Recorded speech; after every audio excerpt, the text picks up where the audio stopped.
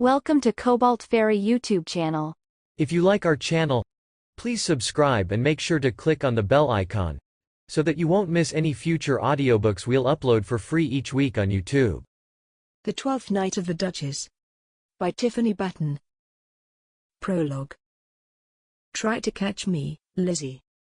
Jane giggled with excitement, as the two sweet girls of 10 and 2 rushed through the opulent greenery of the well-pared lawn, their feet beginning to be barefoot in the freshly cut grass, but the desire always remaining that mere wishful thinking.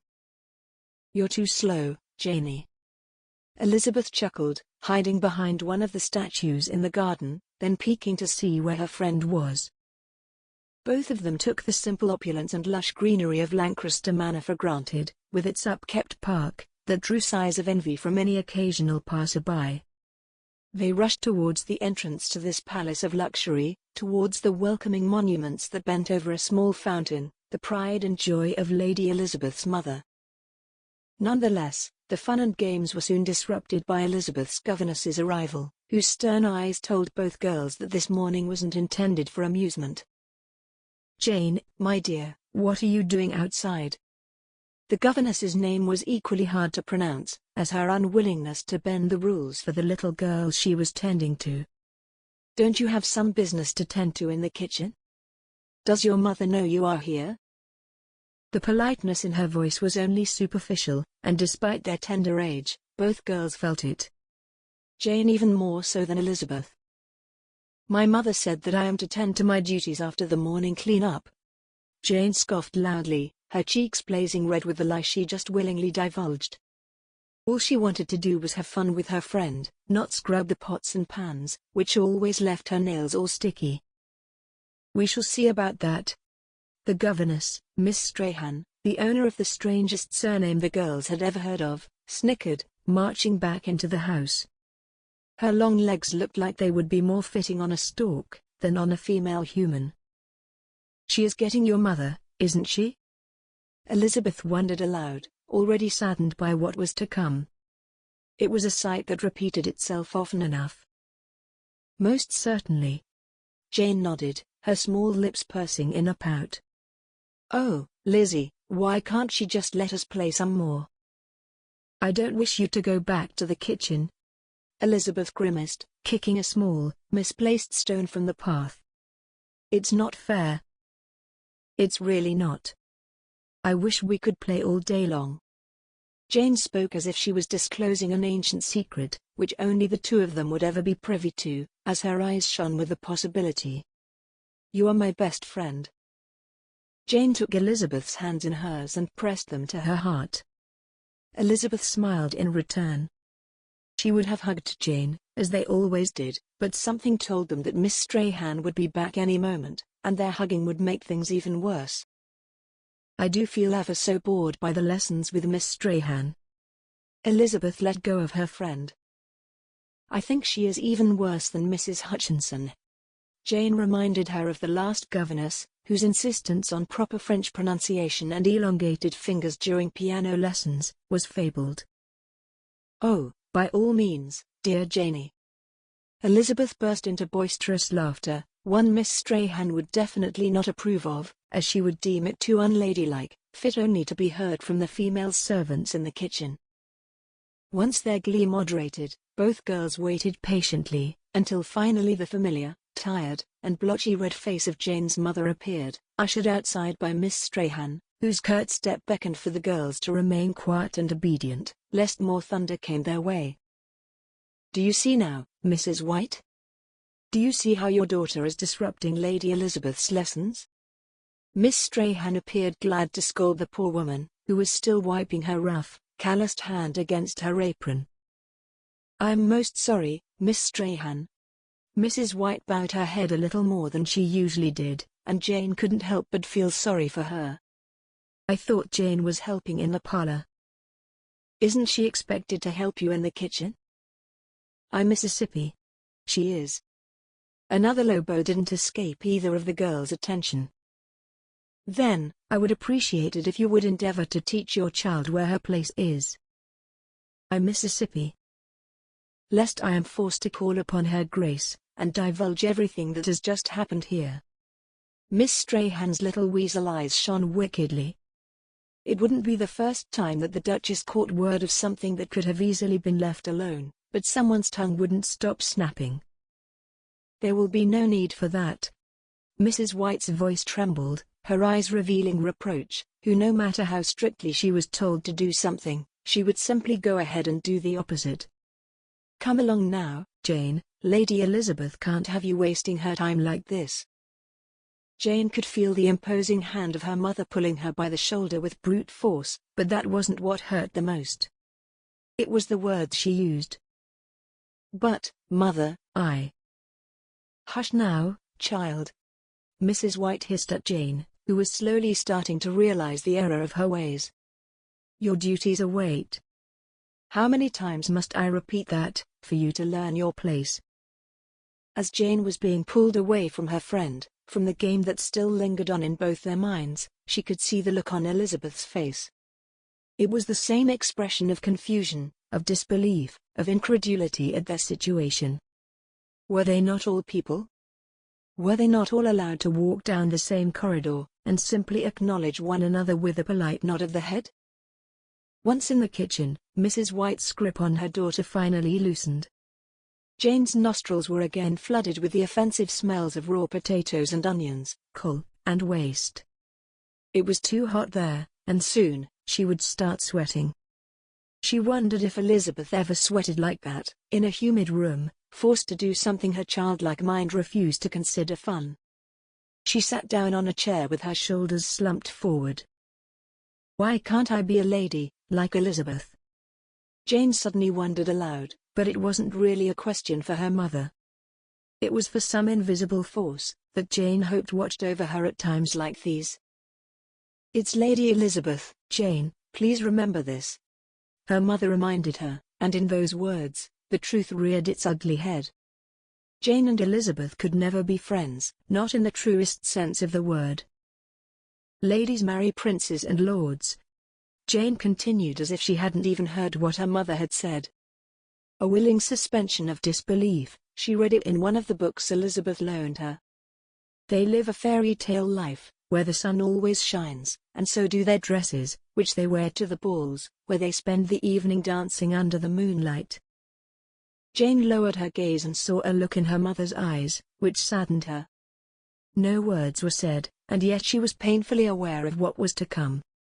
Even little children know when a dream is about to be broken into a million little pieces, without a single chance of putting it all back together again. My dear child. Mrs. White knelt down onto the cold, hard floor, despite her weak, worn-out knees, as she took her daughter's hands into her own. It breaks my heart to tell you this, but you weren't born for that kind of life. Me and your dear late father were not so lucky, and neither were you. No? Jane whispered, her hands limp in her mother's. Now more so than ever, she wished she had even a vague recollection of her father. But, all she had to rely on, were the images created by the words of her mother. This is through no blame of yours, my sweet child. Mrs. White caressed her daughter's warm cheek. The good Lord knows where our place is, and we need to obey that. We must be content with what we receive. Content? Jane repeated. Your life will be different from Lady Elizabeth's. You must accept that, and be happy where you are because you can always be happy. It's your own choice. But, what if my place doesn't make me happy, Mother? Those eyes shone with a fire that no denial would ever extinguish. It must. Her mother's melancholic voice whispered. It just must. Chapter 1. 10 years later. Are you looking forward to seeing everyone at the Cromwell estate, Lizzie? Jane wondered aloud, as her friend's sweet face locked eyes with hers. The carriage swayed left and right, as the two girls sat opposite each other. The road there was not the most pleasant one, but at least the two were together. Jane enjoyed accompanying Lady Elizabeth to such visits, especially those with a purpose in mind. This also provided them with alone time, during which they were able to revert to the intimate address they were so fond of. I most certainly am. Elizabeth nodded. Any bride-to-be would be exhilarated to meet her betrothed family. I don't think I've ever spent Christmastide so far away from home. Jane sighed. Will you miss your mother? I think she will miss me more than I will miss her. Jane thought of her mother fondly. There was another thought that warmed her heart, and that was the possibility of seeing Nicholas Jameson, the Duke of Cromwell. A man of many wonderful traits, it was easy to assume he would choose someone like Elizabeth for his future wife. And, despite her obvious but unnoticeable affection towards him, Jane had gracefully come to terms with the fact that she would probably never become the heroine of her own fairy tale. You seem lost in thought, dear Jane. Elizabeth interrupted Jane's train of thought, and brought her back to reality. Oh, just thinking about the time we shall spend at the Cromwell estate. Are you nervous? Nervous? Jane smiled, a little awkwardly. No, Lizzie. Just imagining what it will be like. Well, it's a wonderful time of the year for everyone to gather together. Elizabeth replied to that. Also, you know as well as I do, dear Jane, that Nicholas' family doesn't attend social events. In that way, I suppose we are very much alike. So, this is a very special occasion. Jane swallowed heavily. It was hard to pretend that one's heart was calm, when it was beating like a racing horse. A few moments passed, as Elizabeth seemed to ponder on the gravity of that situation, and Jane allowed her that time in silence. She had her own concerns to come to terms with, but the gentle voice of her mother was always there, in the back of her mind. It would be nice to see everyone, Elizabeth added. Even though that won't happen immediately. Most of the other guests, including Nicholas, Aunt Vivian, and Miranda, will be arriving sometime later. At least, that ought to give you a chance to spend enough time with everyone individually. I suppose you are right. Elizabeth nodded. I do believe that most of the people there hadn't seen me since I was but a small girl of 8, perhaps 9. So, a truly long time indeed. Do you think they will even recognize you? Jane giggled at the thought that they wouldn't know Lady Elizabeth, if they saw her in the street. It seemed too absurd. I honestly doubt it, dear Jane. Elizabeth shook her head. But, I know someone who would certainly recognize me. Who is it? Simon. Well, he is your cousin, isn't he? Jane remembered. And, if luck serves me, he shall be more than just that. Jane gave Elizabeth a puzzled look. What do you mean? Well, that is something I wish to discuss with you, dear Jane. The tone of Elizabeth's voice changed drastically. They weren't discussing light topics any longer. Now, the tone was more suited to two treasure hunters, who had just found an ancient map to a lost treasure. With me? Jane was a little shocked, as she had no idea what this could be about. Yes. And, on another note, you know, I am really grateful that Mother shall not be joining us. Elizabeth suddenly told her, making Jane lift her gaze towards her. She couldn't understand this switch. Not that she is sick or that she had to stay with little John, surely not that. I do hope she shall be in better spirits upon our return. Well, upon your return, I mean. The messages Elizabeth was sending were getting more and more enigmatic, and Jane had to admit she was not only confused, but slightly afraid as well. What do you mean, Lizzie? Jane had reverted back to their friendly terms, as they always did when no one else was around. No amount of scolding would ever change that, both girls knew this much. Their bond was deeper than either of them knew consciously, as if some invisible threads bound them together, intertwined them in a way only family is entangled. Sometimes, friends truly were family, and that bond was thicker than blood. I'm afraid I have a confession to make. Elizabeth blushed. Jane was still confused, even more so. There was something Elizabeth wanted to ask of her, and now, on top of that, there was even a confession.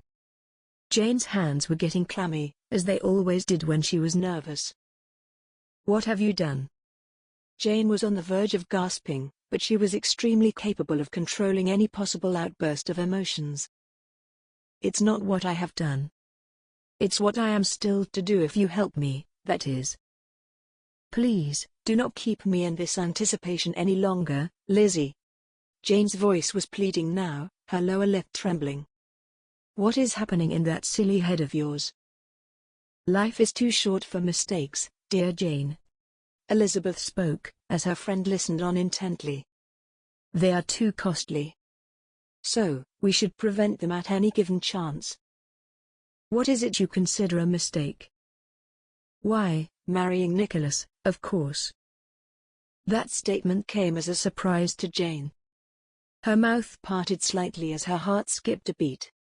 Never, not in a million years had she believed that she would ever hear something like this from Lady Elizabeth, the one everyone considered to be so prim and proper, the one who was now talking of something akin to blasphemy in the world she belonged to. Oh, Jane. Elizabeth bent forward and took her friend's cold hands into her own, warming them up as she did so. You cannot imagine how long I've kept this a secret, but I simply couldn't risk mentioning anything to anyone, not even you, the sister of my heart. Oh, please, do not hold it against me. Jane squeezed the warm hands back, somewhat awkwardly, but she still understood how hard it must have been for her friend to keep such a secret, one that could possibly destroy her reputation. Tell me all, Lizzie. Jane instructed. Well, it all started during the London season. Another pang of jealousy shot an arrow straight into Jane's heart. As a simple maid, she wasn't allowed to go to such functions, but she truly wished there was a way around the social conventions. It was absolutely lovely, Jane. I couldn't even begin to tell you what a wonderful time I had while there. I've already told you of all the incredible things I've witnessed there. But what I failed to tell you was that during this time, I mean, the time Simon and I spent together, we fell in love with each other. A light squeal left Elizabeth's throat. You fell in love with him? Jane repeated. With all my body and soul, dear Jane. There could never be anyone else for me, ever. But what about Nicholas? Jane's wildest hopes awoke inside of her small-framed body. Oh, I'm certain he shan't be mourning me for too long. She giggled, a little wickedly. But that's not what matters right now. What does matter is the fact that we, Simon and I, have decided to leave this restrictive life behind. Neither of us was created for this kind of life. We were born into it, but that is not what we want. Does that make any sense? My dear Elizabeth, you are speaking the words of my own heart. Jane smiled. Yes, we were born into this life, but we should be grateful for it. We should cherish it. Or perhaps, we should work hard on changing it. Simon and I were hoping to start a new life in Italy. Elizabeth concluded, as her eyes gazed deep at her friend, hoping for understanding and compassion. This is all I ever wanted. But I cannot do that without your help. Me? Jane gasped, all the blood rushing to her cheeks. My help? Elizabeth's words still resonated inside Jane's mind. Elizabeth wanted to elope with someone who wasn't her betrothed. The realization shocked her to her very core. Yes, sweet Jane, your help. Elizabeth smiled, remaining calm. How on earth could I help you? Jane shook her head in disbelief. She was still hoping that she had simply heard it wrong. Elizabeth looked straight at Jane. Look into my eyes. I'm looking. Jane had no idea what she was supposed to see, apart from herself in the reflection of Elizabeth's piercing blue eyes. They're almost the same shade of blue as yours, aren't they? Elizabeth spoke calmly, but underneath that serenity, there was a fire of hopefulness. They are, but I don't see what that has to do with. What about your lips? Elizabeth interrupted her. Similar to mine, no? I suppose. Jane shrugged. She hadn't really inspected Elizabeth's lips, nor had she ever compared them to her own. Even our hair is of similar quality. Brown, slightly wavy. Why, with a touch of cosmetics, you could pass for me. Jane let go of Elizabeth's hands. The shock took over. What are you talking about, Lizzie?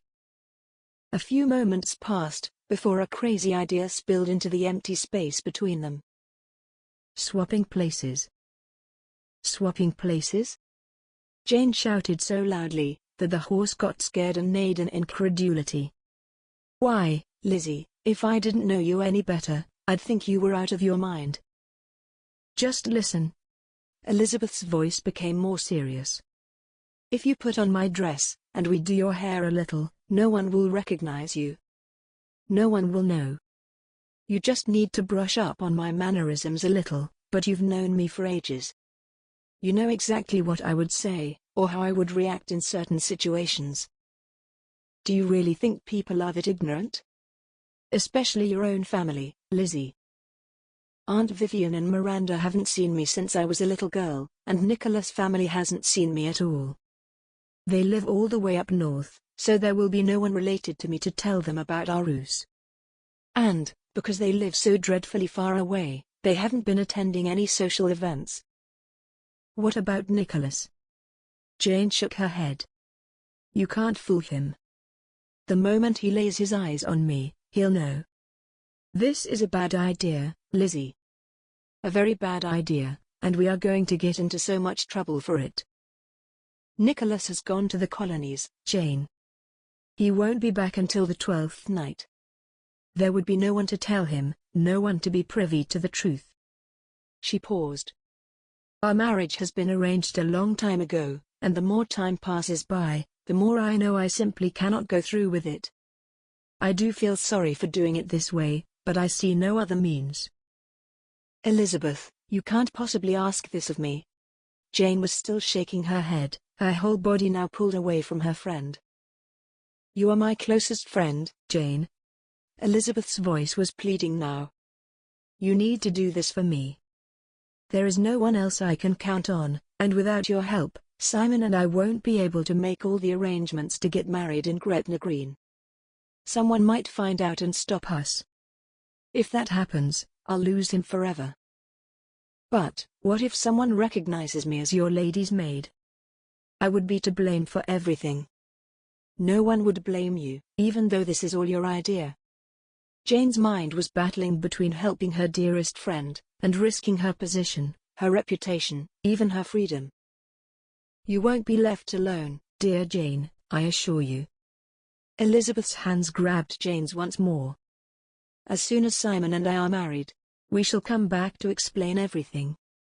We shall take full responsibility for the whole affair. You won't be held responsible. I truly wish to believe that, dear Lizzie, but you know that's not how the world works. Jane started softly, squeezing her friend's hands in hers. Her palms were clammy, she felt the need to wipe them against the hem of her skirt, but she resisted the urge to do so. I just can't. You are the sister of my heart, but what you are asking of me, it's too much.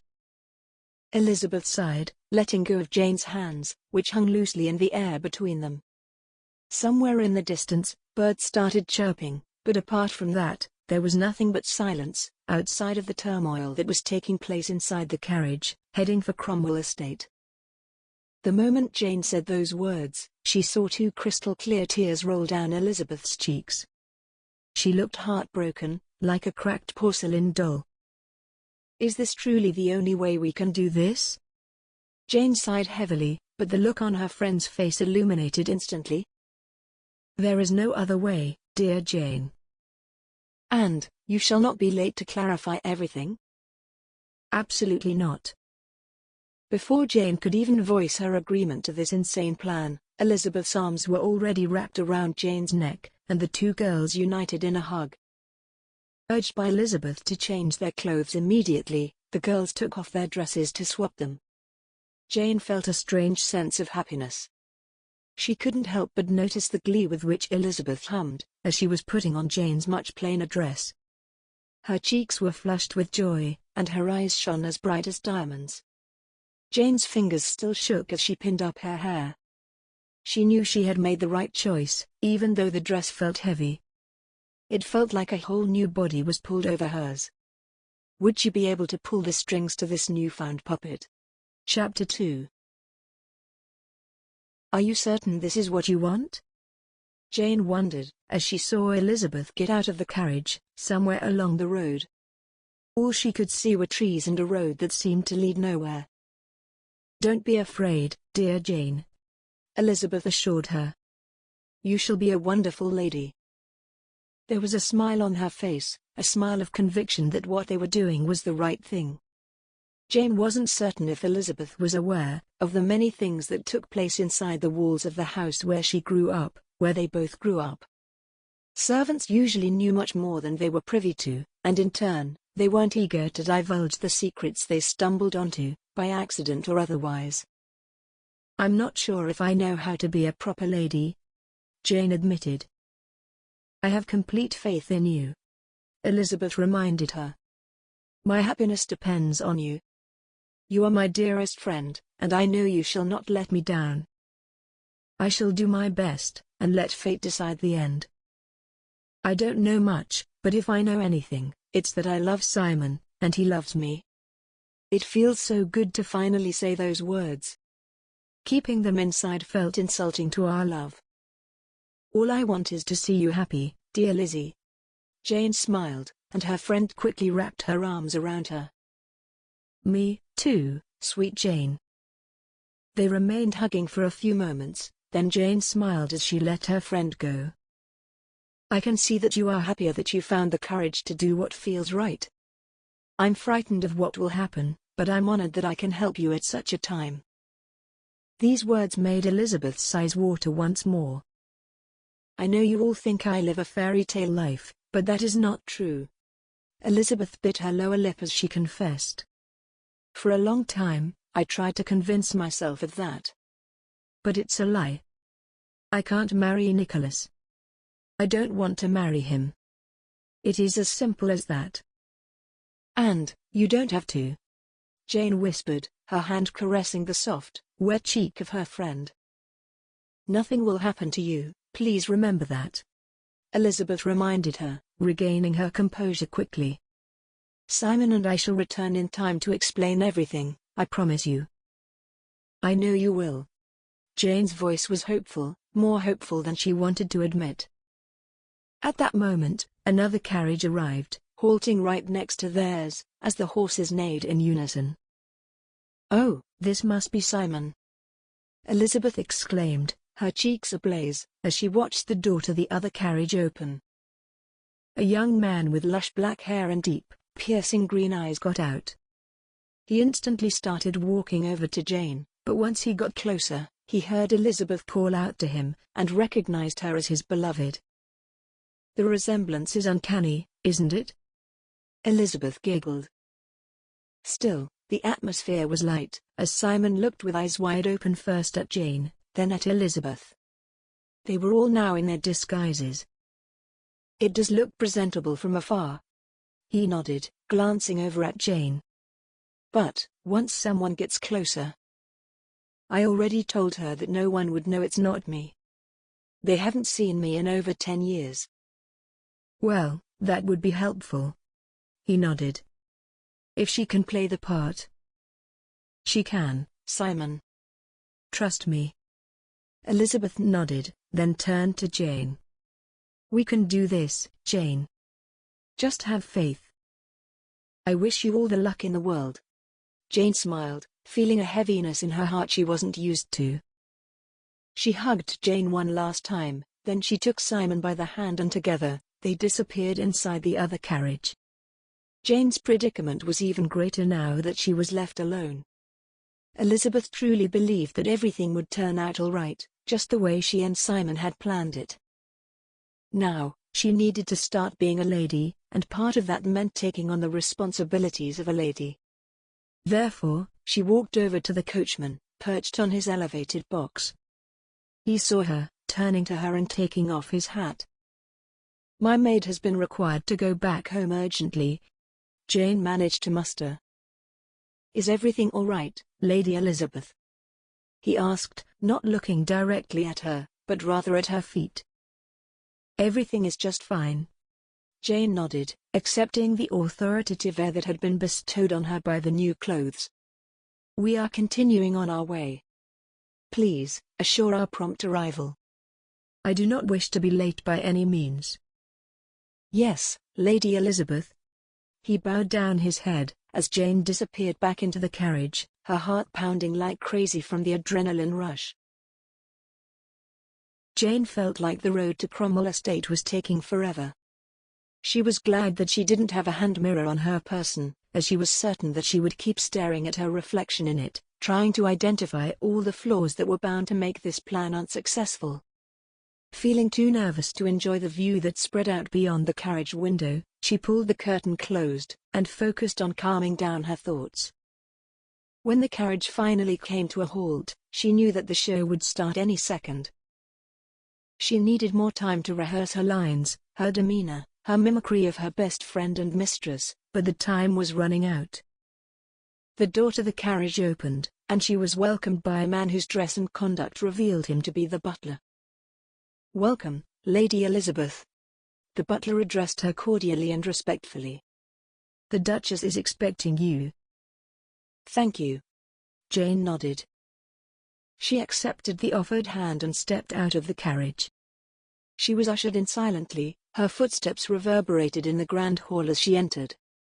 She stopped in the same moment the butler stopped, but he didn't put down her trunk, which he carried in his right hand. At that moment, the Dowager Duchess walked in, and even though Jane wasn't sure she was the woman to whom everyone should be curtsying, she did so nonetheless, with a deep bow of the head and body. "My dear child," the Duchess professed, with a slightly pudgy face and rouged lips. Her outstretched arms welcomed into a loving hug, as Jane reciprocated with much less enthusiasm. The hug was appropriately long when the Duchess finally let go of her. "Let me take a look at you," she continued, gushing over her future daughter-in-law. Jane blushed under the steady gaze. "I haven't seen you in ages." She took Jane's hands into her own, and twirled Jane around, as if she was really trying to take a long and hard look, and Jane was but a tiny ballerina in the hands of a skilled puppet master. "Why, you've grown into such a beautiful young lady, dear Elizabeth," the Duchess admired. "But, you must be terribly tired, aren't you?" "Well, Jane started, but the Duchess didn't seem to hear her. "You've arrived just in time for tea, my dear." Then, she turned to the butler. "Corbin, please take Lady Elizabeth's belongings to the guest room, and do let Alice know that there will be one more person joining us for tea, so she should make do." "Yes, Your Grace." "Thank you." The Duchess smiled politely, then took Elizabeth by the hand and led her to the drawing room. "You have such a lovely home, Your Grace." Jane smiled, taking a seat where the Duchess urged her. For a brief moment, she wondered how Elizabeth was doing. Their plan was really a mad plan, but now that show had started, there was little else Jane could do but go along with it, and keep pretending that she truly was Lady Elizabeth. "Why, thank you, my dear." The Duchess spoke in elongated A's and accentuating D's. "So nice of you to notice. It simply cannot be omitted." Jane softened her voice just a little, but it was enough. "Such orderliness, such a fine eye for detail. I feel like I have found myself in a museum of fine art." "It is so wonderful to hear a young lady talk this way." The Duchess' eyes shone at her, and Jane knew that she was doing everything properly. "I apologize if I am talking too much." Jane lowered her head only a little, but that was enough to leave yet another great impression on her hostess. "Not at all, my dear." The Duchess lifted her bejeweled hand at Jane, shaking it slightly. "It is absolutely wonderful to have you, and I wish for you to feel at home here. After all, this shall be your new home very soon." Jane smiled, blushing, feeling somewhat bad for deceiving this sweet lady who had opened up her heart and home for her. "Nothing would bring me more pleasure, Your Grace." A maid served them tea in dainty porcelain cups, the likes of such Elizabeth and she played with as little girls, but the governess would always scold them, and take the pretty china away from them. Jane somehow knew that the governess felt it was Jane herself who might break them, not Elizabeth. "Thank you." Jane made sure to thank the maid, who looked away and just nodded with a barely perceptible smile. "Oh." She immediately noticed the shock on the Duchess' face. And then, she remembered why. "Oh, we thank our servants. Sometimes. Just to make them work harder, you see. They are assured they are doing good work, and in turn, they wish to continue in the same manner." "That is most peculiar, my dear." The Duchess still looked taken aback. "But, I do see how that might increase their productivity." Jane lowered her eyes at the Duchess, who was seated opposite her on the sofa. It didn't look particularly comfortable, and neither did the Duchess as she sat on it, with her back straight. She was reaching for her cup of tea. "I trust that your trip was uneventful?" the Duchess inquired, and Jane thanked her lucky stars that her mishap wasn't taken against her. "I suppose you could say that." Jane felt a sudden urge to giggle but was able to fight it off. "It was most pleasant." "I am surprised to see you are arriving on your own, dear." She sounded a little worried, as she gazed at Jane from behind her teacup. "My maid was to accompany me." Jane was quick to explain, trying to sound as convincing as possible. "But, I'm afraid that a carriage was sent after us to fetch her, and return her to the mansion." "Oh." The Duchess was surprised. "I hope there was no emergency?" "Oh, no, nothing of the sort." Jane shook her head. "Apparently, a few members of our household have come down with a serious case of the flu, and our housekeeper said she simply needed the extra pair of hands." "I do suppose the flu can be quite dreadful." The Duchess placed the cup back, then dabbed her rouged lips with a perfectly white, embroidered handkerchief. "Your mother hasn't come down with it, has she? I know she is not in the best of health." "She is doing better, but she indeed tends to be weary, and under such conditions, she is confined to her room. One can never be too careful." "Oh, absolutely, my dear. Absolutely." The Duchess mused. "I remember a most dreadful bout of the flu I once had, and it simply wore me out. I was bedridden for 3 weeks. Absolutely dreadful." "I can only imagine, Your Grace." Jane nodded, giving this woman the attention she obviously needed. "I do suppose you are saddened by the fact that Nicholas still isn't here." "Oh, yes." Jane quickly agreed. "Most saddened. But, I do promise that the time shall pass by quickly, and you two shall be reunited in no time." She nodded knowingly. "I do miss him dreadfully. He brings such joy to this house, and without him, it is much too grey." "I know how you must feel, Your Grace." Jane believed that agreeing was the right path to follow here. "He is the apple of a mother's eye." She spoke with such ardor of her son, as Jane kept on smiling and nodding. She continued to share anecdotes from her latest trip abroad, and Jane always made sure to giggle accordingly, not too much, for that would be unlike a true lady, not too little, for that would be too insulting to the storyteller. The last thing Jane wanted to do was insult her host in any way. Everything had to go smoothly for Elizabeth's plan to work. "Have you seen the garden, my dear?" the Duchess inquired, standing up, and Jane immediately followed. "Oh, I only threw a very quick glance, due to my tiredness, but the impression I got was of a most wonderful nature." Jane was quick to add, even though upon arrival, the garden had been the last thing on her mind. "Then, you absolutely must see it," the Duchess urged. "My son Robert tends to it, even more than the gardeners do." "Oh?" Jane managed to muster. Together, the two ladies walked over to the window.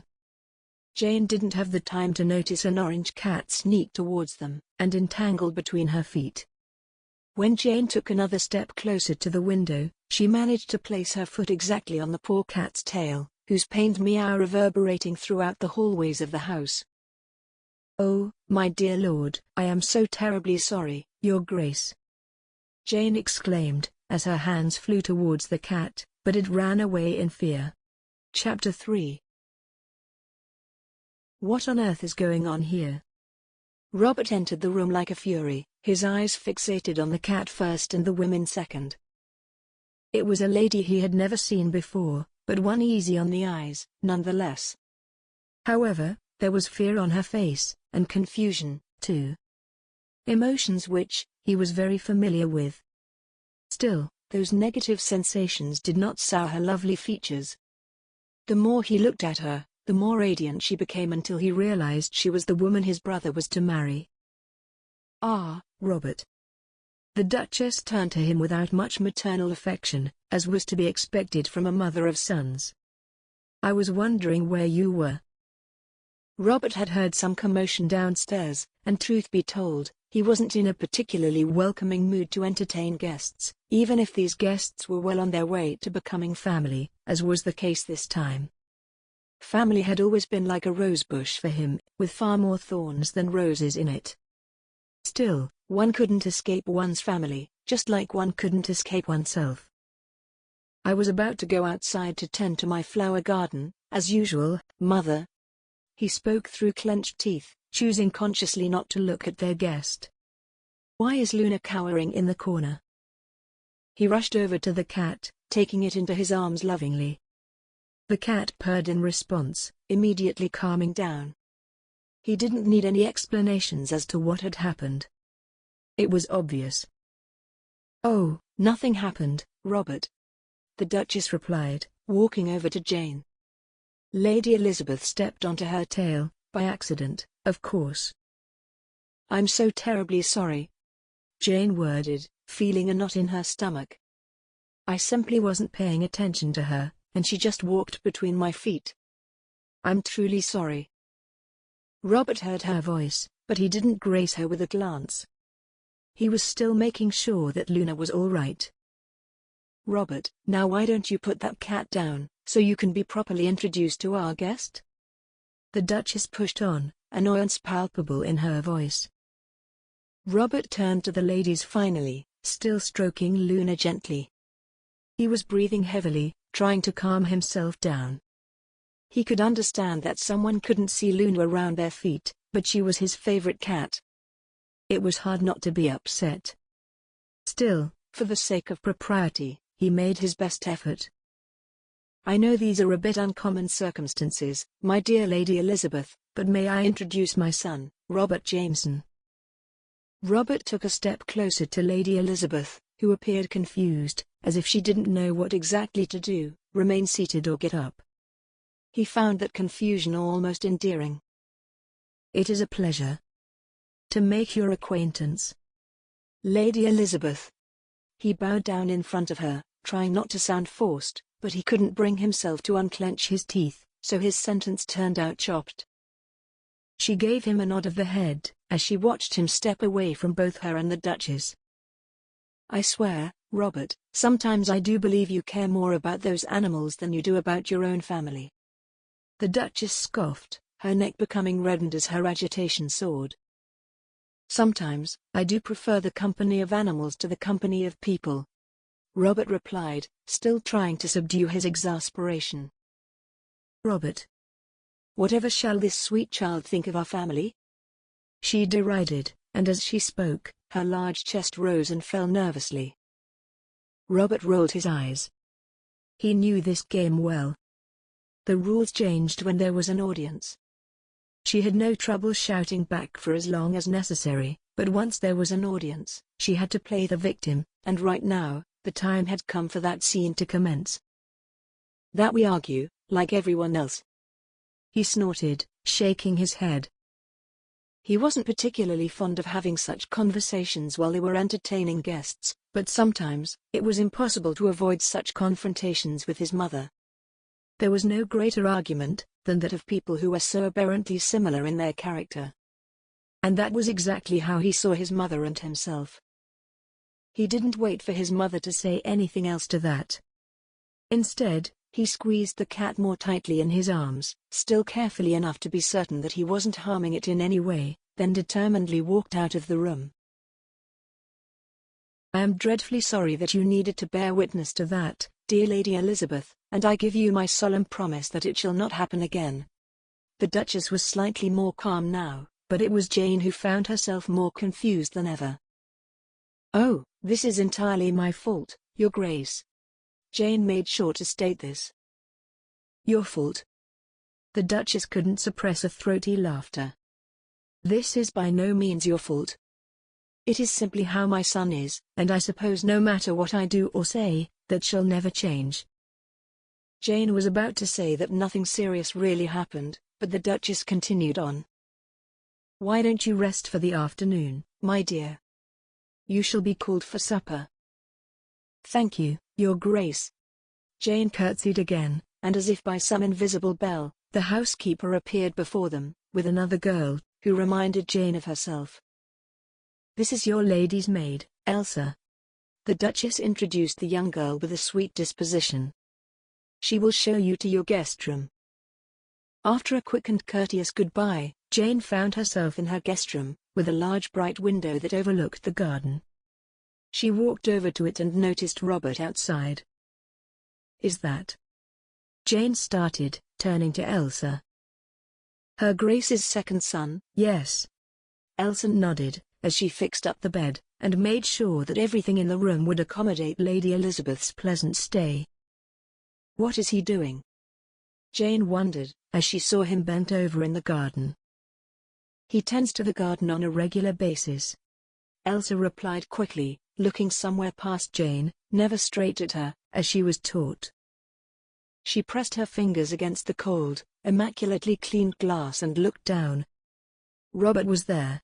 In this short time, he managed to change into clothes, which completely stripped him off of his noble status, and made him appear common. "Like me," she couldn't help but add. "Every day?" Jane wondered. "Even when it's about to rain like it is now?" "Oh, he doesn't mind," Elsa explained. "He just dresses for it, and rain or sun, he tends to that garden." "Well, one does need to appreciate that," Jane whispered to herself, still looking out the window. She could see his well-formed body with broad shoulders bent over the flower pots in the greenhouse. "And, the cat is there, too." Jane pointed her finger against the glass, straight at the cat, which was perfectly content, laying sprawled right next to him. "Oh, yes, Luna." Elsa nodded. "She follows him everywhere. She is his favorite." "His favorite?" Jane bit her lip. So, she stepped on the tail of his favorite cat. That certainly meant that they were off to a bad start. But, she reminded herself that it didn't really matter. If this cat, Luna, is his favorite, does that mean there are more? Oh, certainly. There are 5 more cats, 3 dogs, I believe 2 squirrels, 1 has disappeared, several birds' nests. I believe that is all, but perhaps I have omitted some. My word. Jane's eyes widened. It is like a miniature zoo here. Both she and Elsa chuckled at this comment, and Jane felt happy that she found an ally in this home. "How does the Duchess feel about the animals?" Jane asked, seeing a great opportunity to find out more about this family, from the best possible source. "She is not pleased. I can tell you that much." "I can imagine." Jane sat down on the bed, with a great grin on her face. "They don't seem to get along very well, do they?" "Not at all, Lady Elizabeth." Elsa shook her head. "And why is that?" "Well." Elsa looked down at her feet. "I do not wish to be the one spreading any stories." "If they are true, they aren't stories, are they?" Jane urged her softly. She gazed outside again and realized, to her joy, that Robert was now surrounded by even more little animals. There were 2 dogs, and even a squirrel watched them from the side of the garden path, as if it wanted to be there, but was still too shy to come all the way close. That was how she felt with him. She didn't wish to be too close to him, and yet, at the same time, she wondered about him, and the reason behind his perpetual gruff behavior. "Well, he has always been the black sheep of the family." Elsa stated what she knew, and Jane believed her. His brothers, who are both older than he is, always seem to be in favor with his parents, but not him. And that started happening even more often after the untimely death of the Duke. What happened? His carriage was accosted on his way back from London one evening. They robbed him and... She couldn't continue, but Jane understood what she was trying to say. That is absolutely horrible. Jane gasped. What a tragedy. No wonder that he started misbehaving even more after that. I've heard from Mrs. Ellis, the housekeeper, that his reputation is absolutely horrendous. Elsa made a sour face at this revelation as if she had just eaten a lemon. So, despite what the Duchess wishes for him, everyone doubts he would find someone suitable to marry. She wants him to marry? Naturally. Elsa nodded. She also wants him out of the house. She is desperate for it, but his older brother, the Duke, has demanded he stay here until it is the time for him to marry. So, that must be why they argue all the time. Jane concluded on her own. Yes, Lady Elizabeth. Elsa nodded again. Thank you very much for divulging this information, Elsa. Jane smiled. I would appreciate it if we could keep this conversation between us. Oh, of course, yes. Confusion was obvious in the girl's voice. Jane granted her yet another radiant smile. And, thank you for a wonderful job with my room. It is much appreciated. Elsa seemed caught off guard by this compliment, and for a moment, she was speechless. Jane had remembered what her mistake was with the Duchess. She had to stop being so nice to the staff, and acknowledging them in such a way, even though she appreciated Elsa's welcoming and open nature. If you need anything else, Lady Elizabeth, I shall be happy to procure it for you. Elsa smiled. She was dismissed a moment later, dropped a curtsy, and then left the room. Jane was left alone in the room, but she didn't feel as alone as before. The rain started tapping on the window pane ever so softly, as if playing a tune following some invisible music sheet. Jane tapped at the glass once more, half expecting him to turn around and look up at her. But he just petted Luna, who just appeared around his feet. She remained by the window, until the figure in the garden disappeared from her sight, making sure that the animals were somewhere nice and dry as well. She remembered her mother's words. No man who loves animals could be mean to another human being, always remember that, Janie. Her heart fluttered with joy at these words, because she had known them to be right. And there was another thing she knew to be right. She finally saw her situation without fear of repercussions, without any anxiety regarding the possible outcome. Like many other things in life, it was about the journey, not the destination. Her destination would eventually lead her back to where she had started. Chapter 4. You must excuse Robert's absence, my dear. The Duchess spoke during breakfast, as the two ladies sat opposite each other. He has urgent business to attend to in the nearby village. I do believe he shall be back shortly, though. Oh, I completely understand, Your Grace. Jane nodded, straightening her morning gown a little. She found it among Elizabeth's clothes, an Empire waist gown, and thought it to be perfect for the first day of her stay there. The Duchess seemed enchanted by her when she saw her.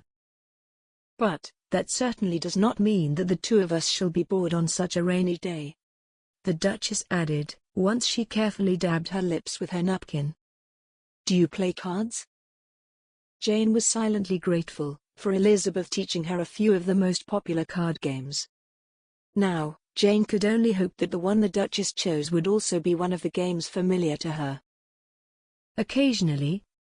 Jane nodded. Especially on a snowy winter's night. Then, perhaps you might join me in a game now, as we wait for the weather to clear up a little? Certainly, Your Grace. Let us retire then to the card table. The Duchess got up first, and Jane was quick to follow. Jane was led to another room, where the card table was. Still nervous about the choice of the card game, Jane inwardly writhed with anxiety about the previous day. It had been a whirlwind of events, and Jane was slowly adjusting to her newfound situation. But, perhaps a game of cards might help focus her attention. They got comfortable at a table, and Jane watched as the Duchess took the cards in her hands. "Do you know piquet?" the Duchess wondered. Jane's face lit up instantly. It was a card game for two, using a non-standard deck of 32 cards. The game involved exchanging cards, then discarding them, and taking replacements. There were also various points of values, so often, a piece of paper was needed to note it all down. "I do." Jane nodded. "Splendid." The Duchess' throaty voice exuded joy, as she extracted a piquet board from a small drawer next to her. "You know, my dear." The Duchess sighed a little heavily as they started playing. "I have held some reservations regarding Nicholas' choice of an adequate bride. But, it brings me so much joy to see that he truly has made the right choice." "Oh, your Grace is most kind in saying so." Jane looked down at her own lap, then quickly looked up again. "And, if I may add, your Grace has done splendidly in teaching him the ways to be a gentleman. I truly could not imagine a finer young man." "Oh, my dear. Those are the words any mother wishes to hear." The Duchess dabbed her handkerchief to her left eye. "You know, my Nicholas has never been a handful, unlike Robert." The Duchess looked like a cloud just settled over her and ruined her good cheer. "I fear that his past will continue to haunt him, and that it will cost him a good marriage."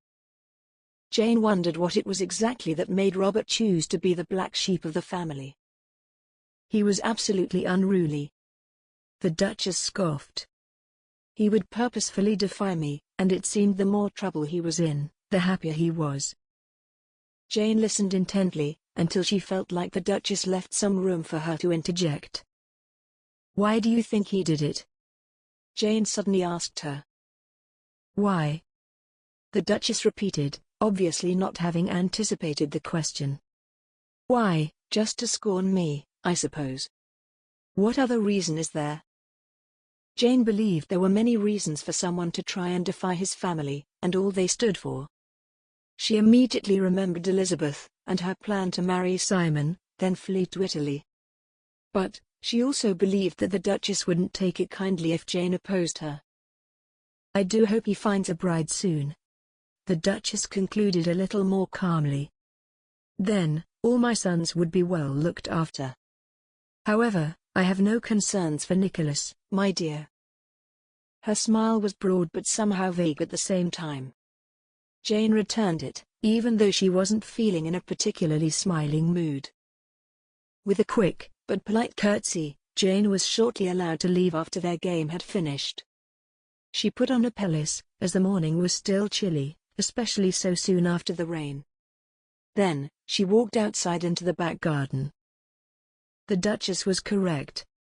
Even though it was chilly, the garden was ready for winter. She found a small path, and headed around the corner. But, the moment she was about to turn left, she stumbled into someone much taller and more muscular than herself, who unintentionally pushed her backwards. She almost stumbled over her dress and fell. But, before she could do that, a hand extended towards her, drawing her back to safe balance. "Oh." That was all Jane managed to muster, feeling her hand enveloped by someone else's. "Lady Elizabeth." Robert seemed more composed than her. "My lord." Jane withdrew her hand from his hastily, grabbing the sides of her dress, then curtsying quickly. "Have I startled you?" he asked, once their eyes met. "Oh, no, no." Jane shook her head, blushing only slightly. "I simply wasn't expecting to see anyone walking from the other side." The two of them stared at each other for a moment, both feeling equally awkward. Jane thought he was very attractive, with much more prominent and chiseled features than those of his older brother. What she wasn't expecting was the surprising hue of his green eyes, seen up close. "Indeed." He nodded, breaking the silence. "One never really expects that." He cleared his throat a little.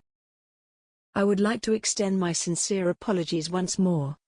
Jane suddenly mentioned, thinking this to be a good way forward. About? About yesterday. Jane blushed, remembering the poor cat's heartbreaking meow. Oh, Luna. He nodded. She is fine, I can assure you of that. You might not be her favorite human for now, but she will forget all about it. She wondered silently if he would also forget all about it. I was just marveling at the garden, she continued, feeling that the silence only intensified the awkwardness. How do you find it? He asked, in a much better mood than the previous day. They both turned to face it. Tiny droplets of rain nestled softly inside blood-red petals of the rose bushes around them. I think it's one of the most beautiful gardens I've ever seen, she admitted. One can really tell that someone tends to it lovingly, even now when everything is asleep, waiting for spring. Mother doesn't care all that much about it. That's not the impression I received. Oh, she does mind that it looks tended to. But, doesn't really care who does the job. You are clearly talented, my lord. Jane smiled at him, instinctively and heartfelt, for the first time she'd seen him. To her surprise, he smiled back. It wasn't an overly charming smile. It was a genuine one, straight from the heart, without anything hiding behind it. Jane had seen so few of those among members of the nobility. Talent or not, Lady Elizabeth, I believe that we do well what brings us joy. And, this garden, you see before you, is my pride and joy. It brings me solace, in moments when I feel like I am not really my own self. I don't know if you understand exactly what I mean. Jane suppressed a giggle, which almost escaped her. How could she not know exactly what he was referring to? But, it was not her place to mention any of it. Is there anything that brings you joy? He asked, bending down and smelling one of the roses. Me? Jane was taken aback by this unexpected question. I do like to read. Don't all the ladies? Robert mumbled. I suppose so. Jane nodded, frowning a little. I was hoping for a more intriguing reply. He continued, lifting his gaze back at her. Even though reading is still considered the most valuable pastime. Jane could think of many events. She had attended fairs with wonderful music, games, and contests. She had witnessed theatrical representations, despite the fact that going to the theater meant exposure to cold and air that was the result of burning lights. Those, she believed, would have been most satisfactory for the taste of Lady Elizabeth. However, she decided on something completely different, something she herself wanted.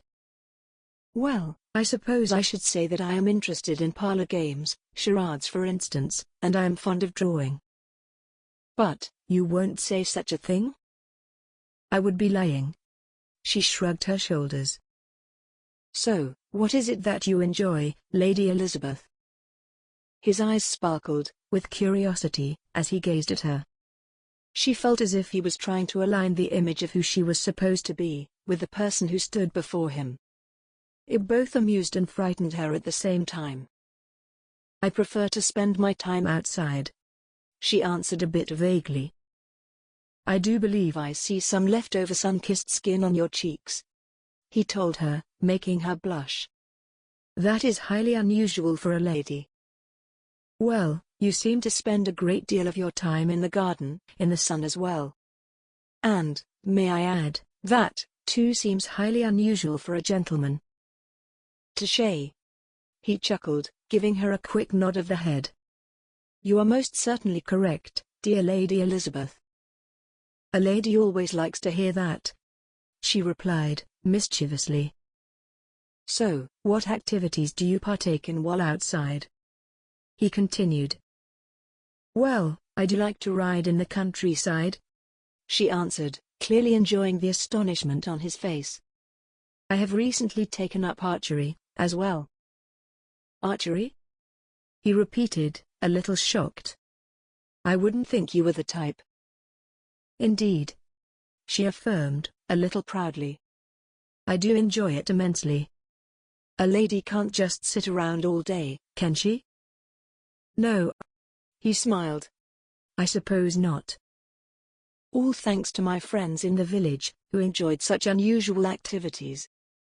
Jane couldn't help but smile at how the strangest things in life sometimes come in so handy. Then, perhaps, you join me in some shooting while you're here? He dared to suggest. Certainly. She smiled. Perhaps, we should do it before the festivities commence. He added. After all, you know what Christmas time is like. It's all balls, parties, and family get-togethers. He smiled. Oh, I absolutely love the Christmas season. She exclaimed. Isn't it just grand? And, she continued without waiting for him to chime in. The holly, the evergreens, mistletoe, and rosemary. He didn't say anything. He just enjoyed the childlike awe she held for Christmas. We always had a great blazing fire as the centerpiece, then there was the Yule log, chosen of course, on Christmas Eve. We would wrap it all up in hazel twigs and bring it home to burn it in the fireplace. He just nodded, still with that lingering smile. Oh, look at me just go on. She laughed. It'll be so wonderful when everyone arrives, and Nicholas can join in the festivities. The mention of his brother, however, put Robert in a sour mood once more. He pulled back slightly, away from her, then raked his fingers through his black hair. His lips pressed tightly against each other. It was a pleasure conversing with you, Lady Elizabeth. He suddenly said, sounding overly formal, unlike a moment before. She looked at him slightly shocked. But, I'm afraid that I need to retire now. Certainly, my lord. She curtsied again, a little clumsily this time, and he bowed quickly. Before she could even look up, he was gone. Jane was left wondering if she had said or done something to upset him. She surely did not do it on purpose, but it certainly looked so. Chapter 5. Robert was seated in his room, in the far-off wing of the house he once considered home. Now, it was just a house, with walls that kept his dreams outside, and grief within. The garden looked up at him from below, and he could not wait for the blossoms of spring to appear again. But, not today. Today the hallway that separated his quarters from the rest of his family, was filled with the resounding sounds of brisk footsteps. He had known those steps ever since he was a small boy. The brisker they were, the more important news she had to convey. A moment later, a knock was heard on the door. Loud, authoritative, demanding. Robert? He heard his mother's voice from the other side. He hesitated to reply for just a single second, as he always did. The actual thought of simply not replying, and avoiding a possible confrontation, always left him with a feeling of guilty joy. Yes, mother, he replied, with a steady voice.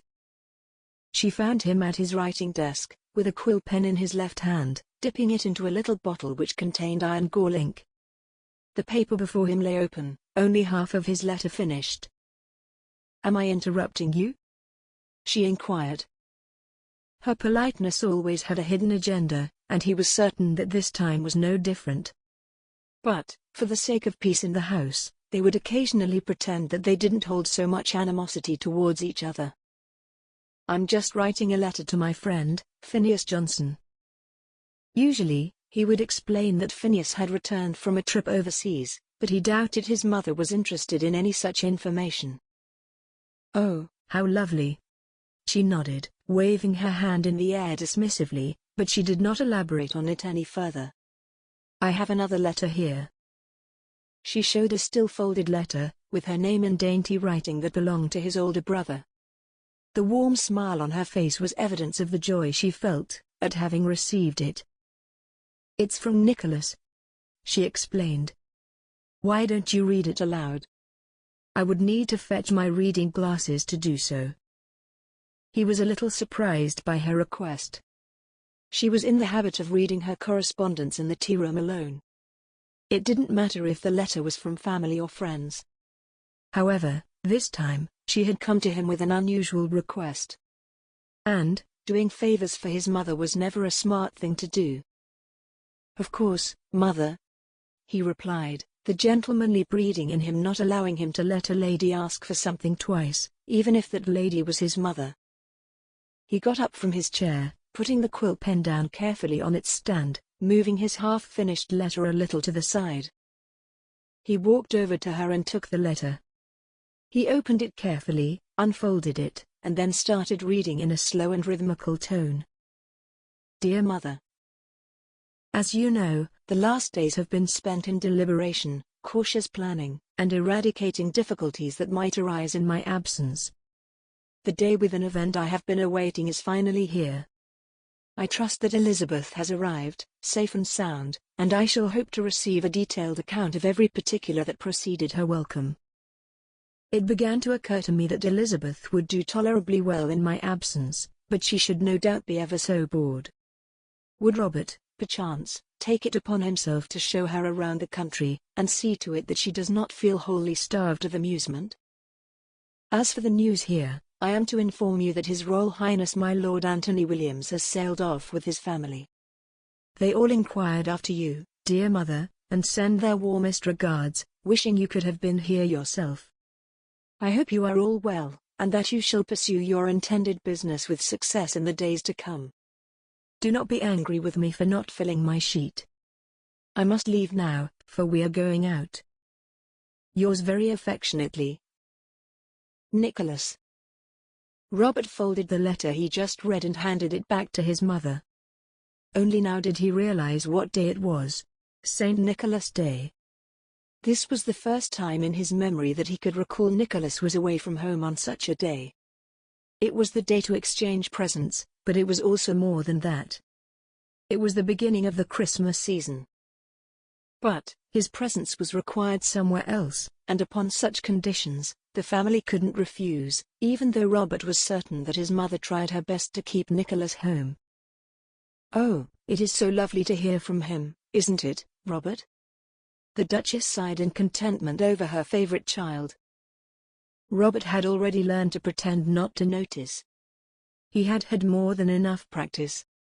So, instead of getting into yet another argument, he simply nodded. Today, he wasn't in the mood for heated quarrels. "Yes, mother," he said. All he wanted was to go back to his letter, but his mother obviously had no intention of leaving him be. "You've heard what he has asked of you?" she reminded him. "Don't pretend that you haven't." "What?" he asked. "Why, your brother is asking you to arrange for some amusements, so as not to have our guest feel slighted," she explained, starting to get irritated. "I have enough obligations to settle, without the additional one of entertaining my brother's future bride." Robert scoffed. "I just need to keep my distance from her, and all this confusion will disappear on its own." Robert found Lady Elizabeth quite pleasing to the eye, and a strange stirring inside of him happened whenever she was around. He couldn't quite explain it. "And, pray, what do those obligations consist of?" The Duchess huffed loudly, with the letter in her hands. "You choose to spend all your time in the garden, while in fact, your only obligation is to follow in your brother's footsteps, and finally find a bride of your own. This delay has taken far too long." "You've always taken the side of my brothers." Robert returned the equal sentiment. "Have I not had the reason to do so?"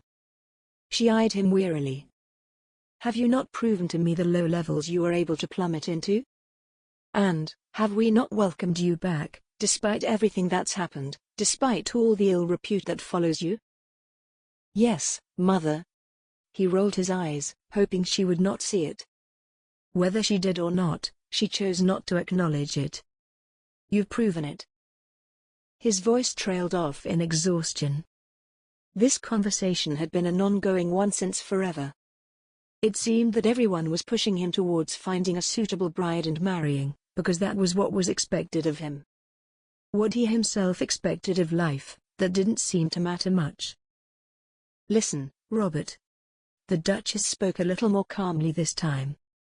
I know now what you are looking for, but truth be told, marriage is a simple matter of compatibility and common interests. Why you seem so reluctant to move forward, and finally accept your responsibility towards this family, is beyond me." Her cheeks had gotten a little redder, something that always happened when she would get somewhat angry. "I understand well what is required of me." Robert nodded. "What I do not see is the need to rush into anything, which might eventually prove to be a mistake." "I am not getting any younger," the Duchess said, in a voice that reminded him of those precious few moments in life, when he was kept in the same high regard as her other two boys. In those moments, she truly loved them all the same. "Mother." "Hush, now," she interrupted. "Is it not but customary of me to wish for some happy little feet running about this place, before I go to my final resting place?" The thought of her dying filled him with unbearable sadness. Still, she was right. None of them knew how much time they had left. "I'm certain that Edwin, and now very soon Nicholas as well, will provide you with sufficient heirs," he told her, focusing on something more positive. "Or, is it that you wish me out of the house?" He tried to bite his tongue after saying it, but it was already out there, in the air between them, like a wall separating a son and a mother, at a time when they should be united in their goals. "I barely see you as it is, since you've chosen to take abode in the far-off wing of the house, and you spend all your time on that garden. Once you leave the house, would anything change all that much?" she wondered aloud. He wasn't sure if she was really asking a question, or simply stating the obvious. Sometimes, these conversations saddened him, because he saw the depth of the crevice between them. "So, would you kindly take it upon yourself to show Lady Elizabeth around the countryside, as a favor to your older brother?" she asked again, dignified and decent. Robert sighed, as his fingers pressed against the smooth polished surface of his sloped writing desk. It had belonged to his father, and it was one of the rare possessions that his father coveted in life. Robert could still remember him slanted over it, as he did his correspondence diligently every morning. Then, it all suddenly stopped, and his eldest brother took on the obligations that once belonged to their father. "I will, mother," Robert finally replied. "For Nicholas." The Duchess beamed. She got what she came here for, and that was all that mattered. "All right then. I shall leave you to your letter writing now. I expect you to notify dear Lady Elizabeth of these new ideas, and plan accordingly. Nicholas should be returning soon, but there is still plenty of time until then, and our guest is our responsibility." She turned to go, but just as she was about to open the door, she faced him again. "Oh, and do not forget that the Dowager Baroness of Hartwood and her daughter, Miss Carla, are arriving this evening. I expect you to be here to greet them." Robert's face revealed that he wasn't particularly fond of the idea, but it was one of his obligations, which he could not fail to take upon himself. "Miss Carla is not betrothed yet," she added, as if he might find that piece of information of crucial significance. "Her loveliness is well known, and she does belong to a family of good repute. There is not much more a man could want in a bride-to-be. I'm certain that Miss Carla is a fine specimen of the best womanly qualities, and have no doubt that any man would be fortunate to have her as his wife-to-be," he replied, nodding several times, with his right hand in the air, as if solemnly swearing to something. Still, she knew him well to know what exactly he meant by those words. "I'm afraid that your choices are rather limited, Robert," she added, much to her chagrin. "And, here you are, behaving like the belle of the ball, with the right to choose any admirer she wishes. You seem to believe that there is enough time for everything, but there is not. Believe me, there is not." Once she got it all out of her, she stood there, like a deflated balloon. "I haven't forgotten the mistakes of my past, Mother." He shook his head and tried to smile, but all he could do was grin. "And, even if I tried, you won't let me. So, I am fully aware of the social position I occupy, and the contradiction that I have created. You do not need to remind me." A few moments of silence filled the room. Neither of them spoke a word. It was difficult to have a pleasant conversation when there was so much brewing underneath the surface. "I shall be there to welcome our guests, Mother," he finally added. "Do not worry about that. As for anything more than that, I can't make any promises." "Has there ever been a promise that you could keep?" she replied under her breath so softly that he barely heard her. However, she didn't wait for him to say anything to that. She opened the door and exited, closing it gently behind her. The sound of her footsteps disappeared down the hallway. Robert sighed. He was hurt. She probably knew that. That was also probably why she said it. Chapter 6. It was a lovely, albeit chilly, afternoon, and Jane didn't wish to remain inside. The crisp, winter air was beckoning, and even the sun tried to peek through the thick clouds, which enchanted Jane. She made sure to grab her Spencer jacket, and her shawl as well, before leaving the house for a garden stroll. She hadn't seen Robert all day. Also, she wasn't certain if she welcomed that or not. They had undoubtedly started on the wrong foot, but having spoken to him afterwards, made her feel less anxious regarding him, and more curious than ever. Jane took only a few steps inside the garden itself, when she stumbled upon him. "Lady Elizabeth." He saw her before she could say anything. He was sitting on an old wooden bench. His body was wrapped up in a brown work coat that bore traces of dirt and pollen. She glanced over at the greenhouse door. It was left open, so she was certain that he had been tinkering in there, and had come out for some fresh, winter air. "Oh, no, please, don't get up," she told him quickly. "It's only us here." He gave her a puzzled glance, and she realized that she had made a social faux pas. It was only natural that he would get up in the presence of a lady. "I was under the impression that all ladies follow social rules, audience or not," he wondered, without the slightest hint of mischievousness in his voice.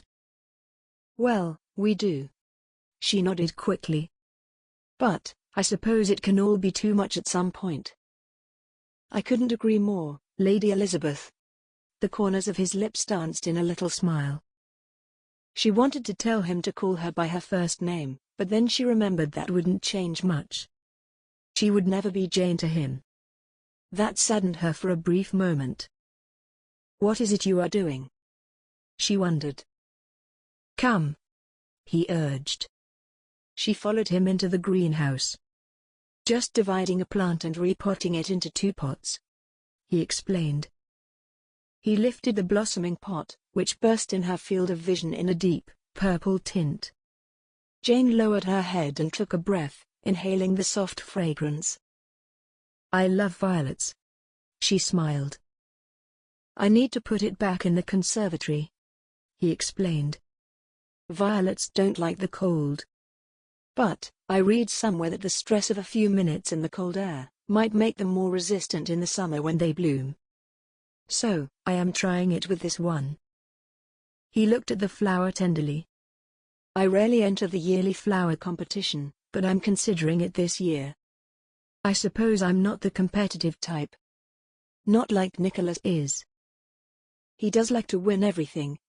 She smiled, remembering a few of the things Elizabeth had told her about Nicholas. "But, it's not all about winning," he said. "Is it?" His eyes searched hers. She felt like there was an invisible pair of hands he was extending towards her, and she wasn't certain if she should accept. Her heart was saying one thing, but her mind, the rational part of her being, kept telling her it was wrong. "I suppose not," she finally replied. "But, we are mostly viewed through our victories and losses. Isn't that so utterly unfair?" He bent down to caress a flower. "When other things in life are much more important." She listened to his words. He was serious, gloomy. But, she could also hear deep-seated happiness hiding in there. A happiness that was all his, that didn't depend on others to blossom. But, she still smiled. Seeing him here, surrounded by the things he cherished most in the world, he always seemed to be a different person. Inside the house, under the heavy gaze of his mother, he was a shadow of himself. Here, he was the man she didn't even know she had been looking for. "So, how are you finding Cromwell Estate so far?" he asked, taking the replanted pots in his hands, and heading towards the conservatory. For a moment, Jane wasn't certain if she was expected to follow, but his glance towards her, and the look on his face, assured her that she was more than welcome to join him. "Oh, everyone here has been most kind," Jane replied hastily, trying to keep up with him. "I suppose by everyone you mean Mother." "Well, yes." Jane nodded. "And you, of course." "Of course," he repeated. "Well, you can imagine Mother's delight at having you here." "I share the same sentiment." They reached the conservatory, and he pushed the door open with his shoulder. The inside was warm, overly so. Jane could smell mildew and soil, as she watched in awe at the tropical vegetation that spread all around her. "Orchids!" Jane exclaimed, seeing them in the corner. "Do you like them?" he wondered, placing the pots gently on a small shelf in the corner, next to some others. "Is there anything not to like?" Jane chortled. "The beauty, the dramatic shapes, the vibrant colors. They are lovely, indeed," he agreed. She walked over to the orchids but kept her distance, knowing how fragile they were. She bent down cautiously, as if she was surrounded by the finest china in the world, and inhaled deeply. "Do you know that Confucius kept orchids?" Robert asked, appearing right behind her. "No, I didn't know that." She shook her head, still in slight awe at their fragrance. "He kept them in his room," he continued, his fingers stretching out to caress the petals but stopping just a few inches away from actually touching them. "And he even wrote a poem praising their scent." "Well, it is fortunate that you have built such a greenhouse." Jane looked up through the glass roof at the grey sky that promised snow. "They do need controlled conditions. They are such rare specimens, after all." She turned her back to him, unintentionally, gazing at the flowers. "I do believe, Lady Elizabeth, that you yourself are a rare specimen, indeed," she heard him say, blushing wildly. She could feel her heart beating wildly and dared not turn around, until a few moments had passed. "You are most kind for saying so, my lord," she answered, determined to keep a distance. "My brother is a fortunate man." Robert suddenly remembered the reason for her presence here, but it brought neither of them any joy. "Speaking of him, he has sent a letter to Mother." "Is everything all right?" Jane exclaimed, touching the tips of her fingers to her lips. Her fear was that he might announce his early arrival, and in that case, all would be lost for everyone involved in Elizabeth's plan. It was too soon. "Perfectly fine," he assured her. "He simply wished for us to keep you entertained, for we are very far away from the city, and I'm afraid that there is very little to do that would be of amusement to a sophisticated lady like yourself." "I cannot expect the Duchess to keep me entertained," Jane exclaimed, laughing. "Maybe I should clarify that," he offered. "By us, she meant me." "Oh," Jane replied, somewhat taken aback. The thought of spending time alone with him filled her with a strange mix of emotions, mostly positive ones. She loved seeing him tend to his flowers, and she also remembered his affection for animals. Perhaps there was more to discover about him? The Dowager Baroness of Hartwood and her daughter, Miss Carla, are also to arrive this evening, so Miss Carla will be joining us as well in the amusements. The more difficult part of her show would take place then. She could only hope that the two ladies wouldn't be in the mood for a trip down memory lane too often. Jane hoped she could always simply state that she was too young to remember people and events. "Are you all right, Lady Elizabeth?" Robert wondered. "You've suddenly gone pale." "Oh, it must be the thick air in here." Jane bit her lower lip, almost in punishment for lying. "Perhaps we should head back to the house." "Please." She nodded. As they walked back to the house, the fresh winter air brought her back to her senses quickly. "So, I was thinking, we could do all those activities that you mentioned liking before. I'm sure Mother would be happy to provide you with admittance to our family library. We could play card and parlor games, whichever ones you fancy. And I'd be happy to obtain any drawing paraphernalia you need." Jane looked at him quizzically. He certainly remembered what she had said regarding her interests, but she only mentioned them because she thought that was what was expected of Lady Elizabeth to like. She herself enjoyed something a little less common for a lady. "In all honesty, I had something else in mind," she suddenly replied, as they were still outside. "Oh?" He smiled, intrigued. "I am all ears, Lady Elizabeth." "Perchance, we could arrange to go horseback riding," she suggested. "Horseback riding?" he repeated, sounding incredulous. "Yes." She nodded enthusiastically, her eyes hopeful at the possibility of doing something so exciting. "Or, maybe we could enjoy a snowball fight." "Snowball fight?" he reiterated again, but this time, incredulity lent space to curiosity, as his face lit up with a smile. "Are there any bodies of water nearby?" "Yes." He nodded. "There is a lake on the grounds. One needs some time to get there, but it is still considered within the estate grounds." "Wonderful." She clapped with joy.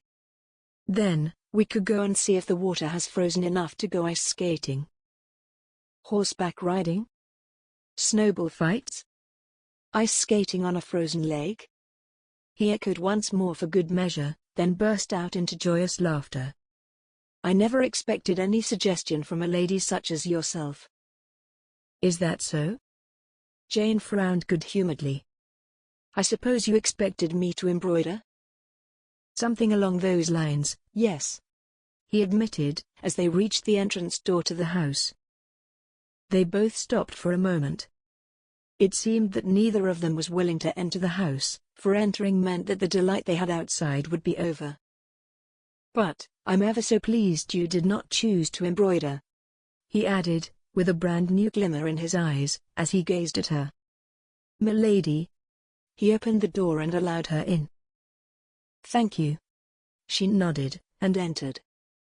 He excused himself out of a need to change into more appropriate attire, as they would be having dinner shortly. She watched him walk down the corridor, then leaned against the cold wall behind her, trying to calm down her wildly beating heart.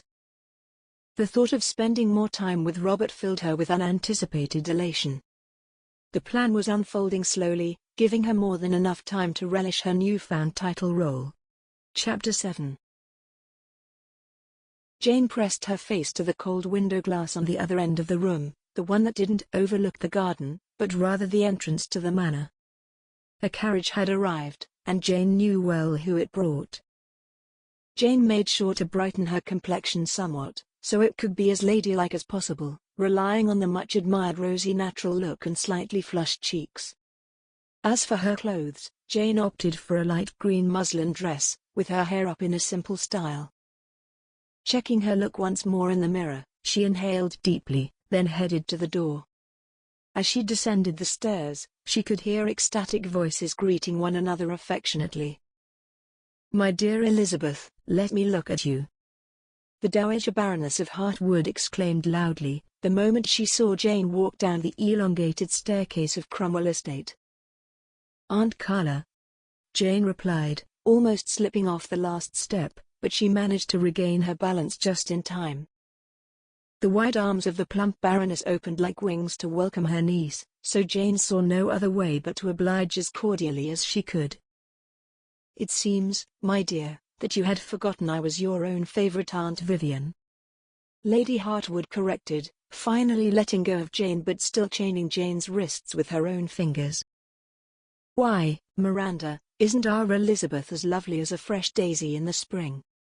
Lady Hartwood continued, as Jane and Miranda exchanged polite looks, waiting for their turn to greet each other accordingly. Robert and the Duchess kept to the side, allowing for their guests to exchange pleasantries, as Jane had already explained to them that she hadn't seen Aunt Vivian and Miranda in years.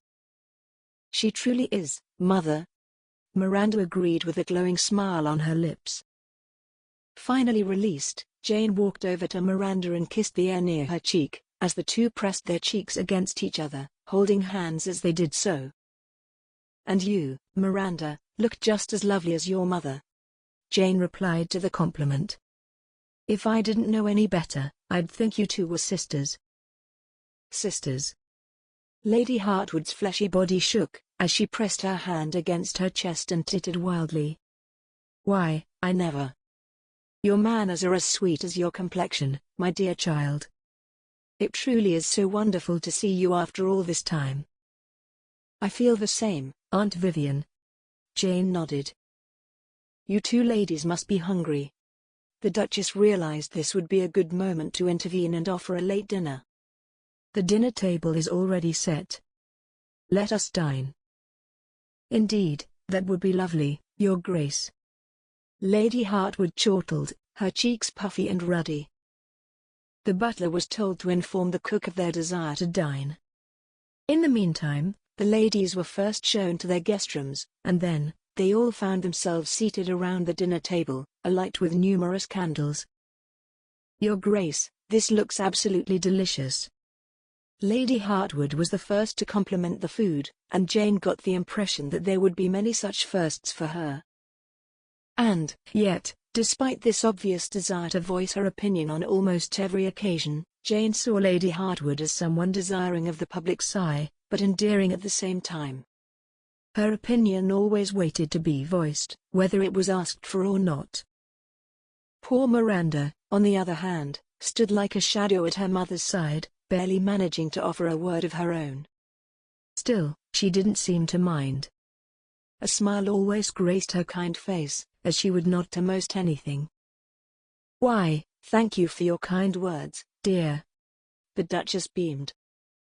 Jane saw the table laid out with potatoes, stuffed tomatoes, and French beans, alongside boiled capon with white sauce. "And, for dessert," the Duchess continued, "there are apples à la Parisienne and rout cakes." "Rout cakes?" Lady Hartwood exclaimed. "We do love rout cakes, don't we, Miranda, dear?" "Yes, Mother." Miranda nodded, blushing slightly, as she realized, just as Jane did, that everyone, including Robert, was looking in her direction. "I'm glad to hear that." The Duchess agreed. "They are Robert's favorite." He only nodded, but the stern face of his mother wasn't satisfied with just that. "Perhaps you can share some of your favorites, Miss Carla, and we shall let the cook know." The Duchess smiled.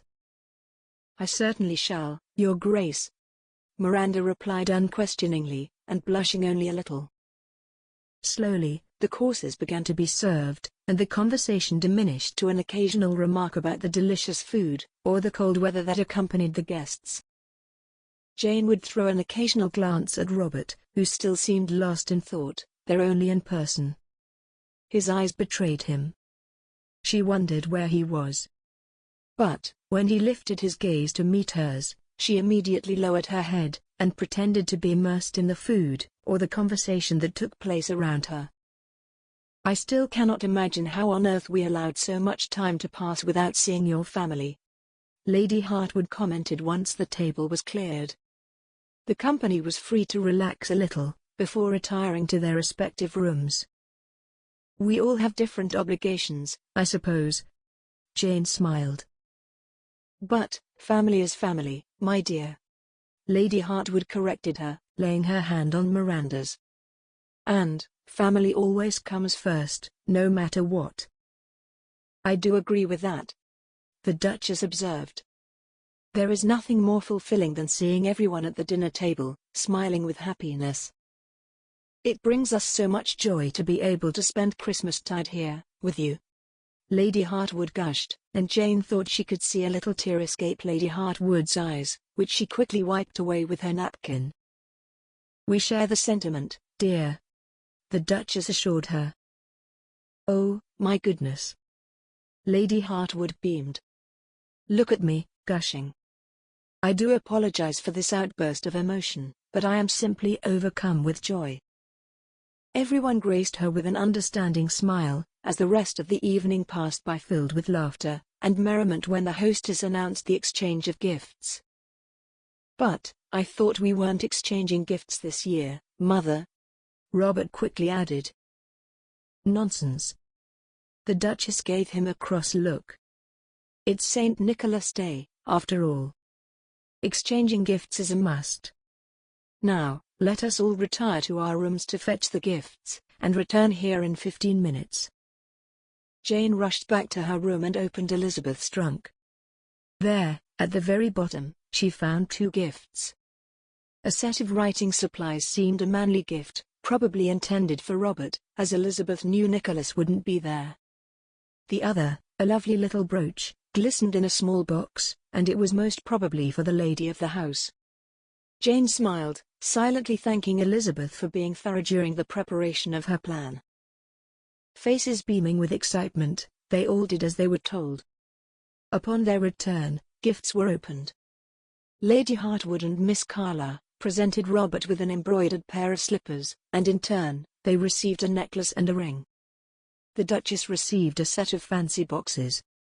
Jane was gifted an embroidered handkerchief, and she gave Robert and the Duchess their presents. While everyone was still concerned with their gifts, Robert approached Jane. Lady Elizabeth. He mumbled a little confused. I'm afraid that Mother caught me off guard, but I do have a gift for you. She smiled as she accepted a box, wrapped up in a brown piece of paper, with a red bow on top of it.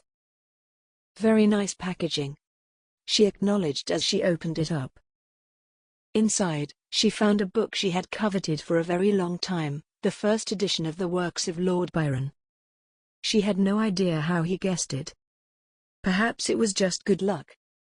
Perhaps fate shouldn't be questioned. I don't know what to say. She felt her voice was giving up. I am very grateful for this. She felt she was undeserving of this present, of this book, but being Lady Elizabeth, she couldn't refuse. She had no reason to. So, she gripped the book tight, as if her life depended on it. Simply tell me how you like it once you read it. He smiled. She nodded. I shall certainly do so. She could see, from the corner of her eye, that Aunt Vivian and Miranda were watching them, and if she had to venture a guess, it probably wouldn't be a sympathetic glance, but rather a curious one. Perhaps we should join the others, she said, despite not wanting that. She wanted to stay here, in the warmth of his presence. But, she knew deep down that it was inappropriate, and a lady like Elizabeth would never allow herself such indecency. Robert wasn't used to having his mother this late in his room, but he couldn't refuse, as she appeared so joyful. It is still too early to tell, Mother. He graced her with a reply, but he was well aware that she had come for something entirely different than to discuss his flowers. Well, how can you tell if a flower is ready for a competition like that? She went on, despite his confusion at this conversation. Well. He paced around the room, then glanced at the potted plants on the windowsill. I might enter with my orchids. The new variety. But, there is still ample time to either change my mind, or to completely ruin the blossoms, rendering them useless for such a competition. That doesn't really answer my question. She frowned. Flowers are like people, Mother. If you wish them to bloom, you put in time and effort, like you would into any relationship. That is wonderful to hear, Robert. She suddenly clapped, for some, to him, inexplicable reason. And, why is that, Mother? Well, I was under the impression that our lovely guest, Miss Carla, might strike you as being as interesting as one of your flowers. She urged. Miss Carla? He repeated.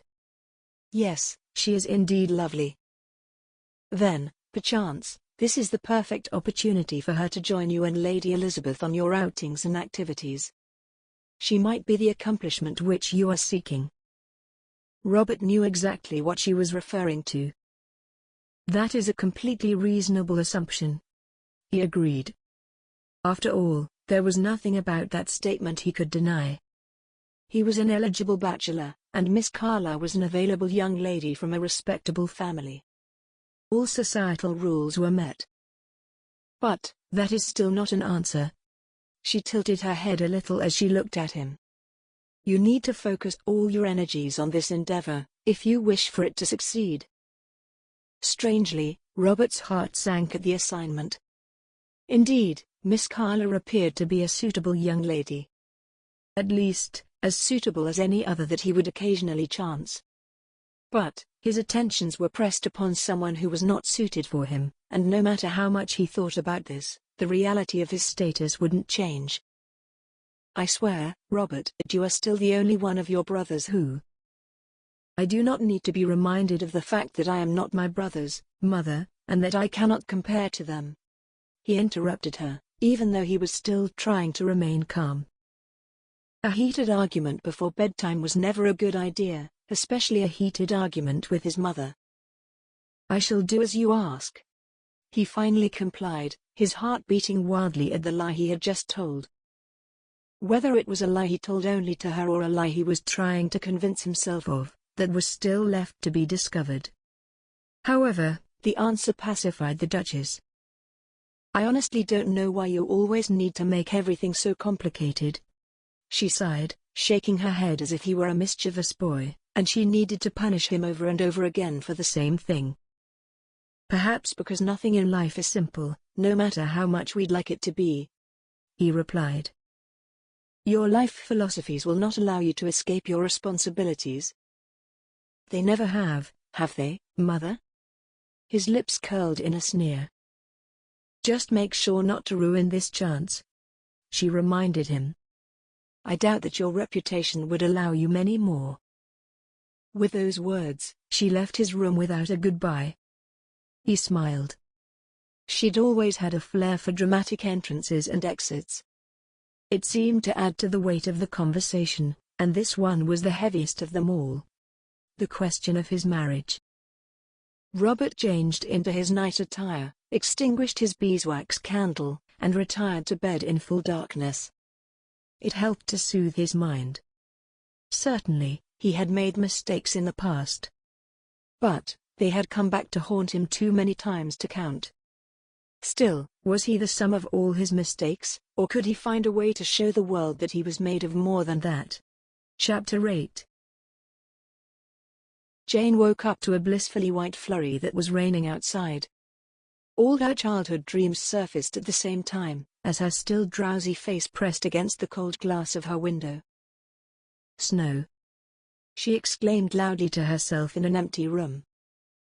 She was so overjoyed that she didn't mind if someone passing by her door would hear her and think her queer. She quickly got dressed and rushed down to the parlor, holding up the hem of her dress as she ran. Why, my dear child, where is the fire? The Duchess laughed, seeing Jane rush in so out of breath. Oh, good morning, Your Grace. Jane gave a courteous curtsy, then saw that Miranda and Lady Hartwood were also there, seated on the other lounge with ebony inlay, opposite the Duchess. Aunt Vivian, Miranda. She curtsied again quickly, and all of a sudden, felt a little awkward, caught so flushed by all the ladies in the house. I just realized it's been snowing all night, Jane said, hoping this would excuse her unladylike behavior, but the look on the older ladies' faces told her otherwise. That means we shan't be going out for walks, I'm afraid. Lady Hartwood wailed. The pain in my joints seems to be exacerbated even more, in such unforgiving weather. Doesn't it, Miranda? Yes, Mother. Miranda nodded. You need your rest. Oh, that is too unfortunate. Jane sympathized. Then, it really is more beneficial to remain inside, where it is nice and warm. That is exactly what I plan to do, my dear. Lady Hartwood nodded, her plump body nestling even more comfortably on the lounge she shared with her daughter. They truly looked alike, even more so now that they wore dresses of a similar hue, and their hair was up in a similar fashion. Jane wondered if the choice of clothes was Miranda's choice, or that of her mother. "Lady Elizabeth, hasn't Robert suggested any activities for today or tomorrow?" the Duchess queried. "I do fear that young ladies such as yourselves would get ever so bored being stuck inside." "As a matter of fact, he has." Jane smiled. "Well, he has suggested a walk in the gardens." "A walk? But Aunt, you can stay inside, and perhaps Miranda would like to join us?" Jane wondered, glancing over at Miranda. But the Duchess was the first to reply. "Why, that is a splendid idea." She turned to Lady Hartwood then. "You don't mind if we let the young ones have fun, while we warm up our old bones by the fire, do you, dear Lady Hartwood?" "Not at all, Your Grace." Lady Hartwood smiled broadly, apparently very fond of the idea, despite the fact that she had just stated the opposite. Jane let it go. Perhaps she realized that she couldn't hold her daughter by the hand at every waking moment. Poor Miranda deserved to have some fun of her own, and Jane was happy to show her the way. "First, we build the ammunition," Jane explained to Robert and Miranda, as they found a suitable place to set up their snow fort, and agree on the rules for the snowball fight. "Then, we start the actual war." "The war?" Miranda's lips parted in shock. "Why, certainly," Jane exclaimed. "A snowball war." "Oh, but I thought we were only going for a walk." Miranda hugged herself with both hands on her opposite arm, blowing hot air out of her lips. "Maybe we could just build a snowman, or something of the sort. It is dreadfully cold, and these gloves aren't keeping me very warm, I must say." "Of course, we can build a snowman, too, that is a splendid idea." Jane clapped with glee. "But a snowball fight first." Jane said it in such a way that made it obvious to her entire party that she was not taking no for an answer. Miranda remained as she was, simply deciding to go along with it. Robert occasionally glanced at Jane. She would smile back at him, but she was too immersed in having fun. "Where is my camp?" Robert wondered. "Over by that tree." She pointed. "I shall remain here. And, Miranda, you can go over by the little bench. So, you can sit down if you get tired." Miranda seemed overjoyed with the idea, and they all separated. What followed was a fun hour of snowball fights, and neither Jane nor Robert seemed to mind that by the end of the game, they had snow in their eyes, hair, and even inside their shawls and jackets. "Well done, everyone." Jane breathed heavily, her cheeks flushed like poppies in the summer. She noticed Robert's amazed look and then quickly propped herself up. "I apologize," she added quickly. "I was simply a little tired." Robert didn't say anything. However, he still had that soft smile on his face that hadn't left him since they went out. "Are we finished now?" Miranda wondered, rubbing her hands together. "Aren't we building a snowman now?" Jane wondered. "I am happy to oblige," Robert replied quickly, taking one of the leftover snowballs and throwing it against a nearby tree, enjoying the blast of snow that ensued. "What about you, Miss Carla?" "Oh, I'd gladly do it," she muttered. "But I am so dreadfully cold." Jane could see poor Miranda's lips turning blue with cold, and the occasional trembling of her gloved hands. She obviously wasn't having as much fun as she and Robert were having. "Then, perhaps you'd best head on inside," Jane heard herself say, even though she didn't want to voice it out loud. "I do believe that would be best," Miranda agreed. "I can't feel my fingers any longer." She got up and started to go, but when she realized that neither Robert nor Jane followed, she turned to them, puzzled. Jane's lips parted as she tried to reply, but Robert cut her off before she could say anything. "You just head on inside, Miss Carla. Elizabeth and I will join you shortly for afternoon tea. If a snowman was promised, I can't really go back on my word, now can I?" Jane wasn't sure if he was the one who promised to make it, or if it was her, but she decided to keep quiet. It was such a lovely winter day, and she considered it such a waste to spend it inside. I suppose so. Miranda could do nothing else but agree, and then slowly find her way back.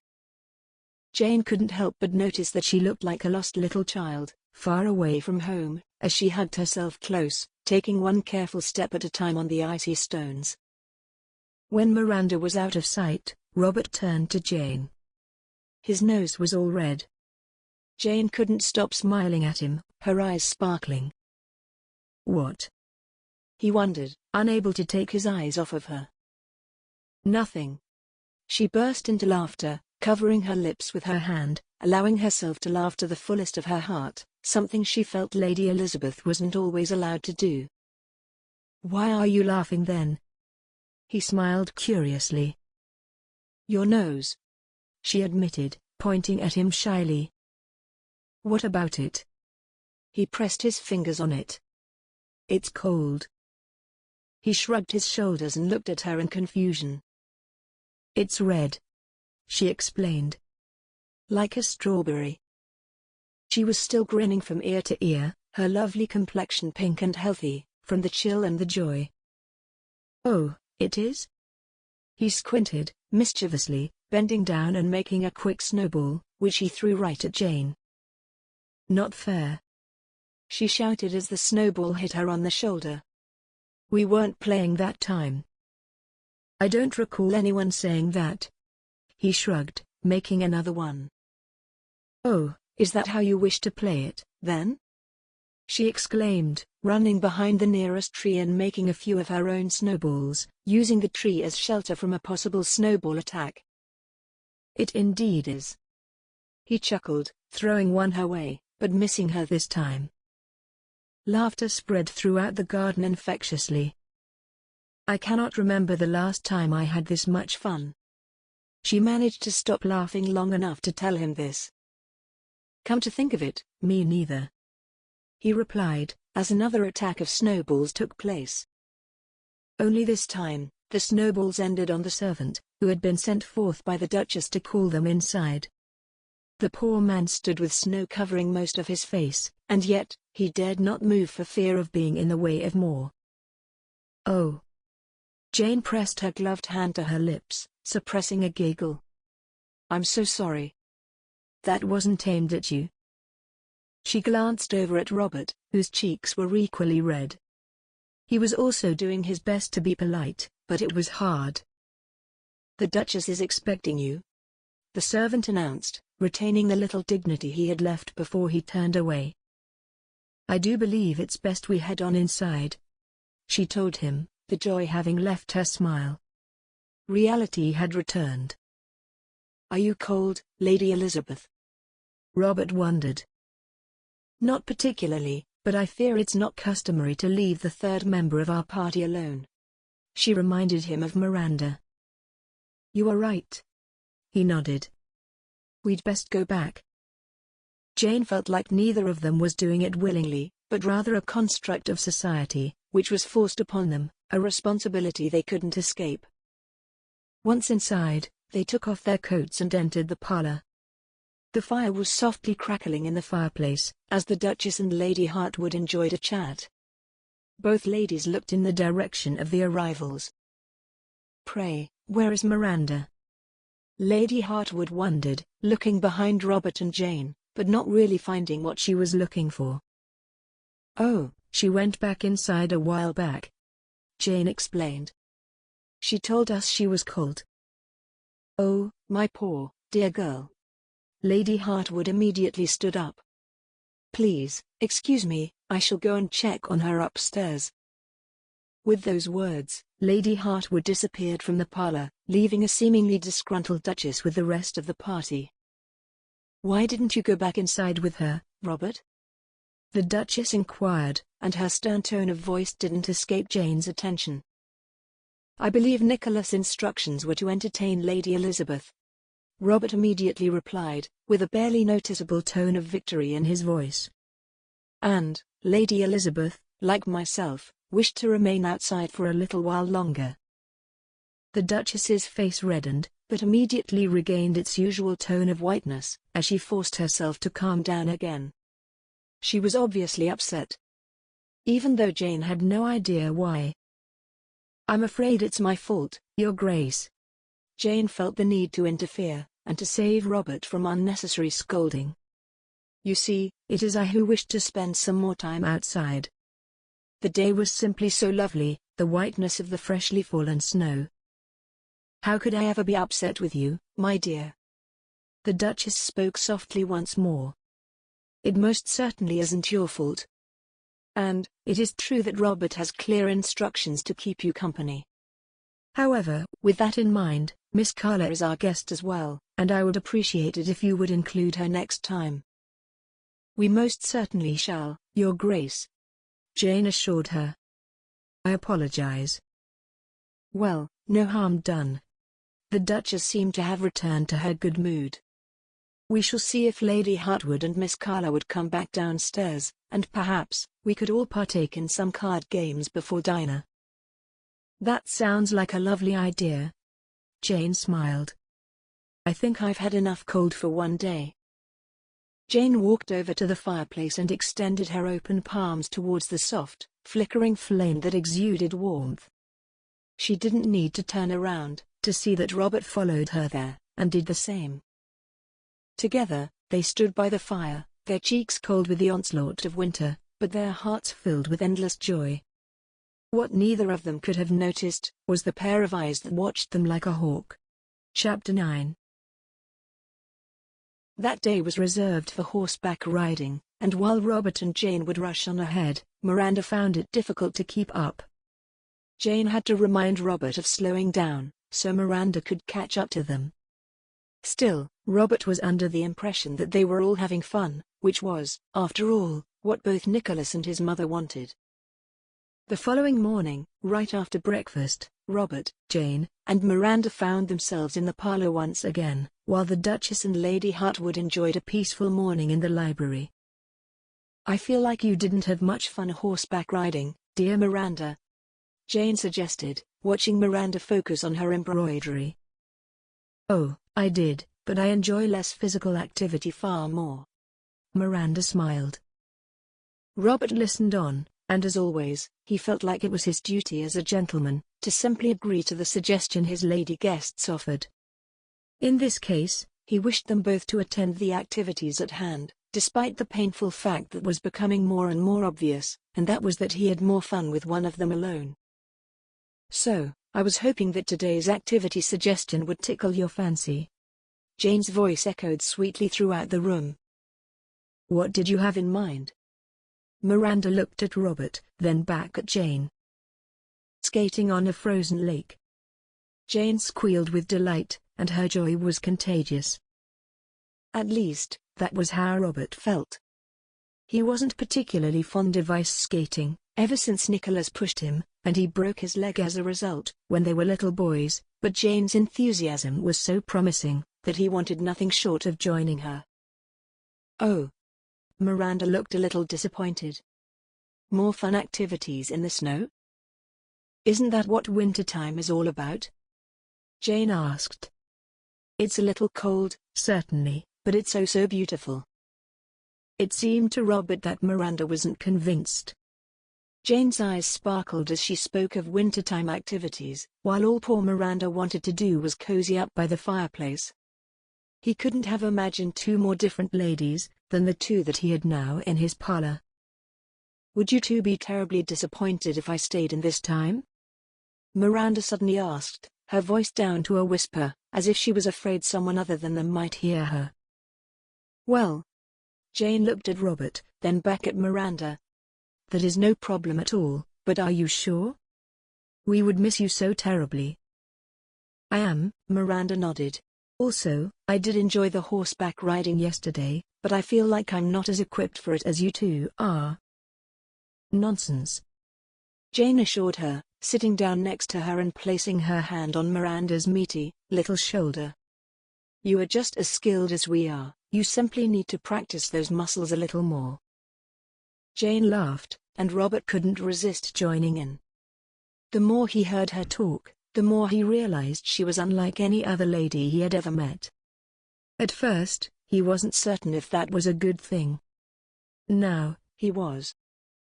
"I appreciate your enthusiasm, dear Elizabeth." Miranda smiled bashfully. "But, honestly, I would rather stay in, this time, and do my embroidery by the fireplace. If I get bored, I could always join Mother and Her Grace in the library. Later on, we could all have tea in the afternoon when you return."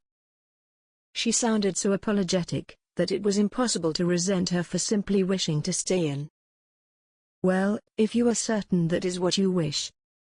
Jane shrugged, looking at Robert for help, but he remained silent. Things were going exactly the way he wished them to. Why on earth would he say anything now? "We shall join you in a bit then, Miss Carla." Robert finally spoke up. Miranda's lips parted slightly, as if there was something she wanted to say, but no words came forth. So, Robert and Jane gracefully took their leave, promising to meet up for tea in the afternoon. They quickly got ready, and within 15 minutes, they reached the frozen lake on foot. "My lord, this is absolutely fantastic." Jane was in awe of the wonderful nature that surrounded her, slumbering underneath the white, snowy blanket. She was gazing at the frozen lake, the ice sparkling. Her arms were outstretched, and Robert wondered if she was going to spread her wings and simply fly away into the sky. "About that," Robert suddenly started. "Don't you think it would be appropriate for you to start calling me by my first name?" Jane was taken aback by his proposal.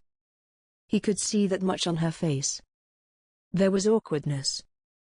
Perhaps some shock at him being so forward. "After all, we shall be brother and sister-in-law soon," Robert added, trying to read her mind. He watched Jane as she took a deep breath, then turned to face him. "Certainly.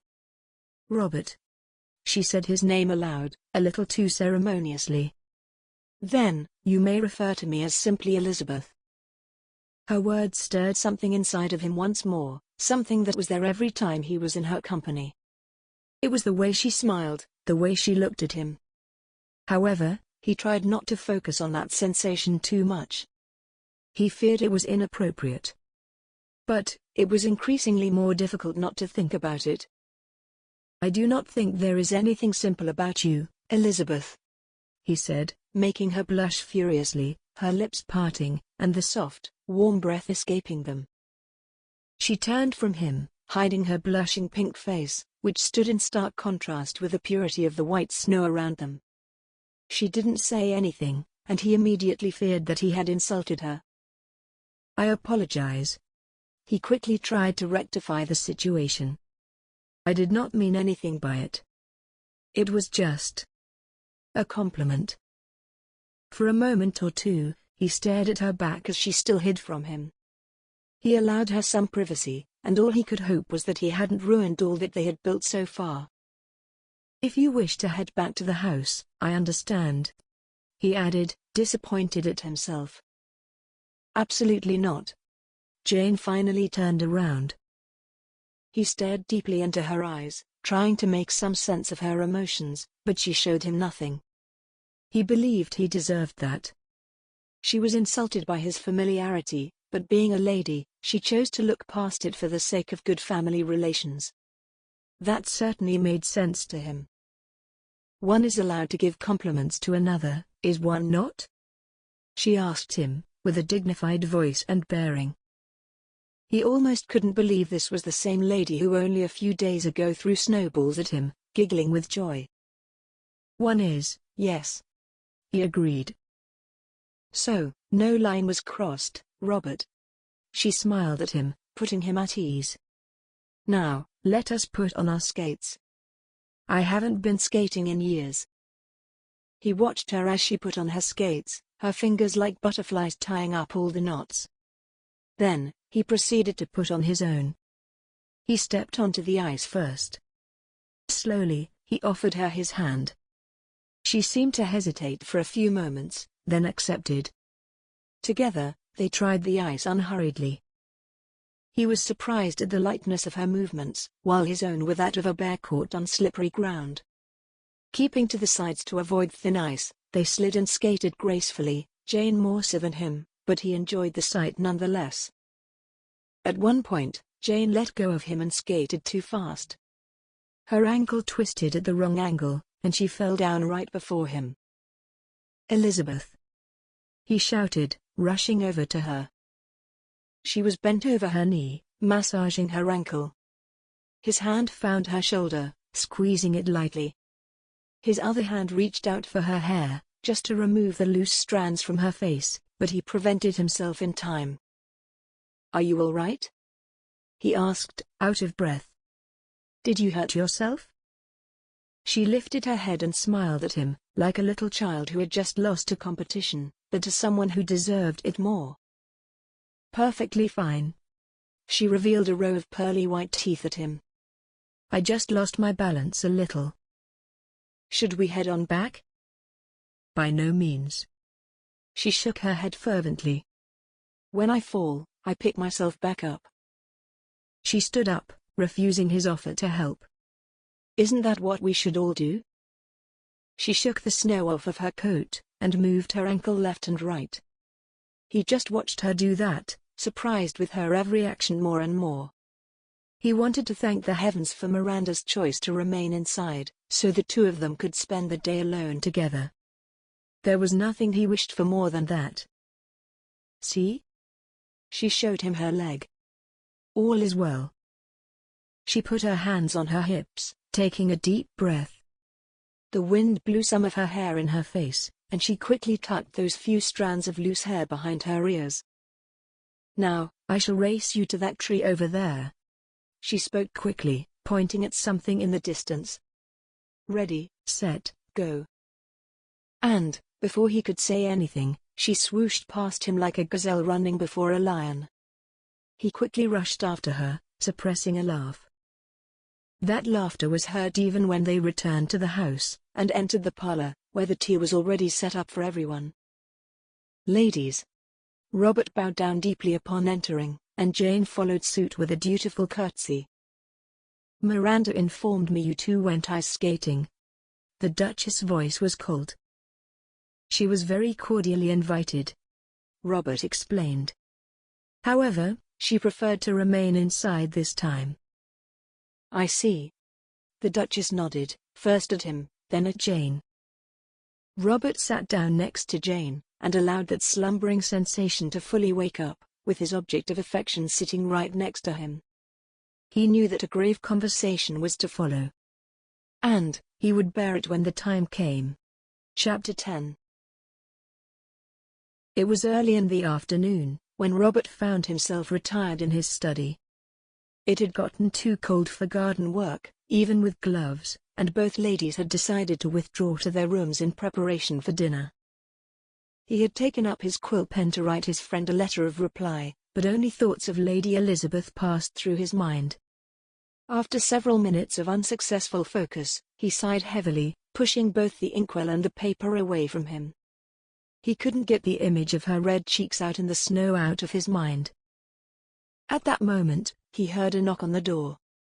The last thing he was in need of right now were interruptions. "Come in," he growled.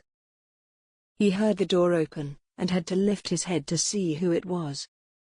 He wasn't in a particularly chatty mood, but sometimes, he was forced to be, and this would be exactly one of those occasions. "Oh, Mother, it's just you," he said, with no particular emotion. He always found it difficult to pretend he had feelings that were not there. In a world where polished behavior counted most, it was easy just to remain grave most of the time. It gave him a shield to protect himself, and it had served him well for a long time. "One would think a son should be more joyful to see one's mother," she said, closing the door behind her, then walking over to a small sofa in the corner and sitting down onto it. "That all depends on your reason for coming," he replied, sensing her agenda. She liked having him in this part of the house, even though she never said it out loud. He was far enough, so that she wouldn't need to see him, unless proper manners dictated it, or in this case, when she herself arranged for it.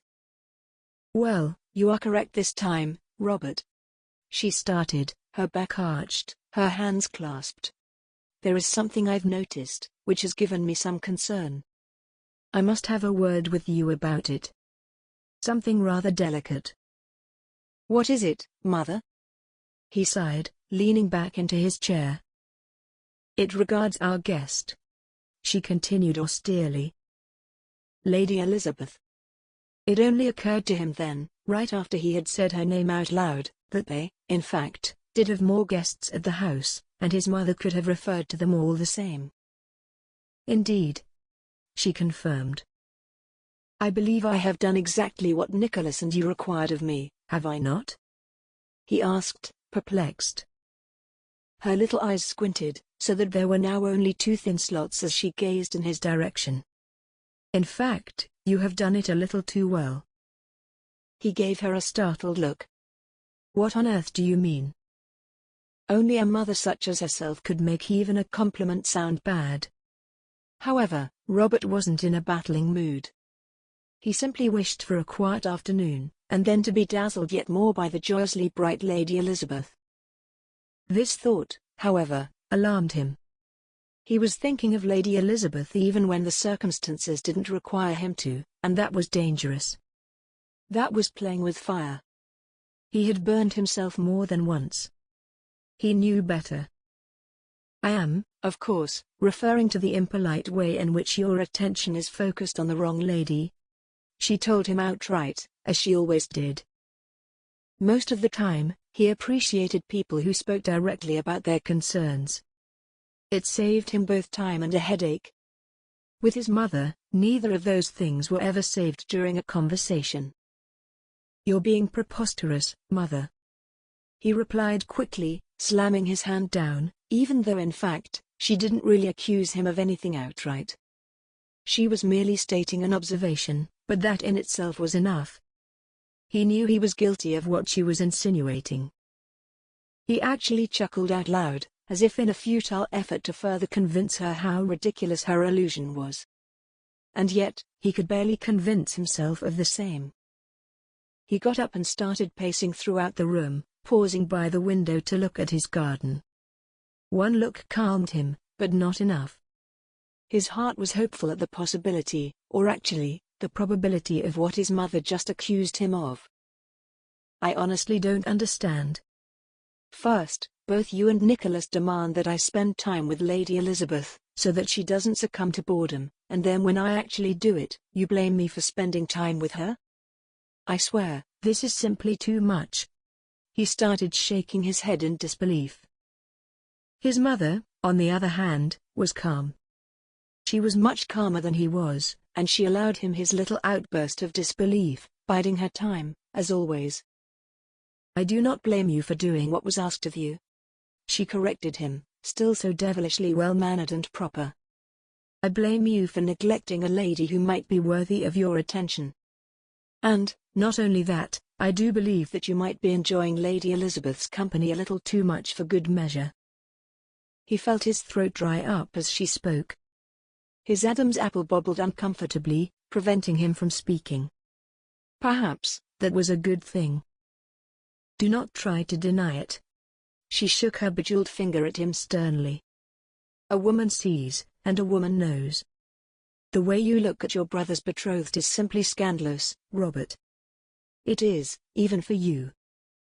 He believed that she wouldn't be able to find new ways of hurting him after all these years, but to his utter surprise, she always managed to outdo herself. "I don't know how on earth you allowed yourself this, I honestly don't know." She started breathing heavily, her chest rising and falling, as it did every time she would get agitated. Her fingers danced together in her lap. "That's not true, Mother." He shook his head, turning away from the garden. There was a storm brewing inside of him, and his mother was the last person he wanted to discuss it with. "There is nothing between Lady Elizabeth and me."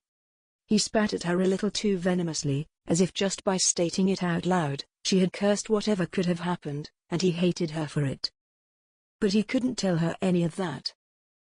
Miss Carla spends her days inside, by the fire, alone and accompanied solely by her books and embroidery, while you and Lady Elizabeth frolic outside, like a pair of young ones who have no concern for family matters.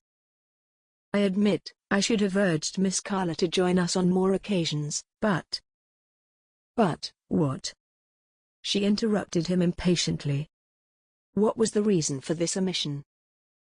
Well, what is one expected to do under such circumstances? He snapped. Am I supposed to pull her by the hand? Are we savages now? He left her speechless. He knew he was right, and the feeling of confidence washed over him. Of course, he couldn't force a lady to join him anywhere, if the lady herself did not wish to go. But, you can't just leave her like that, she replied briskly, not knowing what else to say. The invitation was extended. He shrugged indifferently. He bit his lip in an effort to contain the truth. The full truth: she was the last person he'd ever confide in.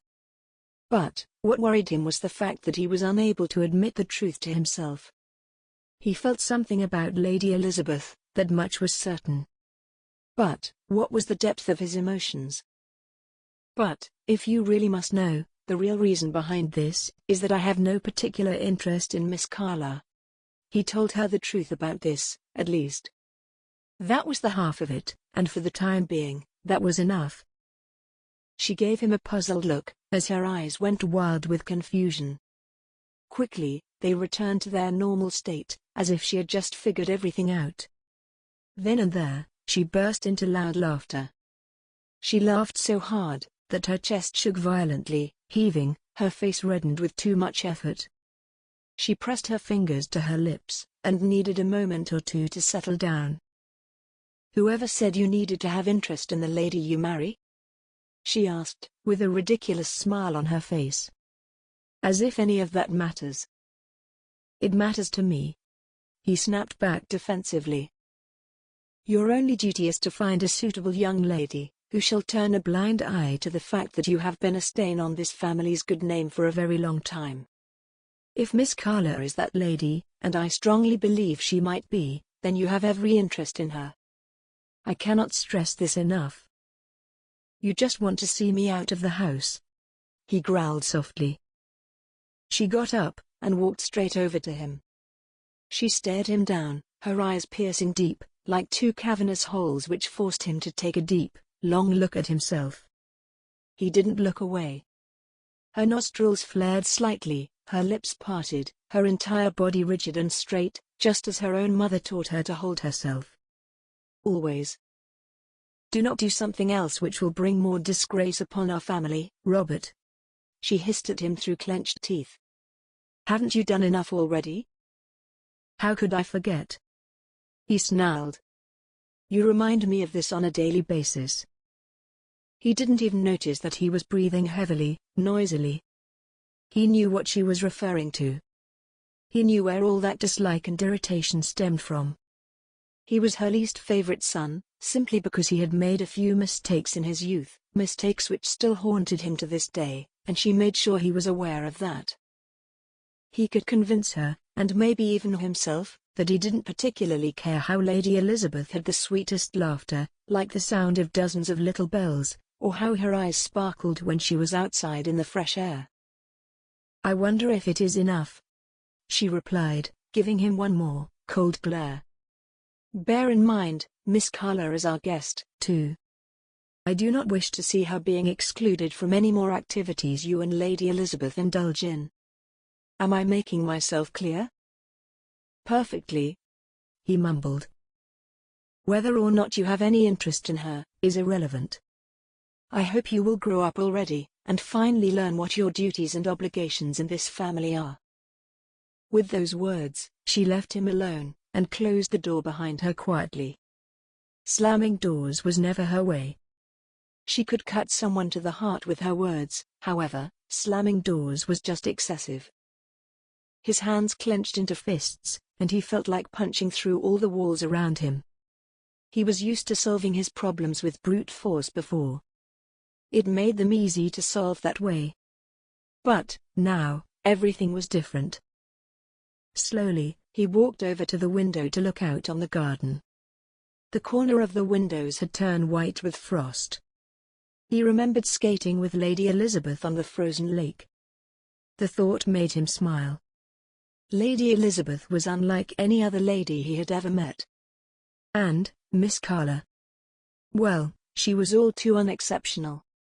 Even painfully so. Suddenly, not knowing what to do with the confusion in his heart, he slammed his fist against the window. Luckily, it wasn't strong enough to break it. It only shook the glass, which refused to shatter. He pressed his hot forehead against the cool surface and closed his eyes. Why does everything always need to be so complicated? Maybe there was a way to make it easier, to make it less painful. He didn't particularly like Miss Carla, but he had to admit his mother was right. No matter how much, he hated it being so. Miss Carla was a good choice for a future wife. He should just bury your emotions, like you always do. Chapter 11. Jane took a deep breath, standing in front of the library door. When she had inquired with the servants where Robert was, she was informed that he was keeping Miss Carla company in the library. Upon hearing that, her cheeks blushed, but she tried to brush it off. Still, something wouldn't let her be, and half an hour after she received that information, she found herself knocking on the library door. "Come in." She heard Robert's voice from the inside. She turned the doorknob with a trembling hand and opened the door. What awaited her was a cozy sight. There were 2 armchairs by the big fireplace, which was slowly filling the room with crackling noises. Lady Elizabeth. Robert was the first to smile at her. Miranda granted her an equally pleasant smile, albeit a silent one. Aunt Vivian was sitting in the far end corner, indulging in some embroidery. She welcomed Jane with a warm smile, but other than that, she seemed to be focused on her embroidery. "I apologize for interrupting." Jane excused herself. "No need to apologize," Robert assured her. "We were just discussing the latest gossip from the Ton." He sounded almost relieved at the interruption. Jane wondered if this was really something he was interested in, or if he was simply indulging his companion. Miranda nodded sweetly to this. "It is ever so amusing." Miranda's eyes shone with glee, and Jane felt a familiar pang inside her chest. She could recognize the reason that made a woman's eyes sparkle like that. "Indeed, Miss Carla has many entertaining stories to amuse us with," he continued, with a smile. "That is wonderful," Jane agreed. "Perhaps you would like to join us?" Miranda suddenly took over, and cordially extended an invitation. "You have been much more social than us, having attended so many balls over the years. I'm certain you have numerous tales to delight us with." Jane gave her a surprised look. She didn't expect Miranda to invite her to stay. She expected that of Robert, but he was merely sitting in his armchair, and it looked like he was having a perfectly pleasant time here, without Jane around. Jane could feel her jaw tensing up, which made it difficult to say anything. She lowered her arms next to her side and unconsciously started to pet the sides of her dress. If she joined them, she would need to share stories of people she had never met, at places she had never been. "That is very kind of you, Miranda, but I was wondering where the 2 of you were, because I was hoping we could." She felt her own tongue getting tied up, like she had forgotten the sound and proper pronunciation of certain words. "Yes?" she heard Robert say. "Perhaps we could go outside for a walk, or a snowball fight," she suggested, not having thought this through. "The snow is just wonderful, so white and pristine." In all honesty, she simply wanted to spend time with Robert, even though she knew that this was wrong. So very wrong. But, it was hard plotting against the wishes of her own heart. The look on Robert's face told her that she wouldn't like the answer. He frowned for a moment and wrinkled his brow. Then, his forehead cleared up again. He covered the book in his lap with his hands. "You know, Lady Elizabeth," he suddenly started, and even the sound of his voice sounded strained, Forced. It is rather chilly today. Downright cold, I'd say. And we have such a pleasant fire here, and an even more pleasant conversation. She understood what he was telling her. He was refusing her offer, without directly telling her no. After all, that was what the higher classes were infamous for. Letting you read between the lines, all for the sake of courtesy and politeness. Oh, I see. Jane nodded a little awkwardly. She realized that she had let her jealousy get the best of her. She saw them there, all cozy together, and she felt like she was being excluded. Her throat dried out instantly. Miss Carla and I would prefer to remain inside today, and we would love if you could join us, wouldn't we, Miss Carla? He turned to her, and this motion reminded Jane of Aunt Vivian's need to control her daughter. Robert seemed to find it easy to overtake this role when the two of them were alone. She thought of this, and the grip of the green-eyed monster became even stronger, even more relentless, as she could already see them in the eye of her mind as a married couple. And we shall have a special treat later on. Robert continued, obviously delighted by whatever special treat he was going to reveal. He smiled at Miranda, and she blushed beneath his gaze. Her lips curled into a smile, the kind of a smile which hides the true nature of a woman's heart. Miss Carla will be playing the piano for us. Robert nodded. And, from what I hear, she is an absolute delight to listen to. Oh, my lord, you flatter me too much. Miranda managed to add. I am not nearly as accomplished as you make me sound. Don't be silly. He shook his head. Your mother has assured me of your talents, and ladies never speak that which is not true.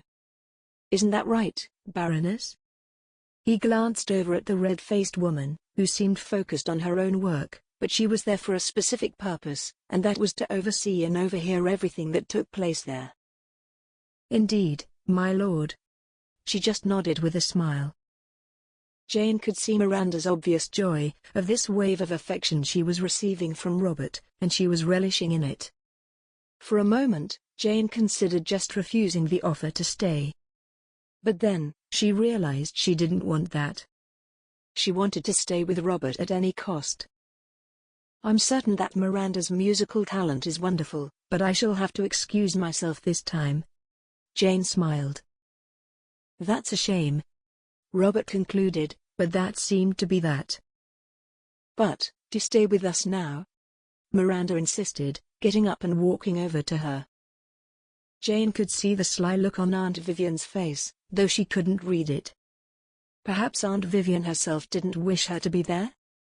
Did she somehow sense that Jane wasn't supposed to be there at all? I'm sure you can add to our little gossip circle. Miranda smiled. Do join us, dear Elizabeth. Oh, I'm not sure of that. Jane shook her head. I've been focused on Mother these last few months. I'm afraid I wouldn't have much to add to the conversation.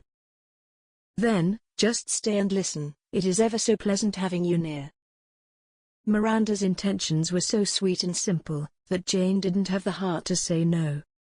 So, she took Miranda by the hands and nodded. A minute later, she was seated by the fire next to the two of them, and the conversation continued where it had left off. And, Lord Fotheringay was astonished at how it all ended, because he was actually forced to pay the required amount. Miranda chuckled so sweetly, even Robert shared in the laugh.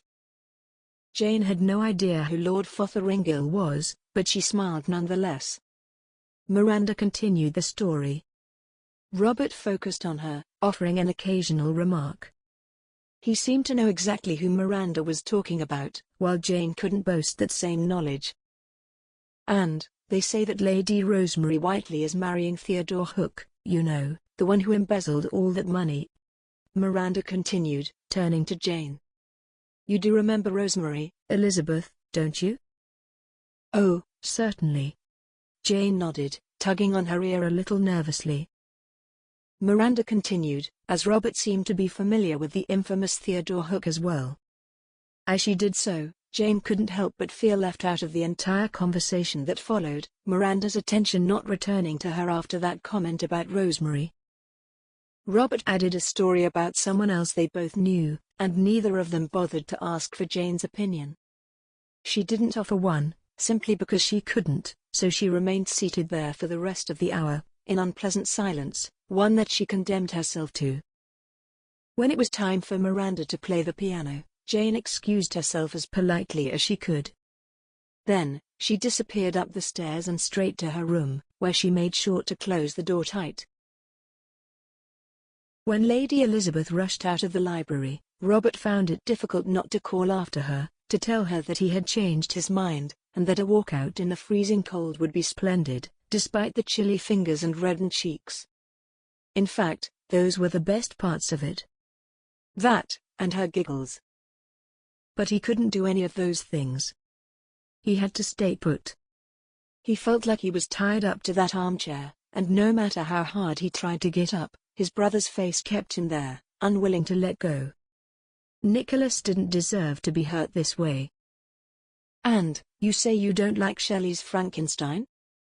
Robert went back to their previous conversation, looking at Miss Carla. "Well, I don't mean not like it." She got confused and flushed. "So, you do like it then?" He frowned. "Well, I do agree with what you said, that some elements are simply too astonishing," she replied.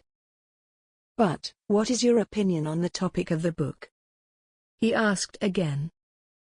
He couldn't neglect the fact that this conversation would have flowed much more smoothly with Lady Elizabeth.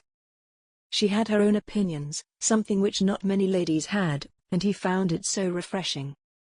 Especially the fact that she was unafraid to express it. He wanted to join Lady Elizabeth. But, he had to remain here. No matter how bored he was. No matter how lovely but uninteresting Miss Carla was. It is nice when a woman agrees with a man, is it not? He glanced out the window to the side.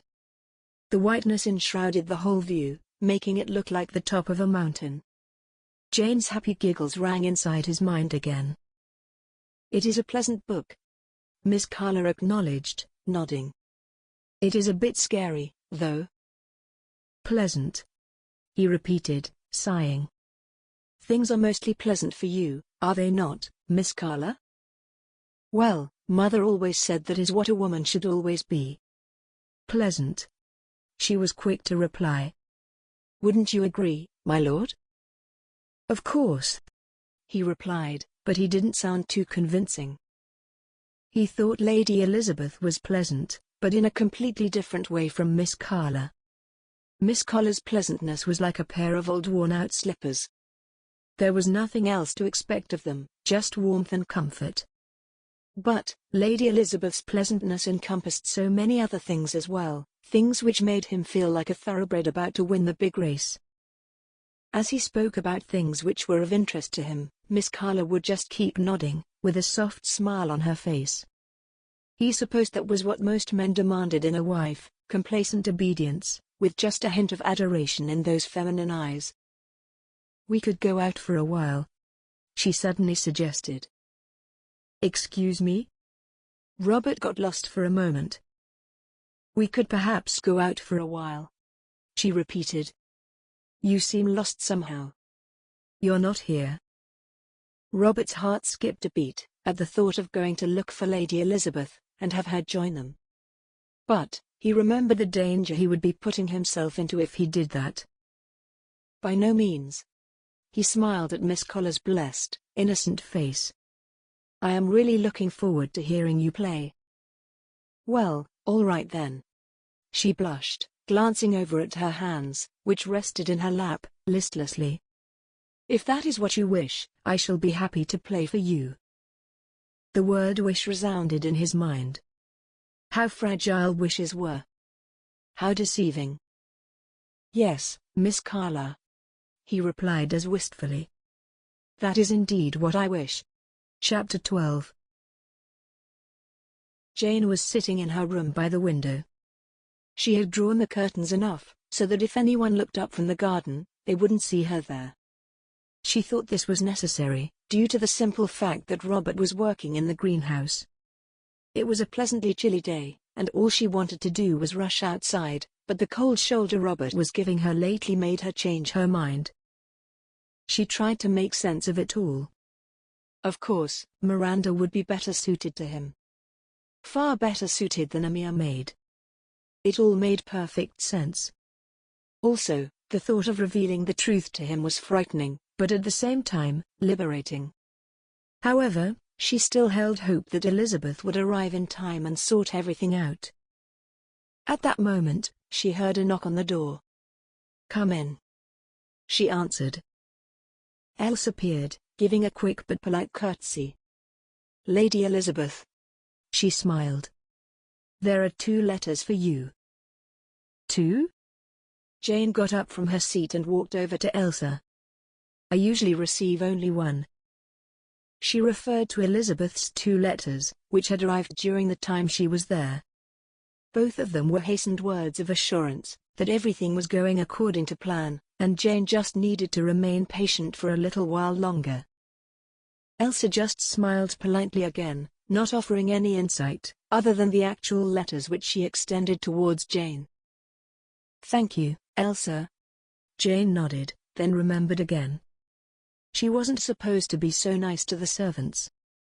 But, at the same time, she was sure that Elsa didn't mind. "Will there be tea later on?" she asked. "Yes, the Duchess will have it at 5 o'clock. Elsa confirmed. "Would you need me to come for you, my lady?" "No, I shall be down shortly." Jane shook her head, her hand gripping the letters. "Where are Aunt Vivian and Miranda?" "I believe that Lady Hartwood and the Duchess are together in the study. As for Miss Carla, I haven't seen her." Elsa shrugged helplessly. "That will be all, Elsa." Jane straightened her back and spoke confidently. "Thank you." "Yes, Lady Elizabeth." Elsa bowed her head quickly, then left the room. Jane walked back to the window, still hiding her silhouette behind the thick plush curtain. Robert wasn't there any longer. All the little tools he was using were also gone. Jane sat down at a small desk, and opened the first letter with a dainty letter opener, which stood on the desk, just for that purpose. She knew well who it was from. She would recognize that elegant handwriting anywhere. "Please, don't tell me again you're not coming soon." She voiced her frustrations out loud. "I'm not sure how much more of this I can take." She unfolded the letter and started reading. "Dearest Jane, we have such splendid news. Simon and I have gotten married. Everything was absolutely wonderful. Oh, I do wish you could have been there. We shall spend some time here at Gretna Green, and then travel straight over there, I promise. I need to keep it short. I hope all is well there. Don't lose hope, dear Jane. It shall all be over very soon, I promise. Your loving friend, Elizabeth." Jane sighed, throwing the letter onto the desk. She just kept writing the same thing, and the days were passing by. Jane felt anxious at the thought of the 12th night ball being so near, and Elizabeth seemed so untroubled. After all, what was there she could lose? Nothing. Unlike Jane. She tried not to fret, even though that was hard. She took the other letter in her hand and inspected it. At first, she thought Elsa had made a mistake. Who would Elizabeth be receiving a letter from here? But, her name was clearly written on it. She opened it with a heavy, uneasy feeling. As soon as she did so, she gasped, dropping the letter to the ground. "I know your secret." That was all it said inside. Those 4 words that stabbed her right through the heart, and threatened to twist and turn, until she found out who the sender was. But how could she do that? It only had her name on it. She got up and started pacing the room like a caged animal. She was trapped. Whoever sent that letter knew that she wasn't Lady Elizabeth, that she was an imposter. But, why didn't they say anything else? "I know what you're trying to do." Jane spoke out loud, more to herself, but inside her mind, she was talking to whoever sent that dreadful letter. "You're trying to scare me." You're trying to force me to make a mistake. But that won't happen. She kept shaking her head nervously, trying to convince herself that she was strong enough to endure whatever mental anguish someone meant to subject her to. Finally, she grabbed the letter, folded it, and put it next to the other one. Maybe she could ask Elsa if she saw when it was delivered or by whom. It was a long shot, but Jane felt like she had to do something. She couldn't just sit here, being idle. No, she said aloud again. No. She rushed towards the door, and opened it, exiting to the corridor. It was empty. The big windows allowed in enough sunlight to make it bright, and the soft carpet absorbed the sound of her footsteps. Unfortunately, there was no cushion to absorb the mad beating of her own heart.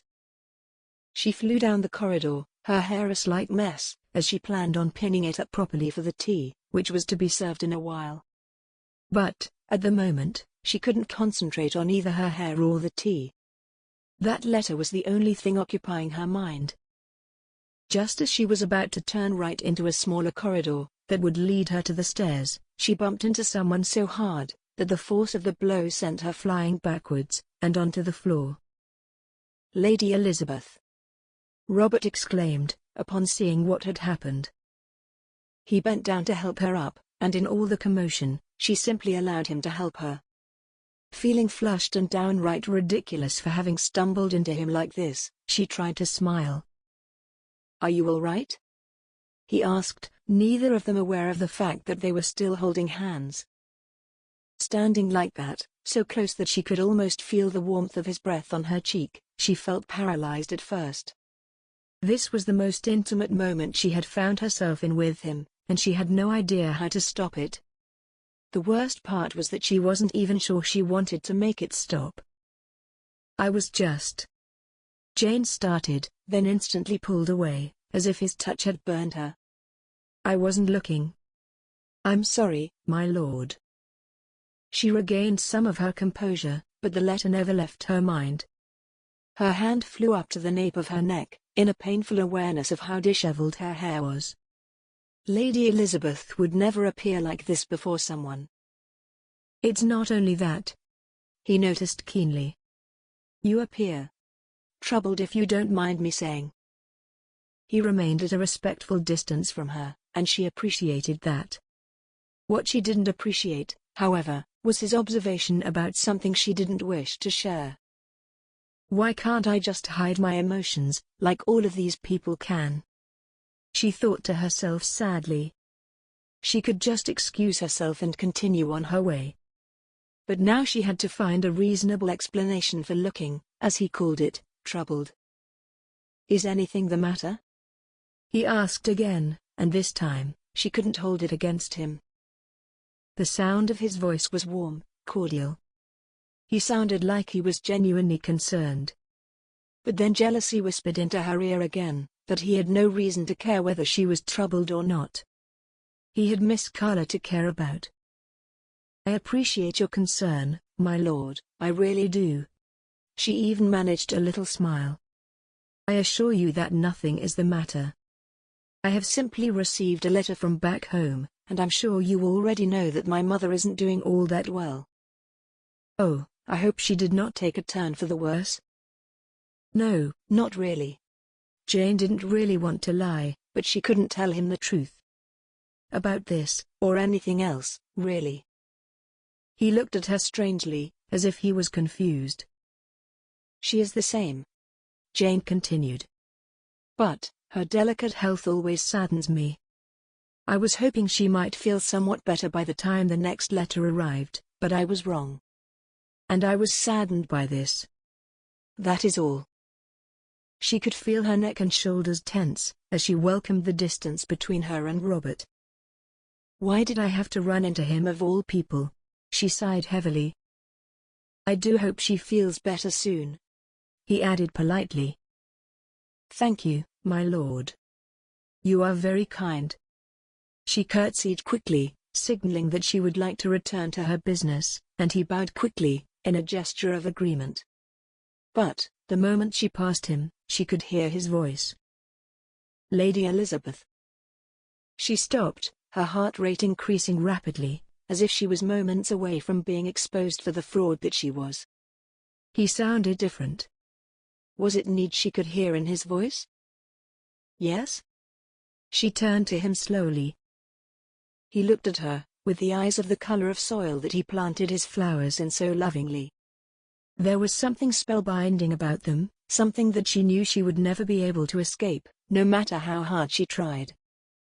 "Are you certain that is all there is?" he asked. She looked at him with a sense of sadness. He could see only the flower that she was or pretended to be. He couldn't see her secret roots, buried deep down, the roots she wanted to show him so desperately, even though she knew that would be the beginning of the end. "I'm certain." She nodded. By this point, she had managed to calm down, her fingers less fidgety, her heart with a steadier beat. "I would just like you to know, Lady Elizabeth," he started, looking behind her, down the hall, as if to assure himself that they were all alone, "that you can count on my help, for anything." He paused, and for a moment, she wondered what it would be like to have his fingers locked tightly with hers, promising a happily ever after that she had only read so far in fairy tales, always being reminded that girls like her never had such endings in real life. "I appreciate that, my lord." She made sure to sound as confident as she could possibly muster. Her conviction depended on it. "But, I assure you, nothing is the matter. Now, if you will excuse me, I was headed down to the parlor." And, with those words, pressing her lips together so that a sigh of deep melancholy wouldn't give her away, she walked down the corridor, away from him, away from the torment that made her heart more chaotic than ever. Chapter 13. It had been a few days, and Christmas was fast approaching. The joy was visible on the faces of everyone in the mansion. Even Robert couldn't help but partake in the welcome anticipation of the Christmas dinner, something he enjoyed immensely, a feeling which allowed him to forget his troubles, if only for a few precious hours. The hosts, along with all the guests, found themselves in the parlor. Most of the house had been decorated already, the festiveness of the season was almost tangible. Robert was sitting on the armchair, the closest to the fireside, while Lady Hartwood and Miss Carla occupied the sofa next to him. The Duchess herself was seated opposite them, with Lady Elizabeth to her right. The tea was all set up, and even though Robert felt obliged to be present on occasions such as this one, he had to admit that this was far less torture when Lady Elizabeth was present. Today, she seemed even more beautiful than usual, and he was certain that it had something to do with the commotion from a few days ago. "And, how is your mother, Lady Elizabeth?" he suddenly asked, having interrupted a pretty long silence, which forced everyone to look in her direction. She seemed somewhat confused, as if she didn't understand the question. "You've received a letter informing you of her ill health, have you not?" he reminded her. Only then did she seem to remember what he was referring to. She gave a shy smile, and lifted her long fingers, to adjust a loose strand of her hair back in the high bun. "She was the same, the letter informed me of that." She nodded. "I was hoping I would receive better news, but—" "Oh, my dear Lady Elizabeth," Lady Hartwood interfered. "That is just dreadful. Your dear mother. I do hope there is something we could do. I would do anything to make that poor lady feel better if I could." Her voice trailed off, as she pressed her embroidered handkerchief to the corner of her eyes, dabbing them. Lady Elizabeth looked in her direction, and so did Robert. He thought that was a bit too dramatic. However, he knew that women tended to lean towards all that emotional drama, even reveling in it. So, he didn't pay too much attention to Lady Hartwood. "Thank you, Aunt, that is most kind of you." "Indeed," the Duchess agreed. "It is most unfortunate. However, we should be grateful that we do have our health." Robert was listening to the conversation with only one ear. He was, in fact, still focused on Lady Elizabeth. She barely said anything. She simply nodded, occasionally added a word or two, but she wasn't there. She wasn't present. Her body was left there, like a hollow shell, while the real her was, in fact, miles away. I am so looking forward to the festivities. The Duchess chortled gleefully with her guests. And, as a mother, there is no greater joy than having all my children under the same roof. Robert had a few things to say on that topic, some of which might not sit well with the motherly image the Duchess was so desperate to portray, but Robert was too focused on Lady Elizabeth right now. She was deeply melancholic. He was certain of that, simply because he had been there, to that sad place, himself. He recognized it in her, like a mirror image. I'm sure that Lady Elizabeth would welcome that as well. Robert grinned at his mother first, then at Lady Elizabeth. After all, she must be missing Nicholas terribly. How could she not? The Duchess turned to Lady Elizabeth and interlocked their hands. I know that feeling all too well, my child. But, fret not. There are only a few days left, and I promise you they shall pass quickly and pleasantly. Of course I miss him. Lady Elizabeth nodded, well-mannered. But, I've been having such a wonderful time here that the time seems to fly by. Oh, you sweet child, you. The Duchess gurgled. Now that we've finished tea, I was hoping that you, Lady Elizabeth, would grant me a small favor and remain here, with me. Lady Elizabeth looked over at Robert, and he felt like she was silently asking him what she had done wrong. He waited to see what his mother had come up with this time. Miss Carla had been meaning to play a little something, especially for Robert. You see, he is such a fan of music, and she plays it so wonderfully. The Duchess explained. As for the two of us, I felt like we've barely had any time for ourselves. Soon, Nicholas will be here, and he shall also snatch you out of my arms, so I wish to have you to myself for a while longer. Robert listened as his mother spoke, certain that there was no piano recital, especially for him. This was simply a plan to keep Lady Elizabeth from him, just to be on the safe side. Robert, would you be so kind as to lead Lady Hartwood and Miss Carla over to the piano room? The Duchess glared at him, and he felt like he had fallen into a trap she had set up for him. Of course. He got up and walked over to Miss Carla, offering her his arm. This was neither the time nor the place to walk into an argument with his mother. Holding Miss Carla's hand as he led her and her mother to the piano room, he knew he was holding the wrong young lady's hand. When Robert, Lady Hartwood, and Miranda left the tea room, Jane felt that same pang of jealousy, and she knew with certainty that she had fallen deeply, madly in love with Robert, and no matter how hard she tried to convince herself otherwise, it was still the truth. Jane couldn't really enjoy the conversation with the Duchess all that much, simply because she was unable to focus on it. So, when Elsa knocked on the door and begged to be excused for the interruption, Jane thanked her silently. I beg your pardon, Your Grace, but there is a letter here for Lady Elizabeth. Elsa mumbled, as she always did when she spoke to the Duchess. Why wasn't it brought in with the morning mail? The Duchess wondered, surprised at this irregularity. I do not know, Your Grace. Elsa apologized with her body language more than she ever could with her words. The housekeeper asked me to bring these to her, in case it was something important. You mean, there's more than one? Jane swallowed heavily as she looked at Elsa's hands.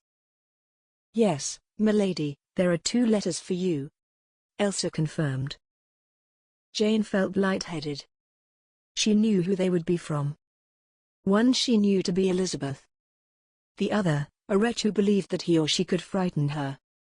Even if that person knew her secret, why wouldn't they act upon it? Elsa walked over to Jane, and even she was surprised when Jane hesitated to accept them. Is everything all right, dear? The Duchess asked. Why, they're just letters. Jane smiled a little awkwardly, then nodded. Of course, Your Grace. Of course, they are. Only, it is probably word from home, and I'm fearful that Mother's condition has worsened.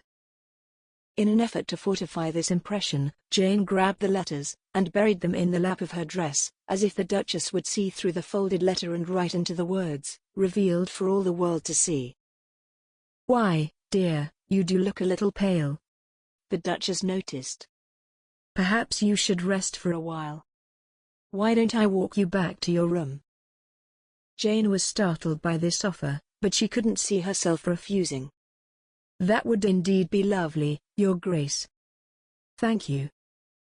As they climbed the stairs, the Duchess walked like a queen, with strong shoulders and a straight back. Jane followed immediately after, with a hastened step. Once alone in the faraway corridor, the Duchess turned to her. Is something troubling you, dear? She asked, concerned. Troubling? Jane blushed feverishly. No. Not at all. I must say, I've seen some concerning behavior, and it ails me to see you like this. Like what, Your Grace? Jane asked, wondering what exactly she was referring to. You have come to us so joyful and full of life, but now, you seem to have lost that spark. And, just a short while before Nicholas arrives. You don't even spend so much time with Robert and Miranda, even though they assure me that you are most cordially invited to every activity they partake in. Has something happened? Jane's throat became dry and too tight to say anything. How could she say anything to this dear woman? It seems that the arrival of these letters has unsettled you greatly, the Duchess added. Jane instantly took a step back. Was it really so obvious? Or does the Duchess know what the letter contains? As you have pointed out so kindly, it's just a letter, Your Grace. Jane tried to regain composure. The author of the threatening letters could be anyone. It could be even someone in this very household. Maybe, someone who pretended to hold her dear, while in fact, knew all about her, and was just waiting for the right moment to divulge the truth. Jane was fearful. Maybe Elizabeth dared to trust someone else with her plan, someone who wouldn't refrain from stabbing her in the back, and now, Jane was receiving these letters. Perhaps, Elizabeth was receiving them as well, but she didn't want to mention them.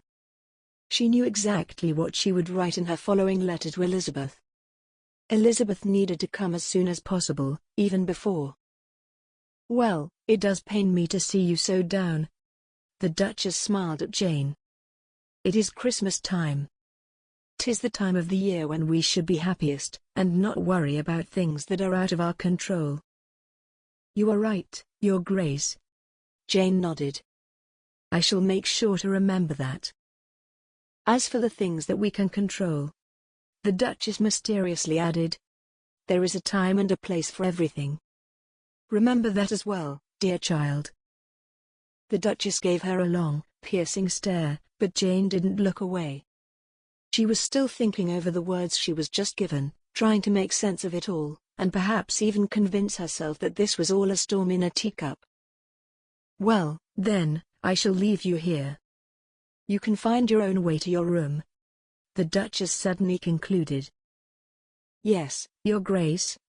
Jane curtsied, then watched as the Duchess descended the stairs in the same royal manner as before. Jane rushed back to her room and closed the door behind her.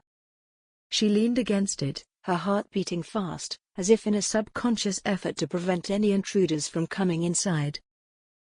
She opened Elizabeth's letter first. She drank the words but was disappointed to realize that Elizabeth wasn't telling her anything new. Those were just lines and lines of the same words she'd heard again and again. Elizabeth was telling her to stay patient and wait for them to come. Jane's unease was growing. She hadn't mentioned anything about the threatening letters in her correspondence with Elizabeth. And, if Elizabeth herself knew anything about the threatening letters, she didn't make any mention of them. Now, it was time to open the second letter. Just like before, it contained only 4 words, only different ones this time. Have you no shame? In a bout of fear and anxiety, Jane tore the letter into a dozen little pieces, and for a few precious moments, the act brought her peace of mind. But, reality came crashing back, and she was once again at the mercy of whoever wrote it. They knew all about her. She was sure of that. How many more of these letters will I receive? Jane buried her face in her hands. She felt like crying. Her entire body was shaking. This was becoming too much. She couldn't take it anymore. Suddenly, a realization hit her. She saw a way out. She wouldn't take this any longer. She would tell the truth. And she would tell it to the only person that mattered. Robert. Chapter 14. On Christmas Day, the whole family was excited about the annual sermon, and Jane found it impossible not to join in. She pinned up her hair carefully and rouged up her cheeks only slightly for a healthy glow. The person looking at her from the reflection in the mirror was a joyous being, one with the world at her feet. She had almost forgotten all about those wretched letters, and the fact that Elizabeth's plan was taking much longer than anticipated. Jane was finally at ease with herself. She was in love with Robert. She loved him with all her heart, and now that she had finally admitted that to herself, it felt like the weight of the world had been lifted off her back. She was even hoping that she could have a quick word with him, before they all headed to the church. It seemed that there would never be a more perfect moment than now, the day when all transgressions could be forgotten and forgiven. Choosing a very beautiful dress from Elizabeth's trunk, Jane rushed downstairs, hoping that all the ladies were still in preparation for church, and would remain in their rooms for a little while longer. "Elsa, have you seen Rob? I mean, Her Grace's son?" Jane almost blurted out his name so familiarly, that even poor Elsa blushed at the mistake. Luckily, there was no one else in the servants' quarters when Jane barged in. And Elsa was already used to Jane's mistakes of manners. "I do believe he is in the library, milady," Elsa replied, probably wondering what the reason behind such a rush could be. "Thank you." Jane squeezed the poor servant girl's hands in her own so hard, that Elsa almost squealed in pain. Leaving her shocked and wondering what on earth was happening, Jane rushed over to the library. The smile on her face lingered. She stopped before the door in an effort to compose herself. She took a deep breath and adjusted her hair a little. She wondered if she would even know what to say or how to begin this monumental conversation. Her mind was bewildered, at a loss for words. But her heart was calm. It knew what it needed to know. There was no more fear. Not when the truth would finally be out there in the open, for everyone to see. She knocked on the door softly, then heard the familiar voice from within, inviting her to come inside. She pushed it open and showed only her face through the crack. "My lord, I do apologize for interrupting you," she started. He was seated in the same armchair he occupied last time when he was there with Miranda. But, this time, he was alone. Jane knew this was her moment. "Lady Elizabeth." He immediately put down the book that was in his hand and walked over to her. "You are not interrupting. What are you reading?" she asked, glancing at the book. "Mary Shelley's Frankenstein." "Oh." Jane smiled. "I never thought you would find such subject matter interesting." "Why not?" They walked back to the softly crackling fire, and he gestured at her sit in the other armchair, then took a seat himself in the first one. "She writes of sublime nature and how it could be a source of uninhibited emotional experience. That, and also the idea of secrecy, science as a mystery to be explored, while the poor monster is at the center of it all. Not asking to be created and yet monstrously different." Now more so than ever, Jane was grateful for the unhindered access to the library of Elizabeth's family, and Elizabeth's notes on literature, which she had read more than once. "So, I take it you've read the work?" He smiled. "Twice." Jane blushed. "And I see you've really thought about it. Is it to your liking?" "Oh, it is a splendid book." She nodded, not even thinking of asking him if he liked it. She had other things on her mind. "But, I did not come here to discuss literary matters." "Oh?" He gave her a puzzled look. "You've seen me troubled lately, and it hasn't escaped your attention." She started off slowly. "And, you've made it clear that I am free to speak to you, if there is anything bearing heavily upon my heart and soul." Is that still true?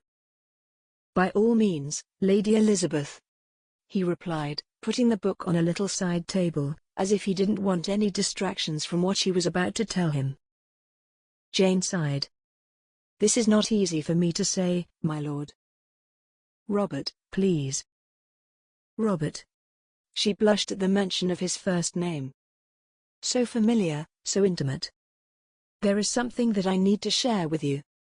Something that has been a burden of mine, since I have arrived here in your home. I hope it is by no fault of ours? He interrupted. Oh, no, no. She shook her head. You have all been most kind. It is I who have been. Anything but. You? He wondered. I don't understand. You see, Robert, I'm. At that moment, the door burst open, and the Duchess stormed in. She was not only surprised to see them huddled together like this by the fire, but it was also obvious to Jane that she wasn't the least bit pleased about it either. She offered no excuses as to her interruption. She simply walked over to them, not even trying to smile. Robert, Lady Elizabeth. She addressed him first. This is highly inappropriate. I did not think that I needed to remind either of you of what social customs dictate regarding a young man and a woman. The gaze with which the Duchess scrutinized her was agonizing. Not only was she found alone with Robert in the library, but Jane also felt like she wasn't dressed well to go with them, and she needed to try harder to look presentable.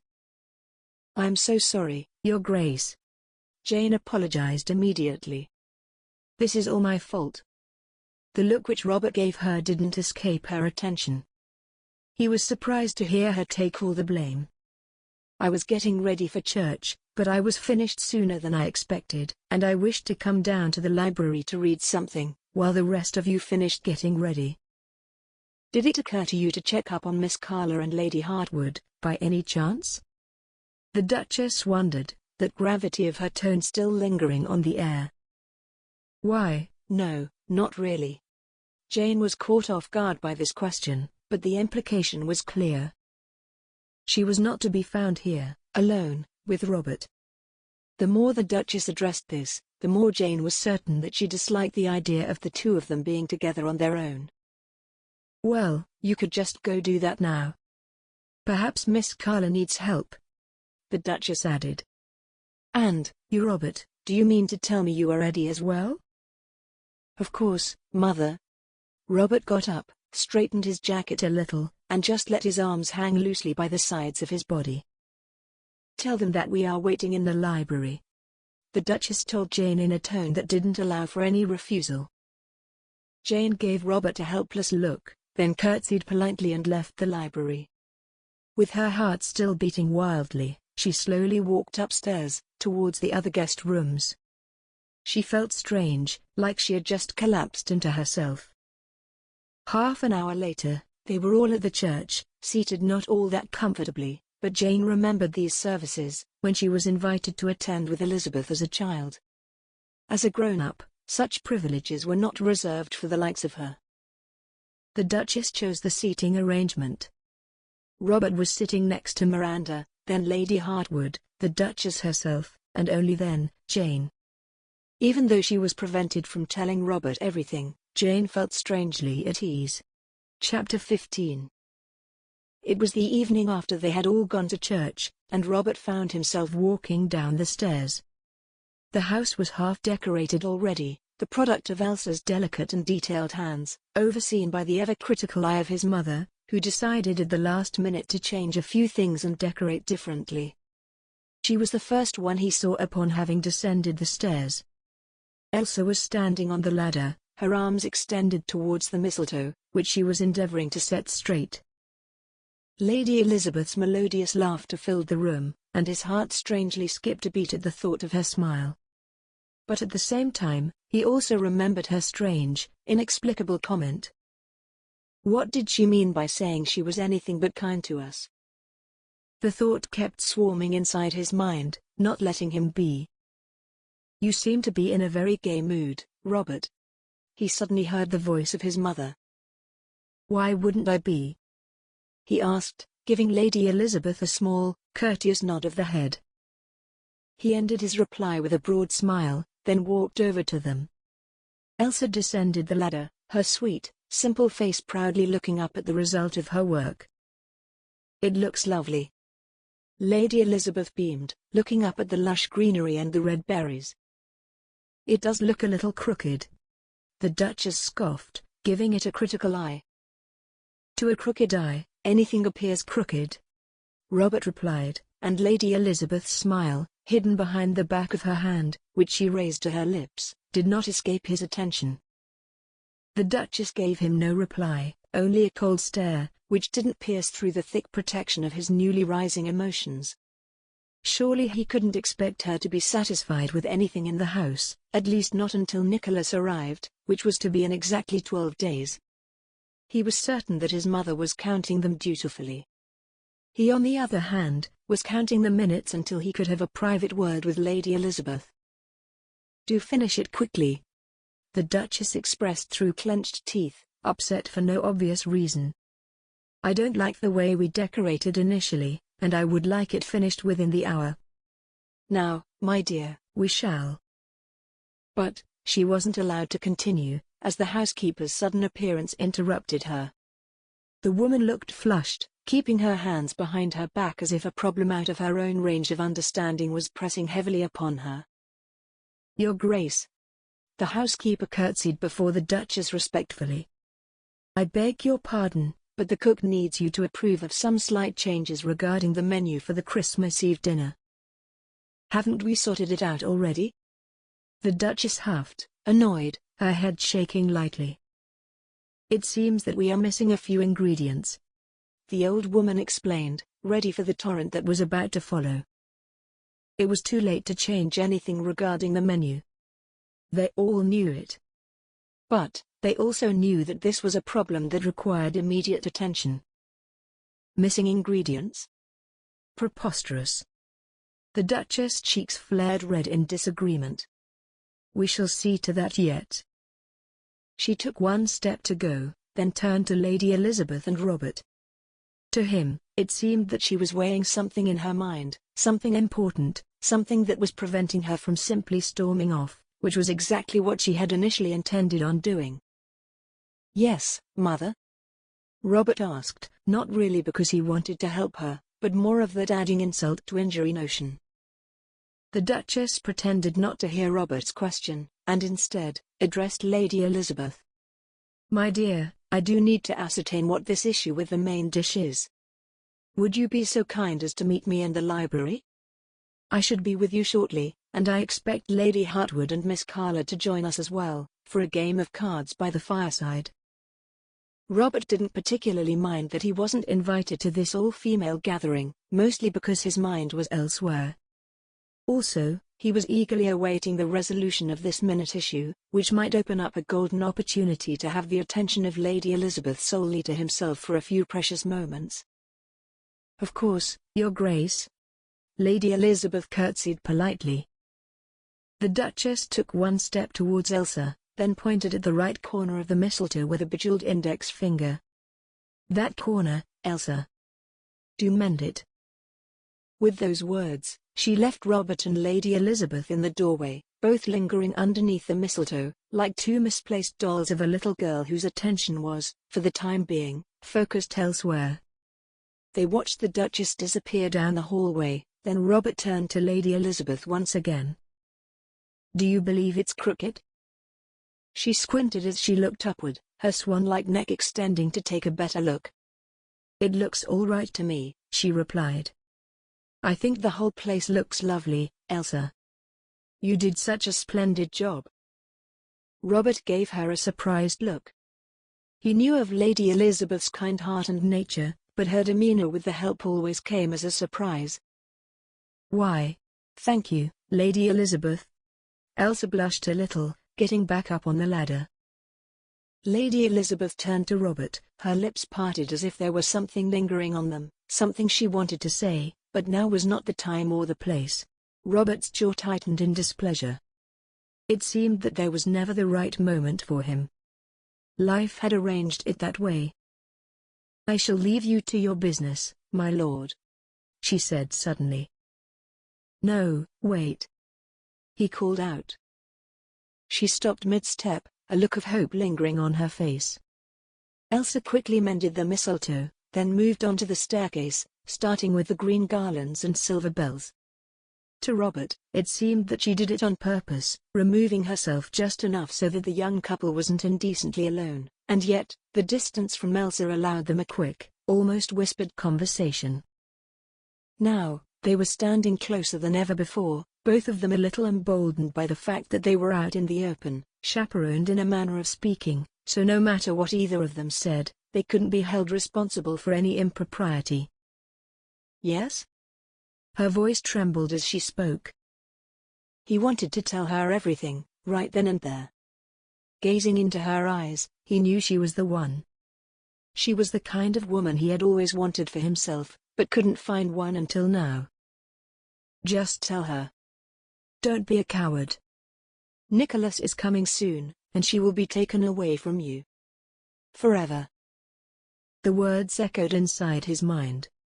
When no time was the right time for the truth, then any moment could be considered right. What he was about to do went against every known notion of propriety and conduct, but he didn't care that everything his mother thought of him would come true. He wasn't a good son. Not in the way she wanted him to be. He wasn't a good brother, either. But he didn't care about any of that. He cared about one person only, and that person was standing right in front of him. Lady Elizabeth.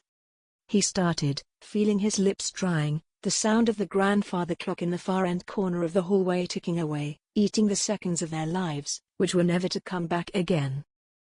There is something I've been meaning to tell you. Tell her. Tell her. The clock kept ticking endlessly. Her cheeks were blazed red at his words, as if she sensed what was about to follow, an improper conversation that might put them both at odds with their families, and with the whole world. Her hands crossed in front of her as she waited patiently. He started, feeling increasingly less secure in what he wanted to tell her. One look at her reminded him of who she was. She was to be Nicholas' bride. His brother's betrothed. And, he was about to profess his undying love for her. It was wrong in so many ways, but if it was wrong, why did it feel so right? Why did her smile make all his worries disappear? Why did he want to spend every waking moment of his life with her? The answer was simple, and he could only find it in the depth of her blue eyes. He was confused. The thought of possibly destroying her life as well as his own was eating him up on the inside, preventing him from speaking openly about his feelings. He sighed before he raked his fingers through his hair, unable to say a word. You know, she suddenly started, glancing up above them as she spoke. Mistletoe has always been known as the plant of peace.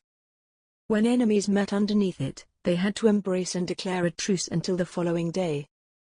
He lifted his gaze to meet hers. She smiled softly, as if she knew how hard it was to speak of the truths of the heart, and she wanted him to know that she had the patience to wait.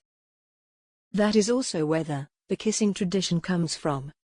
She blushed fervently at the mention of a kiss. I do remember hearing that somewhere.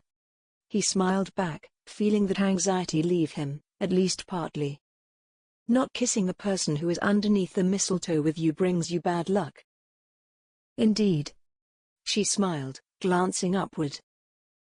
Neither of them noticed the smile on Elsa's face, as she dutifully decorated the staircase, always making sure not to leave them alone, but still remaining at a respectful distance. Lady Elizabeth. He suddenly seemed to regain courage and took her hands into his. Hers were warm, his clammy cold.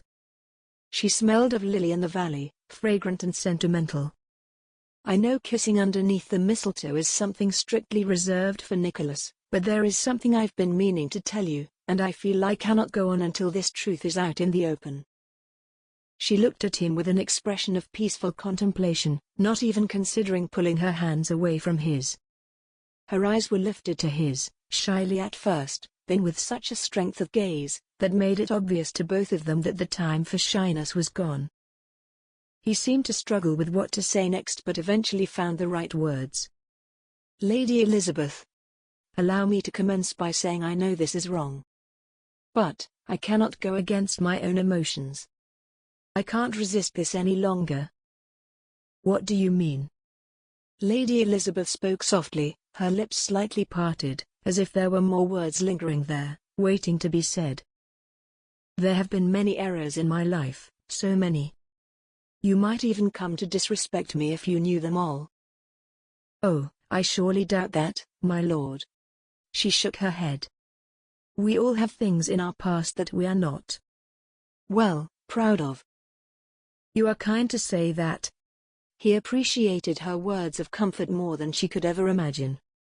According to my mother, I am the least desirable bachelor for miles around.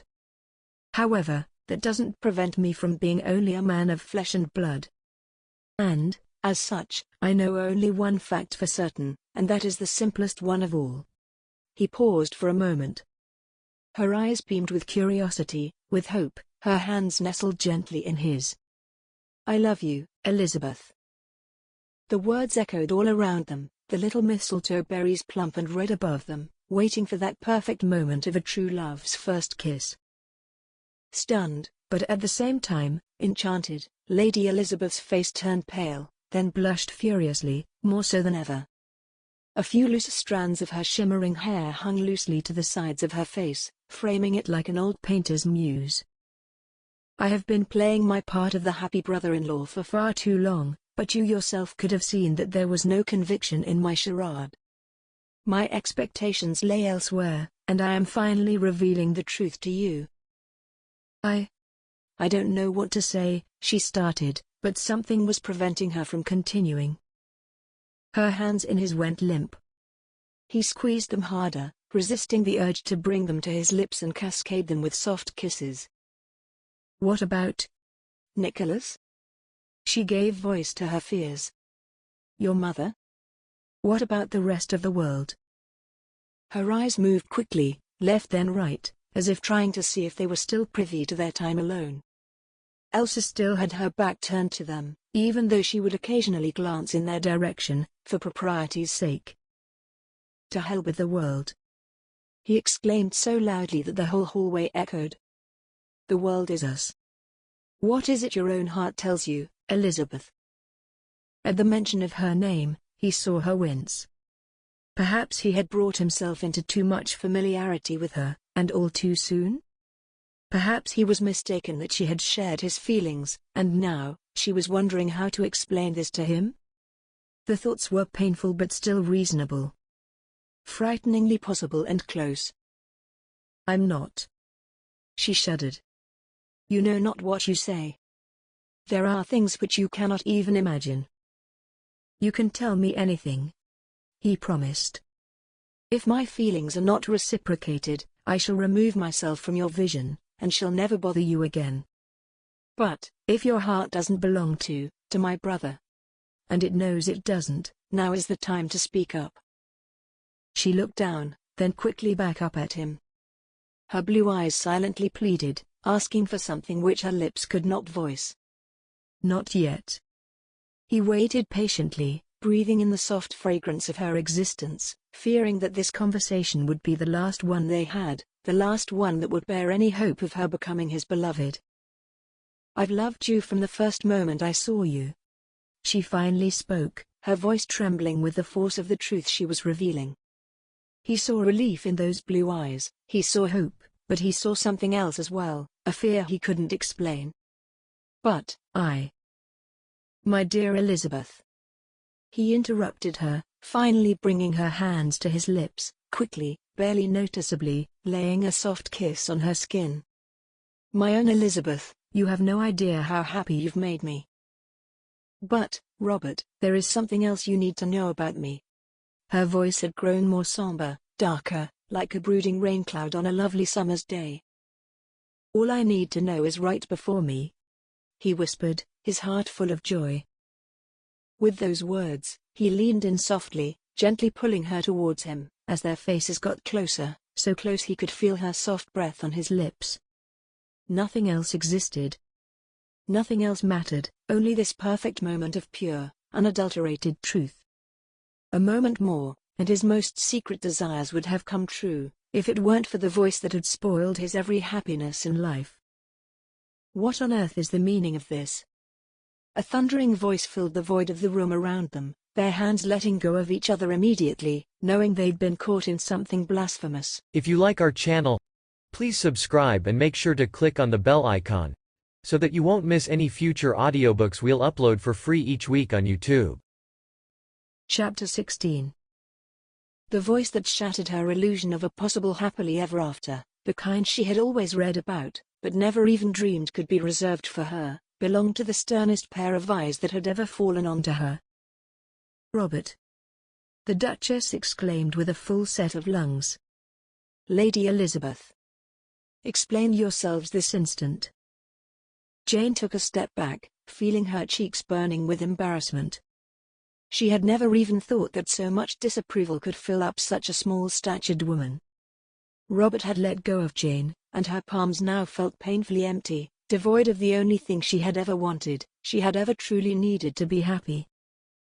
She looked at the Duchess, her eyes wide with shock and disbelief, as the Duchess waited for either of them to provide a plausible explanation for what she'd just observed. Unfortunately, Jane didn't feel like she was able to offer her one, so she glanced over at Robert, hoping he would correct this wrong. How could we ever explain this to Her Grace? Jane wondered, her eyes instantly looking out of the doorway. Her mind urged her to just run out that door, and never look back. But, her heart told her to stay. "Mother, as always, you arrive in the nick of time." Robert regained his composure amazingly quickly, clearing his throat a little as he spoke, completely ignoring his mother's puzzled and shocked stare. "Lady Elizabeth needs to be taken to sit down a little, she had almost fallen off the ladder." He said it with such gravity, that Jane found herself equally shocked, at the apparent and such quickly thought-of lie. She immediately grew pale and weak in the knees, unable to escape the impression that these bodily sensations only worked in her favor. "Fallen off the ladder?" the Duchess exclaimed, pressing the palm of her hand to her chest, which already started its usual stress-related, heaving motion. "What possessed you to do such a thing, dear child?" She immediately took Jane by the hands, but this time, Jane felt like pulling away, only she knew that would be taken the wrong way, and thus, she was forced to endure this flow of emotional outburst, from a woman who had caught her in an impropriety one too many times already. "Well?"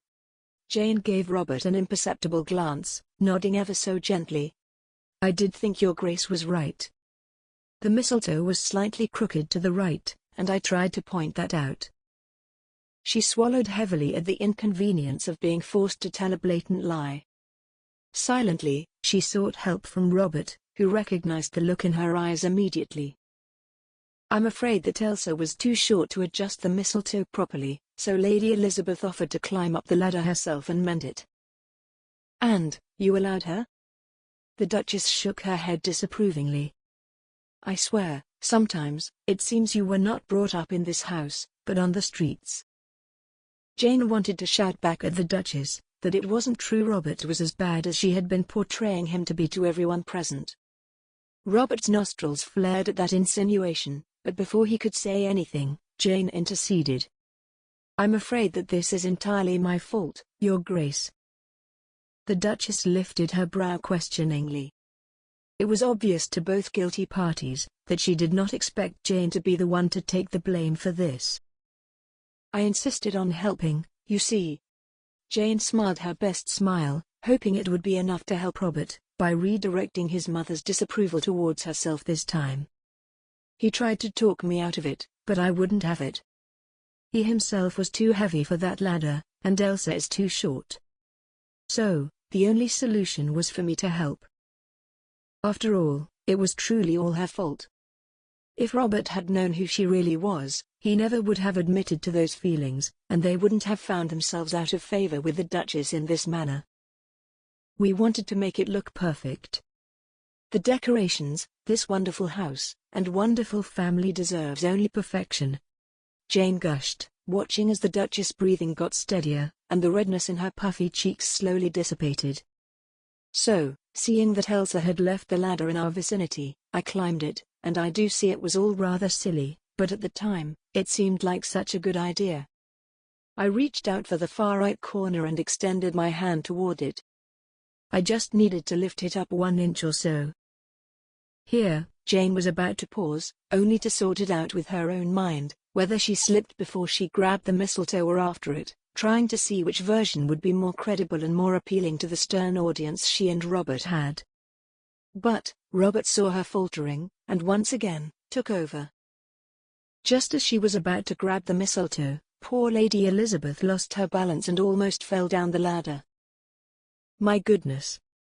the Duchess exclaimed once more, shocked at the possibility of Lady Elizabeth hurting herself under her own roof.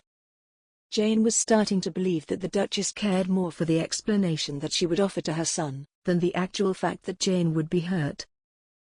"Luckily, I managed to steady the ladder, and I helped Lady Elizabeth regain her balance," he concluded, with an ingratiating nod. The Duchess listened attentively, but both Jane and Robert could see that there was still confusion on her face. Jane knew exactly what to address, and she did so urgently. "Once I was down from the ladder, I felt unbearably dizzy." Jane took a deep breath as if to portray the leftover distress from this ordeal. "Your Grace's son was kind enough to lend a hand, otherwise, I fear I would have ended up on the floor, unconscious." "On the floor?" The Duchess kept repeating parts of the story which she found the most incredulous, but to all the other participants, it was obvious that she believed their story, or at least, she was willing to do so. "Yes, Mother, and as you walked in, I was about to ask her if she would like to be seated somewhere, and if I could bring her a glass of water, as she was so weak," Robert added, rounding up their made-up story. "But, now that you are here, perhaps you can take her to the parlor, so Lady Elizabeth can rest a little. And, Elsa can bring her some water." "Yes, that is a good idea," the Duchess agreed, taking Jane under her arm and leading her to the parlor. As they were walking, Jane couldn't stop thinking about what just happened. Her heart raced at the very thought of Robert's lips on hers, but the knowledge of the truth of her identity shattered her dreams. She had been so close to telling him the truth, but her best intentions were thwarted by the interference of fate. Time was like sand, oozing through her fingers, and there was nothing she could do to stop it. Elizabeth's letters kept reminding Jane of the arrival of Elizabeth and Simon, but their promises had stretched into uncertainty, and she didn't know if any of those promises would even come true. "You poor thing." The Duchess kept on talking, having no idea what went through Jane's mind, as they walked through the long hallway to the parlor. "You must be so excited to have Nicholas back, and knowing how fond he is of Christmas festivities, you dared risk your life just so everything would be perfectly decorated." The Duchess' laughter was so naive, and at the same time, so good-natured, that Jane felt horrible feeling the way she did. She was lying to this family, the family that had welcomed her with open arms. But, what was done, and there was no going back. The only way on was forward, in a race with time. "You are very insightful, Your Grace." Jane nodded, feeling like she was expected to say something. "You must miss him terribly, don't you?" the Duchess inquired, opening the door for Jane, who still felt a little wobbly on her feet, although it had nothing to do with the ladder, and everything to do with Robert. "I do." Jane nodded, taking a seat on the sofa, as she adjusted the pillow behind her back. She felt like someone else had taken over her lips, and she was only following instructions from this invisible master, who kept assuring her that it was all right to tell a few white lies, all provided she revealed everything in the end. At that moment, Elsa walked in with a glass of water for Jane, immediately offering it to her. Jane was thirstier than she had imagined, clutching at the glass like a drowning man, and she gulped down the water as if her life depended on it. "Elsa, do inform Lady Hartwood and Miss Carla that we have moved our afternoon card game here, in the parlor, and that we are expecting them." The Duchess spoke, as she took a seat in the armchair, opposite Jane. "Yes, Your Grace." Elsa curtsied, then left the two women alone. As soon as she heard the door close, Jane lifted her head and saw that the Duchess was staring at her. Her jaw seemed clenched tightly, and there was something akin to disbelief in the way she looked at her. Jane swallowed heavily. Could it be that the Duchess knew what was happening? After all, she was no fool. And, the story Robert and Jane told her seemed implausible, for anyone with a head of reason on their shoulders. Perhaps she just pretended to believe them in front of Robert, but now, she would scorn Jane for it, and maybe even threaten to reveal everything to Nicholas. Jane's fingers intertwined in her lap as she tried to steady her breathing. This was the first time that she actually feared the consequences of her actions were much closer than she had thought them to be. Elizabeth had assured her she would be there to help, but what if the moment of reckoning was now, and Jane would be alone to bear the repercussions? Suddenly, the Duchess got up and slowly walked over to a small table with rosewood veneer, and picked up a piece of paper. She walked back to Jane and offered it to her. Her lips were still pressed tightly together, but her eyes had lost that accusatory glare. It was as if there had been a mask the Duchess was wearing, and it slipped off for just a single moment, until it was put back on. "This arrived for you, my dear." Jane's fingers trembled invisibly. Elizabeth's letter had arrived the day before, so this wasn't hers. It was one of the letters which Jane knew would not stop, until this lie was brought to an end. Hesitating, Jane finally took the envelope in her hand, and used both palms to cover it from plain sight. This movement didn't escape the Duchess' attention. "Is it another letter from home?" she inquired. "I hope it is not more bad news regarding your mother." Jane was too confused to say anything. First, Robert almost kissed her, and now, another letter threatened to disrupt the peace she was building her way up to. Also, why was the Duchess handing it to her? Didn't it arrive with the morning mail?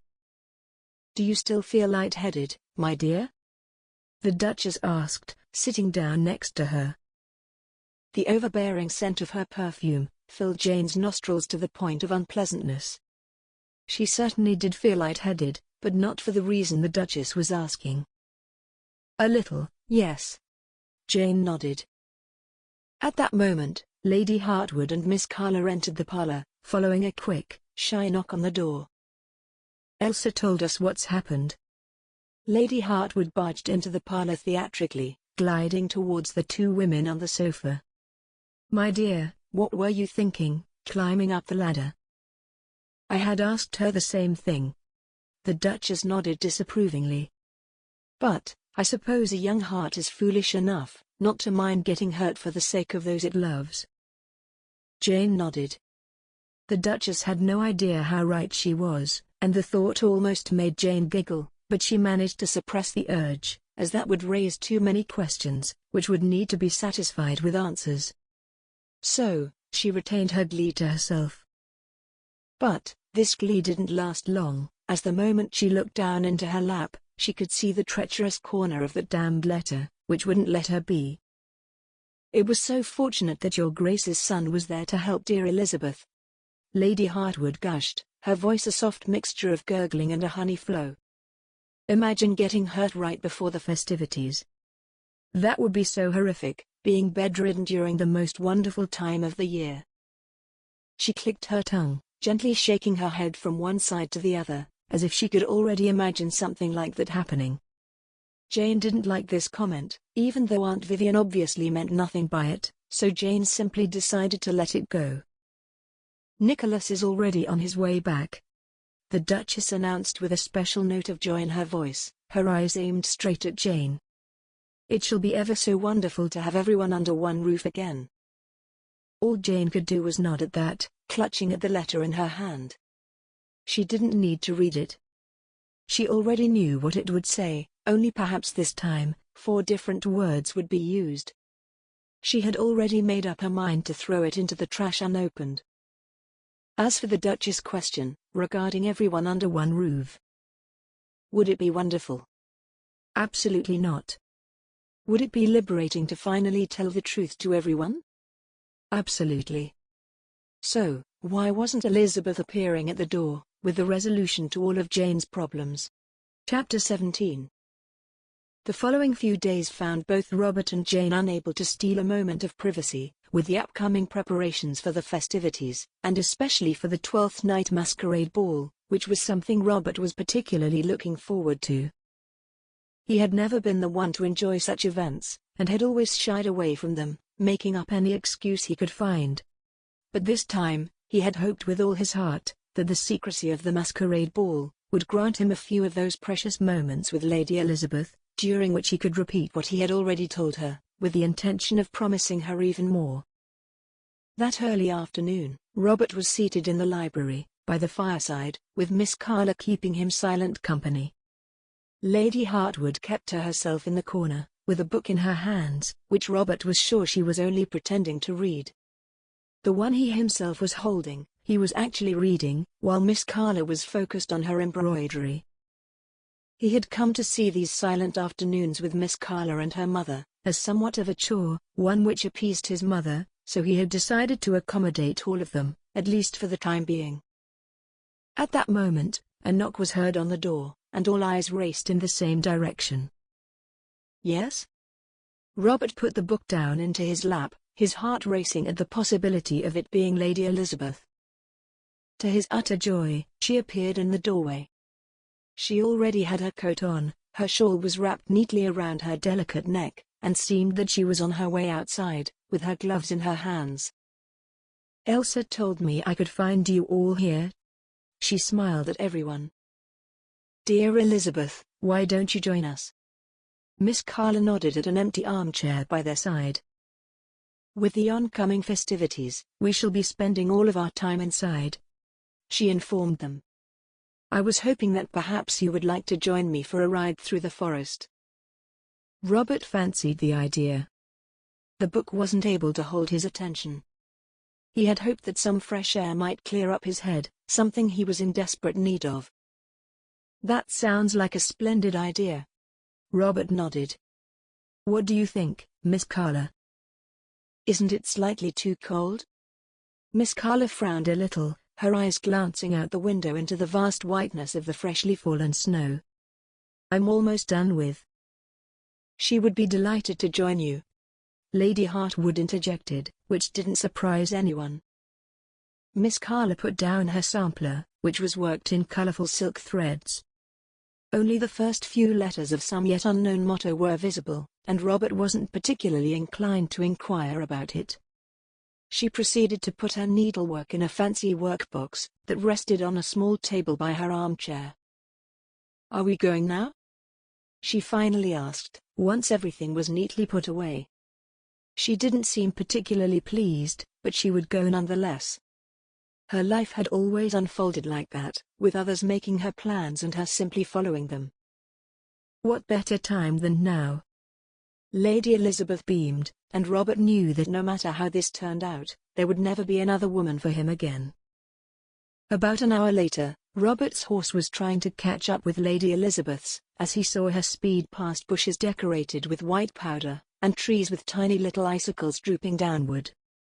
Only occasionally would he turn around to catch a glimpse of Miss Carla, who seemed to be at odds with not only her horse but also with speed, which her two companions had silently agreed upon. At some point, he finally caught up with Lady Elizabeth, but only because she had stopped in the middle of a clearing, and was staring at some invisible point in the distance. She looked absolutely stunning, bathed in the gentle sunlight shining through the clouds, her bearing demanding not only respect but also admiration.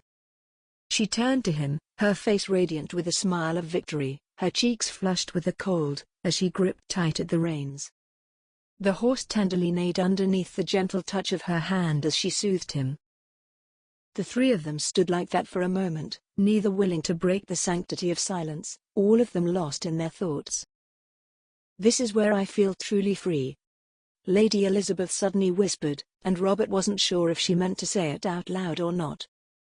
Miss Carla gave her a puzzled glance, as if she didn't understand the meaning of the words truly free.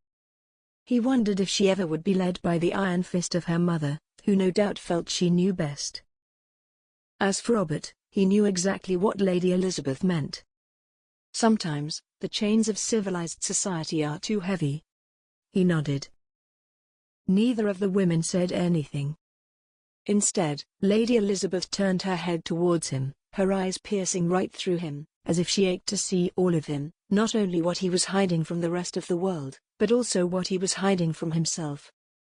A brief momentary glance was enough for her to gently kick the horse to a running start. "Catch me if you can," she shouted at Robert and Miss Carla, as they watched her gallop into the distance. "What is she doing?" Miss Carla sighed, shaking her head, as if she was annoyed by this call for competition. "She is enjoying herself." Robert chuckled, then nudged his own horse into a running start, in an effort to catch up with Lady Elizabeth. The cold wind blasted against his cheeks and nose, but he kept on leaning forward, making it easier for the horse to run faster through the thawing snow. The chill even made his left eye water, and he quickly wiped the stray tear with his shoulder, unwilling to slow down until he finally caught up to her. At that moment, a loud noise was heard. Robert immediately recognized it as a gunshot, and knowing that sometimes people would go hunting in the woods at this time of the year, he knew how to calm down his horse. Lady Elizabeth, on the other hand, didn't know that. Robert could only see how her horse had reared up, neighing fearfully, as poor Lady Elizabeth gripped onto the terrified animal with both her hands and legs. But the horse tried to shy away from the noise and jumped to the side. As a result, she was dislodged from the saddle. "Elizabeth!" Robert shouted as he saw her fall off the horse, and her body slumped down into the snow. He jumped off of his horse and moved Lady Elizabeth's horse away from her, so that it wouldn't trample her. Once the animals were at a safe distance, Miss Carla arrived at a much slower pace, which allowed her horse to remain calm despite the loud noise. "My goodness!" She jumped down and rushed over to help. Robert knelt down by Lady Elizabeth's side. He took off his gloves and pressed his hand onto her cheek. Her eyes were closed. Foggy clouds of warm air left her slightly parted lips in short successions. He traced the soft lines of her cheekbones and forehead with the tips of his fingers, waiting for her to open her eyes. "Lady Elizabeth," he whispered, bending down towards her. Her eyes were closed, but her breathing seemed steady. "Can you hear me?" he asked again, his heart beating wildly with fear that she might not open her eyes. "Is she all right?" Miss Carla wailed from behind him. "I knew we shouldn't have gone riding." He frowned. He minded her being there with her unnecessary comments, but he didn't say anything. Instead, he kept his focus on the sleeping beauty before him. "Come on, Elizabeth," he pleaded. "Come back to us." As if she heard him, her lips trembled. He slid his right hand underneath her neck and slowly propped up her head.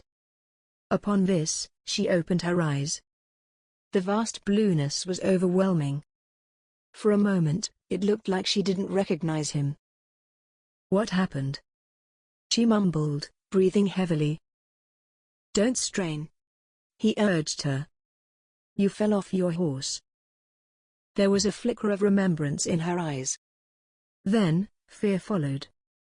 She was as scared as the animal that threw her down. There was a gunshot, yes. He nodded. "But don't talk anymore. We need to get you back to the house and make sure you're all right." "I'm fine." She tried to get up, but the strain was too much, and she fell right back down into Robert's extended arms. "I highly doubt that, Lady Elizabeth." He glanced up. Their two horses were still where he'd left them. Miss Carla looked on from nearby. "I'm just a little light-headed, that's all," she insisted, but he wouldn't have it. "I'll take you back on my horse, and then send someone for yours," he said. "Miss Carla, are you all right to ride back on your own?" "Of course." Miss Carla nodded. "I'll be fine." Robert bent forward and helped Lady Elizabeth up. Her body felt light as a feather as he threw her right arm around his neck, and allowed her head to rest gently on his shoulder, as he led her to his horse. He could feel her regaining her strength as she walked, but he wasn't taking any chances. The ride back to the house was longer than usual. The last thing he wanted was to have another mishap, so he made sure to hold the reins softly, and firmly hold on with his legs, with one hand around Lady Elizabeth's thin waist, as she sat in front of him on the horse. When they finally reached the house, Robert helped her down, but apart from some paleness of the face and slight disorientation, she seemed fine. "Elsa!" he shouted as they entered. She appeared momentarily, curtsying as she did so, her eyes trying to make sense of the situation. Fear veiled her face with the oncoming realization that Lady Elizabeth seemed to be hurt. "Make some hot tea for Lady Elizabeth, and tell Jenkins he needs to fetch Dr. Mortimer at once," he said, carrying Lady Elizabeth to the parlor, as Miss Carla followed closely behind, rubbing her upper arms with opposite hands. "Right away, my lord." Elsa nodded quickly, worry etched on her sweet, caring face, as she rushed back to the kitchen. Once in the parlor, Robert set Lady Elizabeth down onto the sofa, fluffing the pillows around her, and then opening the drapes wide so as to let as much of the leftover sunlight in. A few moments later, the Duchess and Lady Hartwood appeared. "What's happened?" The Duchess spoke first, heading straight for the young woman who was seated comfortably on the sofa, looking a little exhausted, but other than that, fine. "Everything is quite all right," she replied, smiling weakly. "No, everything is not all right," Robert corrected, which made all the eyes in the room turn to him for an explanation. "Lady Elizabeth fell off her horse. I've already called for Dr. Mortimer." The two older women in the room gasped, their eyes wide with shock and disbelief. "My dear child." The Duchess patted Lady Elizabeth's hand gently with hers. "What a dreadful accident." "I assure you, Your Grace, I'm fine." "How brave you are," Lady Hartwood gushed. "Sweet, sweet child. Why, if I had taken a fall from a horse, I doubt I would have gotten up again." "We shall see what Dr. Mortimer has to say," the Duchess concluded. "But, you've had too many accidents to take this lightly. You must take care. What would Nicholas think if he came back and found you hurt?" Lady Elizabeth nodded slowly. To Robert, she didn't look at all relieved that the fall off a horse left her uninjured. On the contrary, she seemed troubled, like there was a dark cloud over her head, and thunder and lightning was imminent. With all eyes still fixated on Lady Elizabeth, Robert's heart grew warmer. He would help her with whatever she needed, whatever she wanted. The woman he was looking at was no longer his brother's betrothed.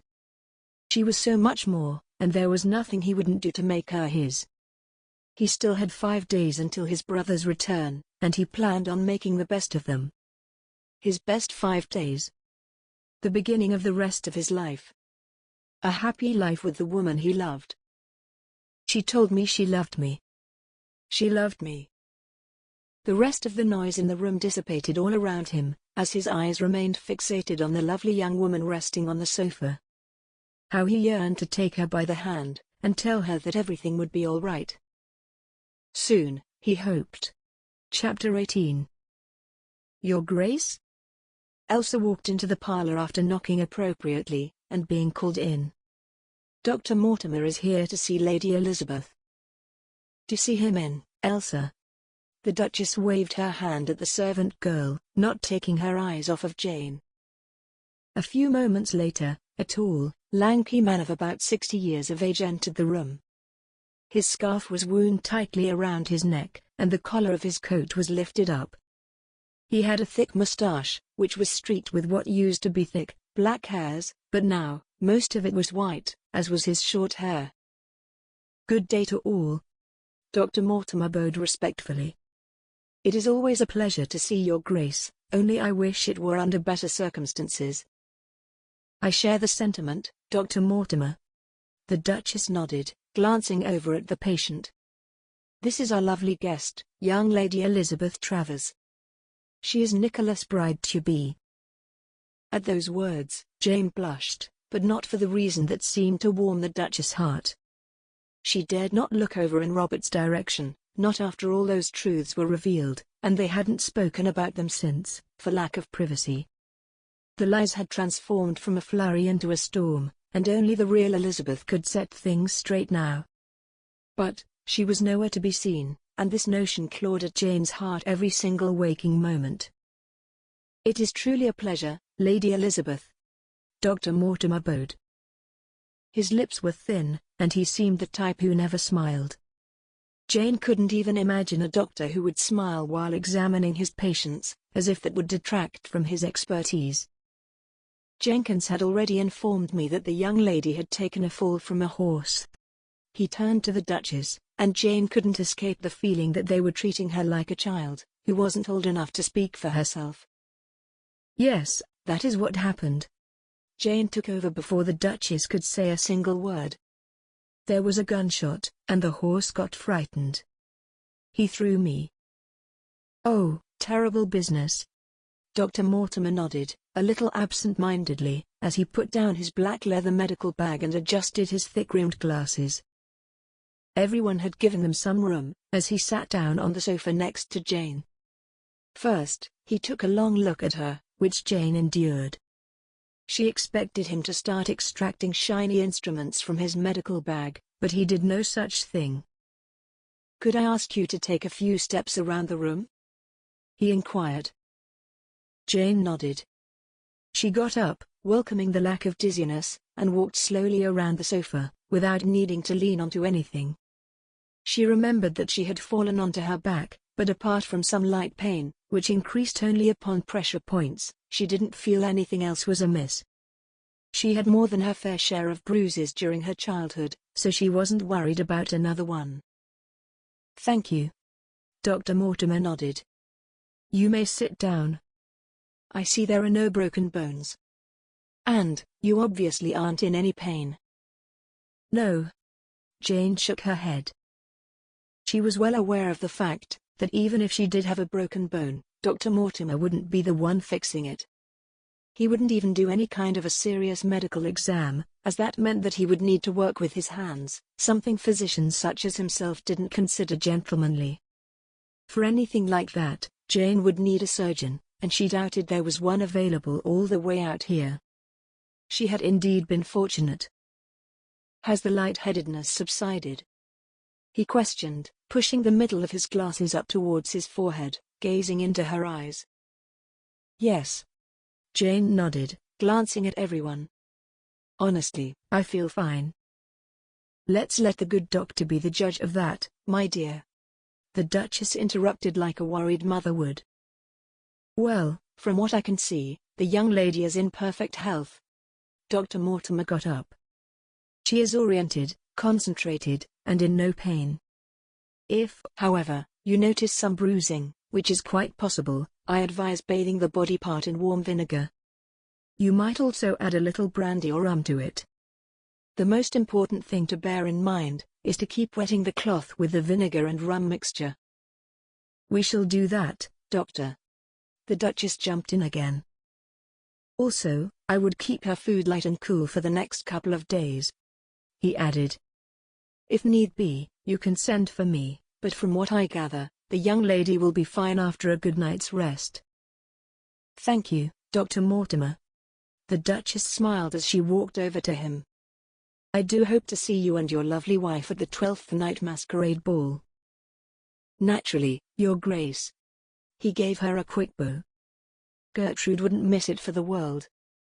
She has been looking forward to it all month." It was only now that he revealed only a hint of a smile. "I bid you all a good day." He closed the door behind him, and Jane released a heavy sigh. She didn't need a physician to tell her that she felt just fine, physically at least. As for her mind, that was a whole different affair. "I know that the good doctor said you were all right, but you do look a little pale, my dear." Lady Hartwood interfered, walking over to Jane. "Why, if one didn't know any better, one might think you were feigning." Jane smiled awkwardly. She didn't like that her aunt was lightly bantering about secrets. An invisible hand gripped her stomach, even more so than usual. "You should rest for the day," Lady Hartwood concluded. "No, Aunt Vivian, I—" "Nonsense." Lady Hartwood shook her head. "You've had quite a fall, and we have only the dear Lord to thank for you returning to us unharmed. Now, I shall help you up to your room, and I shan't accept any objections."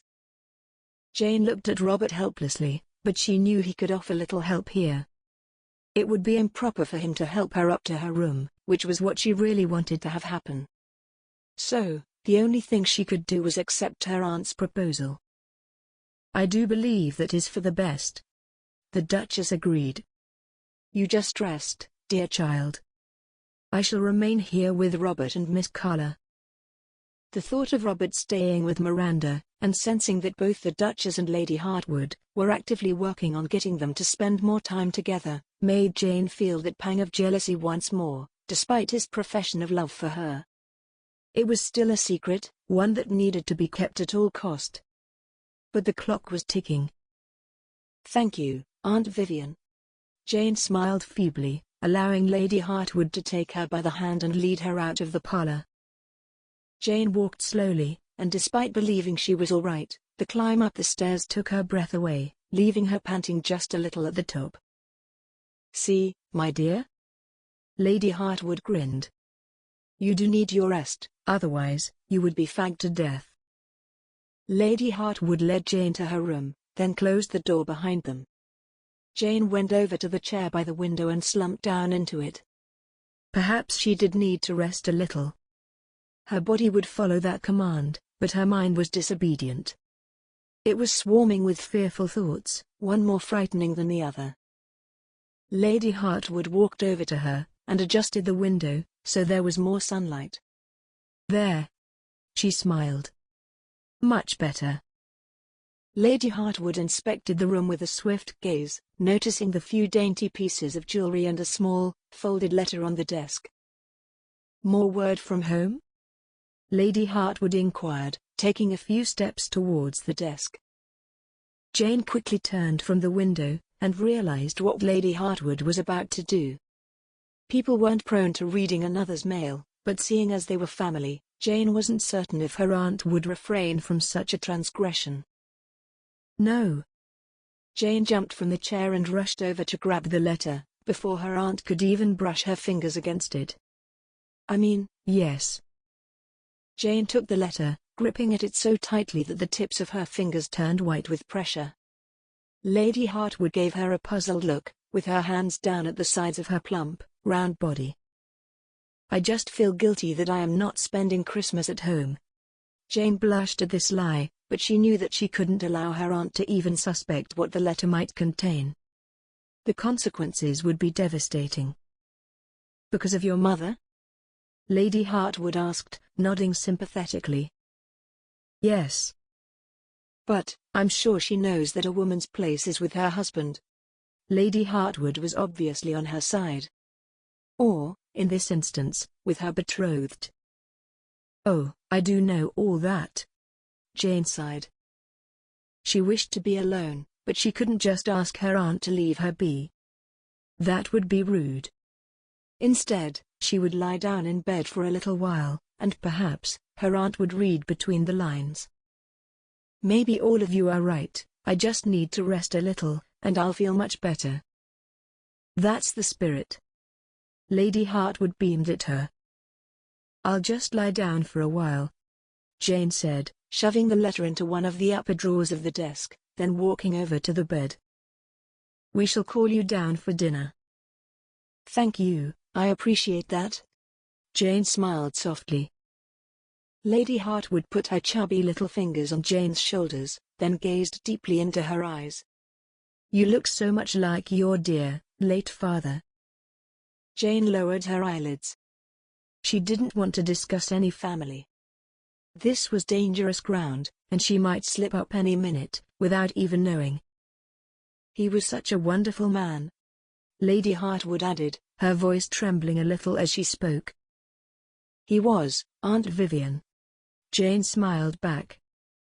"When Elsa told us you fell from your horse."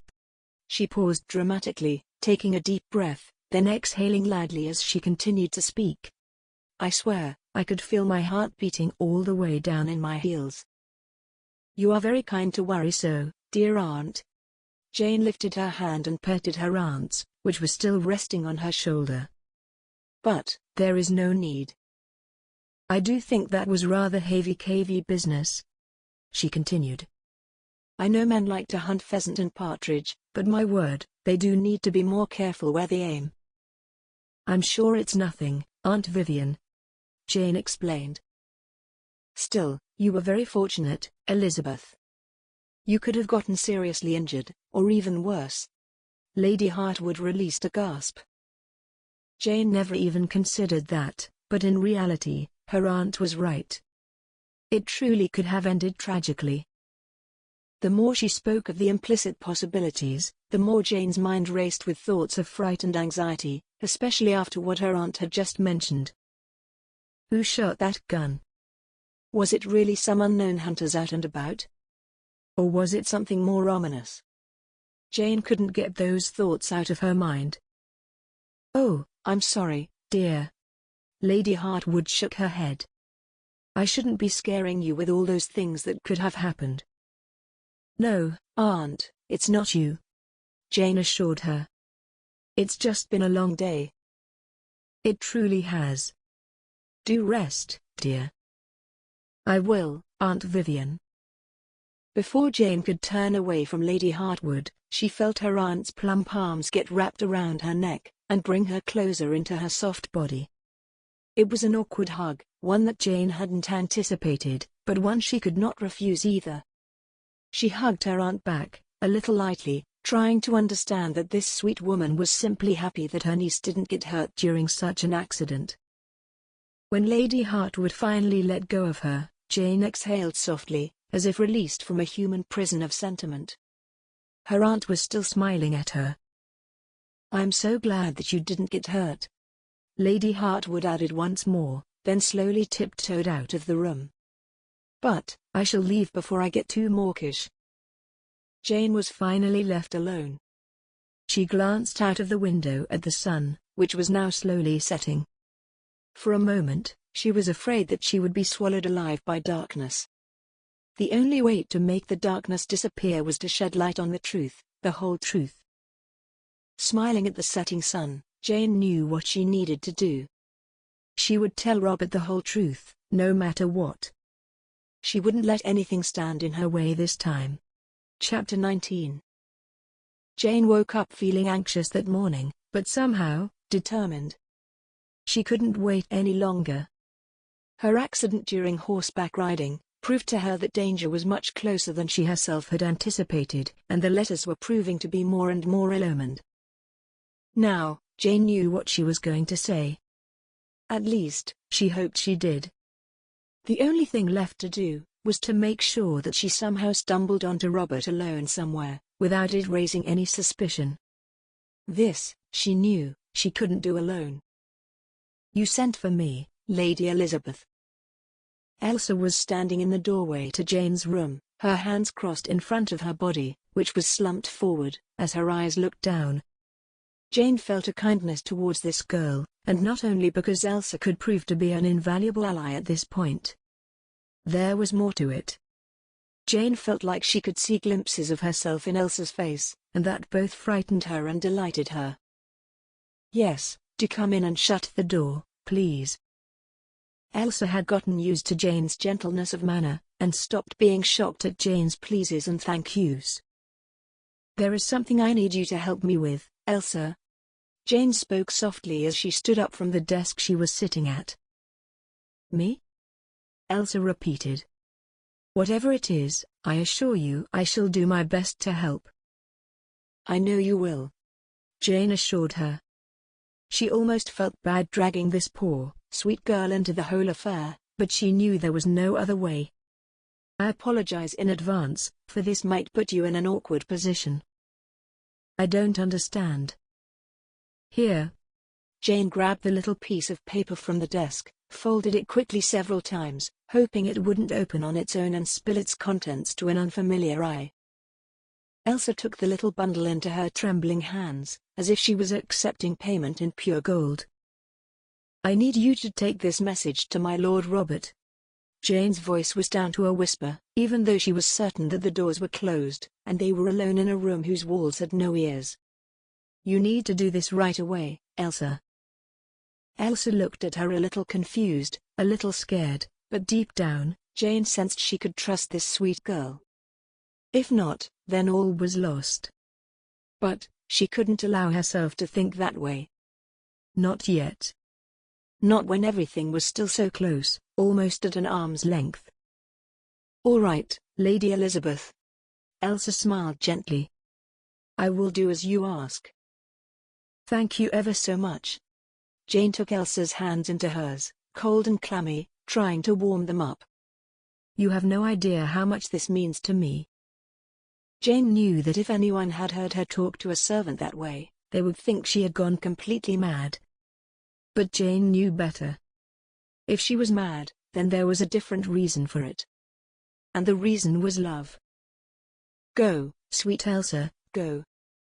Jane urged her, watching as Elsa almost stumbled before finally reaching for the door and exiting.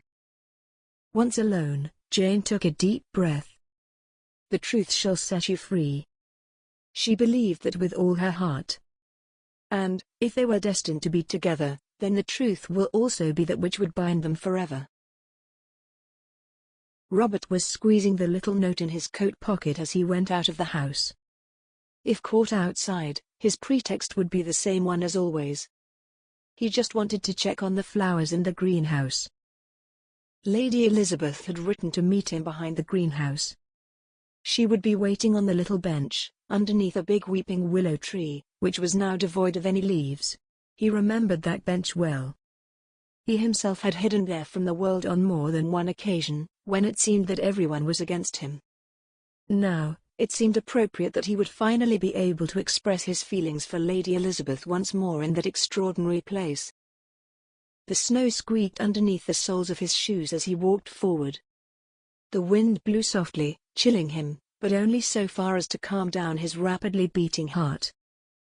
He saw the greenhouse as clear as day.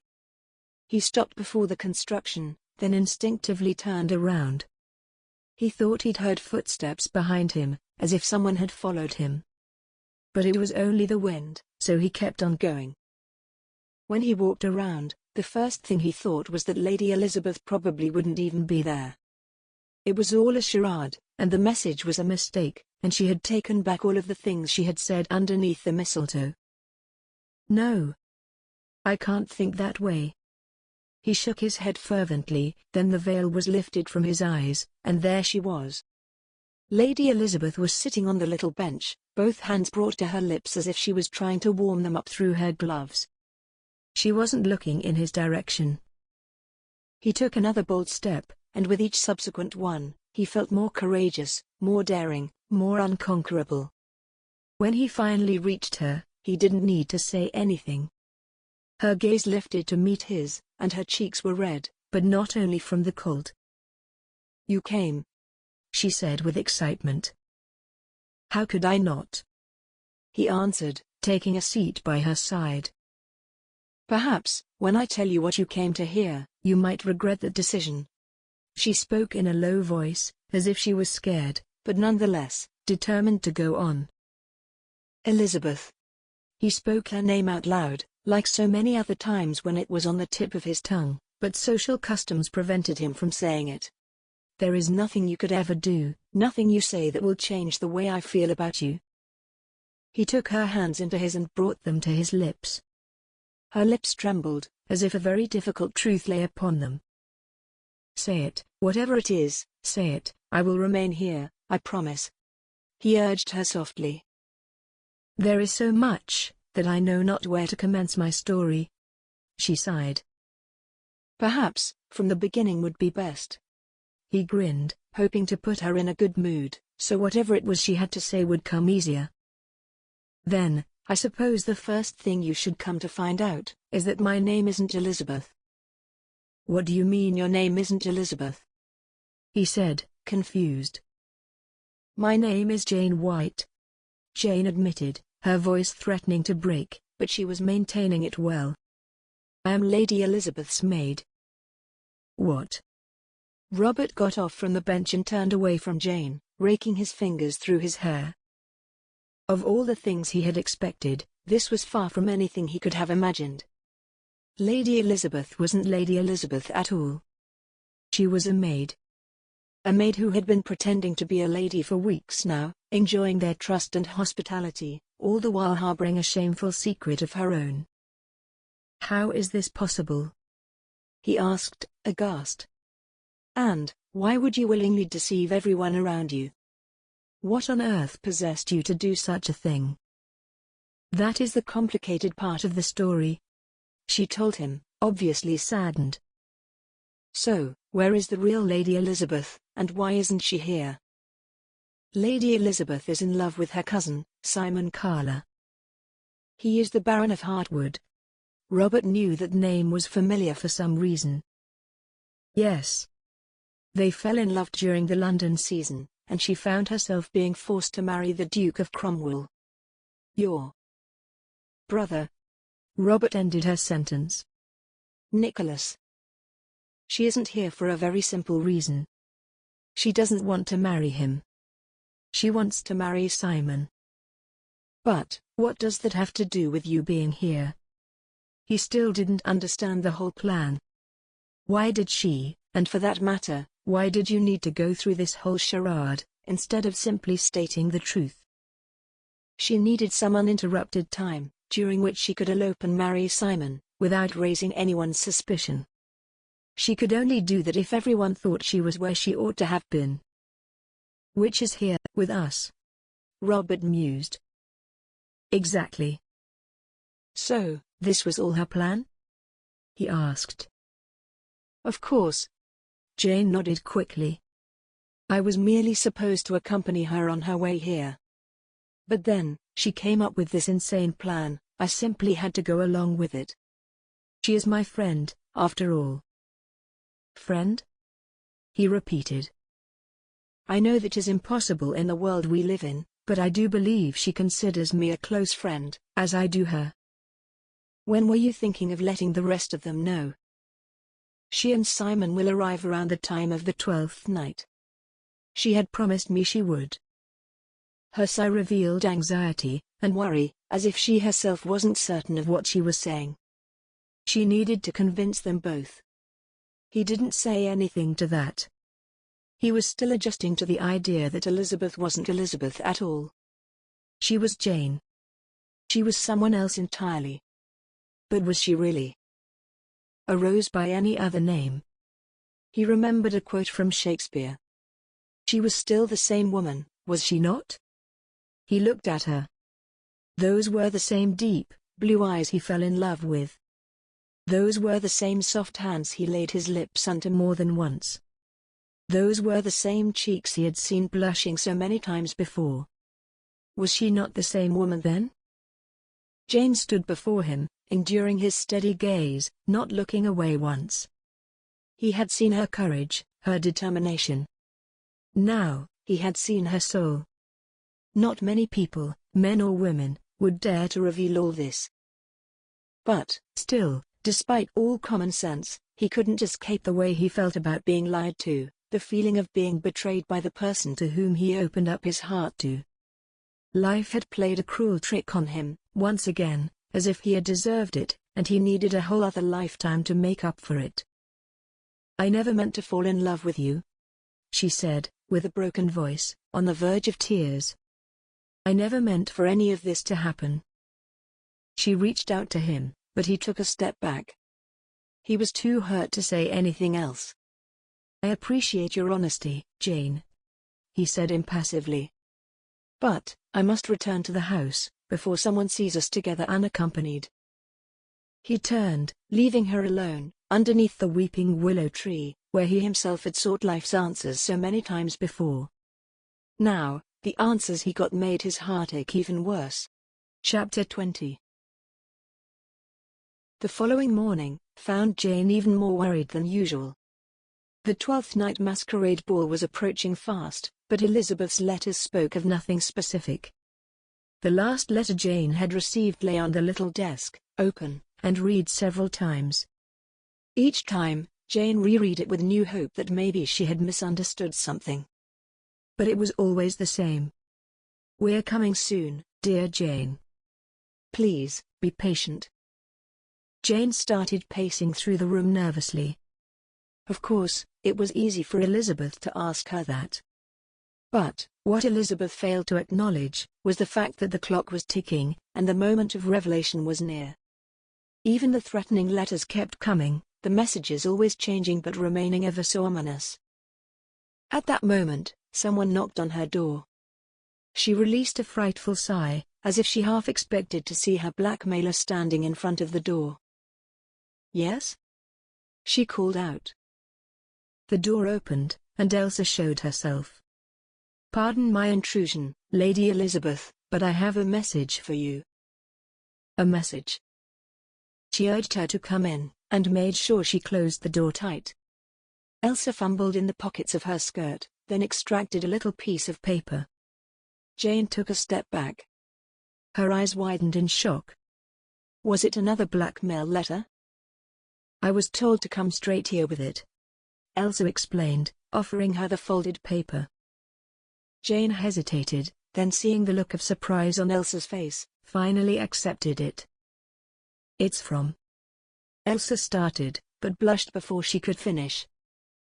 "Robert," Jane gushed, seeing the signed name underneath the message itself.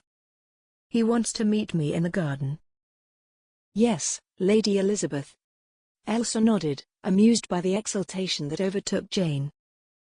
It seemed that Jane almost forgot all about Elizabeth's lack of seriousness regarding their plan, and the danger she was in, which was getting more and more grave as each day passed by. But none of that mattered right now. "Thank you, Elsa." Jane beamed at the friend she knew she could trust entirely. "I don't know what I'd do without you." "You are too kind, Lady Elizabeth." Elsa smiled. Jane was on the verge of telling Elsa to call her by her real name, Jane, but she bit her lip just in time.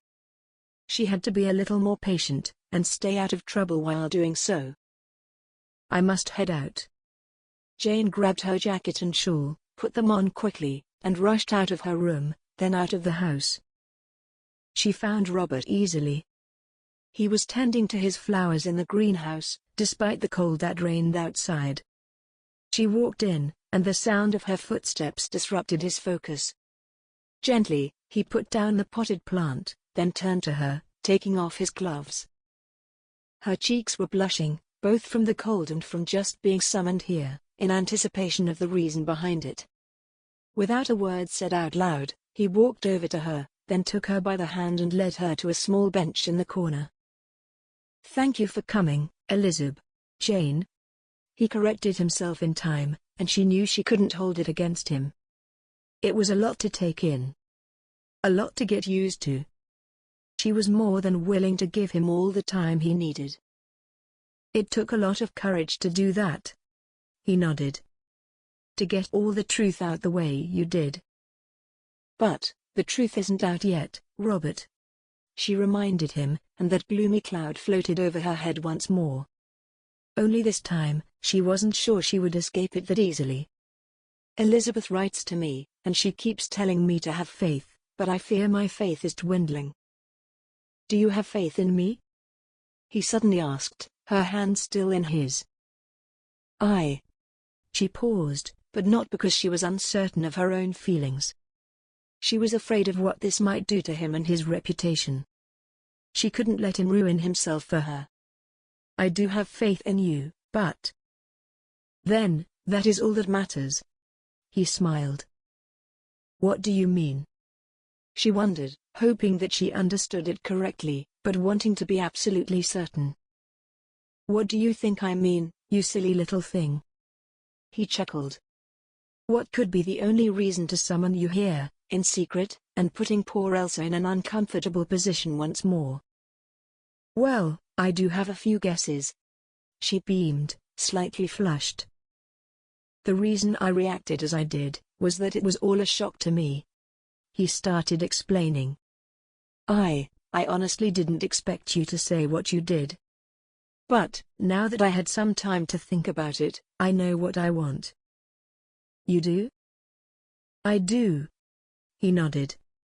You are the woman I've been waiting for all of my life. I cannot tell you how relieved I am that you are not Lady Elizabeth, and that you are not my brother's bride-to-be. With those words, he sighed loudly, as if a heavy burden had just been lifted off of his chest, and he could finally breathe once more. But she didn't feel as unburdened as he was. And he saw it. Are you all right? He asked. I am, it's just. Jane shuddered at the thought that all this might be just a beautiful dream, and she would wake up from it any moment to a reality that was far from it. It's what? I'm afraid that Elizabeth has become too focused on her new life with Simon, and perhaps, by the time she arrives, it will be too late for me. Her voice trembled as she spoke, but neither of them was willing to let go of the other's hands. Listen to me now, Jane. Robert told her, in a voice stern and loving at the same time. Whether she arrives or not is irrelevant. I will not let you come to any harm. I promise you that. But what about your family? And His Grace? Jane asked again, her heart knowing exactly what it wanted, but still afraid to claim it. If there is one thing you should know about me, it is that I don't pay much attention to what others will say. He smiled. Otherwise, I wouldn't have the kind of reputation that I do. That made her flickering heart feel a little more protected, a little more sure that everything would be all right in the end. But, at the same time, that awoke even more curiosity inside of her. I know this might be inappropriate, but... She started. Yes? You can ask me anything. Why do you have such ill reputation? She dared to ask the question that had been on her mind, from the moment she found out about it, even though her heart had been soothed by the trust she felt. Does it trouble you? He asked. Does it concern you that I wouldn't make a good husband? Oh, no, by no means. She fervently shook her head. I simply wish to know, now that there are no more secrets between us. He smiled. I suppose that is fair enough. Well, as my mother has already hinted, I haven't really been upholding societal rules and regulations regarding good manners. I had frequented places of ill repute, in the company of people who were of the same kind. I am ashamed to say, that I had even sat down at the same table with criminals, who had been incarcerated. Jane was simply listening to his monologue, without a single shred of judgment. After all, who was she to deal any to others? And, I had been found lying unconscious in the street, stupefied from all the liquor I had ingested. They had to take me home, in broad daylight, for all the world to see. He sighed heavily. But, I need you to know that I had also stolen some things, which did not belong to me. Not because I needed them, simply out of impunity. I have repaid that debt, please do not think I haven't. That never even crossed my mind. Jane assured him. He looked at her gratefully. And, thank you. Thank you so much for your honesty, Robert. Thank you for trusting me with yours first. He voiced his gratitude. And, for still thinking me a good man, despite the reputation that will probably follow me until my very last days. Oh, I do not care one bit what others think, she assured him. I only care about what you think. Then, there is nothing you should worry about. He smiled. But, what about Miranda? Jane suddenly remembered. What about Miss Carla? He asked, somewhat disinterestedly. Aren't you supposed to be courting her? How are we going to tell her this, and Aunt Vivian, and your mother? Shh. He gently pressed his index finger on her lips. None of them matter. The only two people that matter are right here. I know, just. She sighed. She was still scared, despite all the assurances Robert gave to her. How about this? He suggested. If Elizabeth doesn't come, we shall explain everything to Nicholas first, and then to everyone else. Won't he be upset? Perhaps. Robert shrugged. But, life sometimes doesn't go according to plan. So, he'll just have to. At that moment, Miranda burst in through the door. She was rubbing her upper arms in an effort to warm herself. Jane quickly pulled her hands away from Robert's, just in time to escape Miranda's notice. Her eyes shone with adoration as they fell upon Robert, but when she noticed that he wasn't alone, confusion was etched all over her sweet face. "Oh, I'm sorry, I didn't mean to intrude," she curtsied. "I went for a walk and hoped to see the new flowers." Jane bit the inside of her lower lip, in an effort to prevent herself from saying something inappropriate, but the truth was that she hated the idea that Miranda had interrupted one of the most important conversations in her life. Only Miranda herself had no idea. "Don't be silly, dear Miranda." Jane forced a smile at first, but quickly regained her composure. It wasn't Miranda's fault that she had come at an inopportune time. She was probably just hoping to stumble onto Robert tending to his garden alone, and found Jane there, as well. "You're not interrupting at all. I was also looking at the newly blossomed flowers. They truly are marvelous." Miranda walked over and glanced at the pots around them. "What is this flower?" She pointed at a flower with bright orange petals.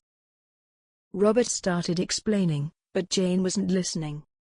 She was lost in her own thoughts, hoping that Elizabeth hadn't forgotten about her promise.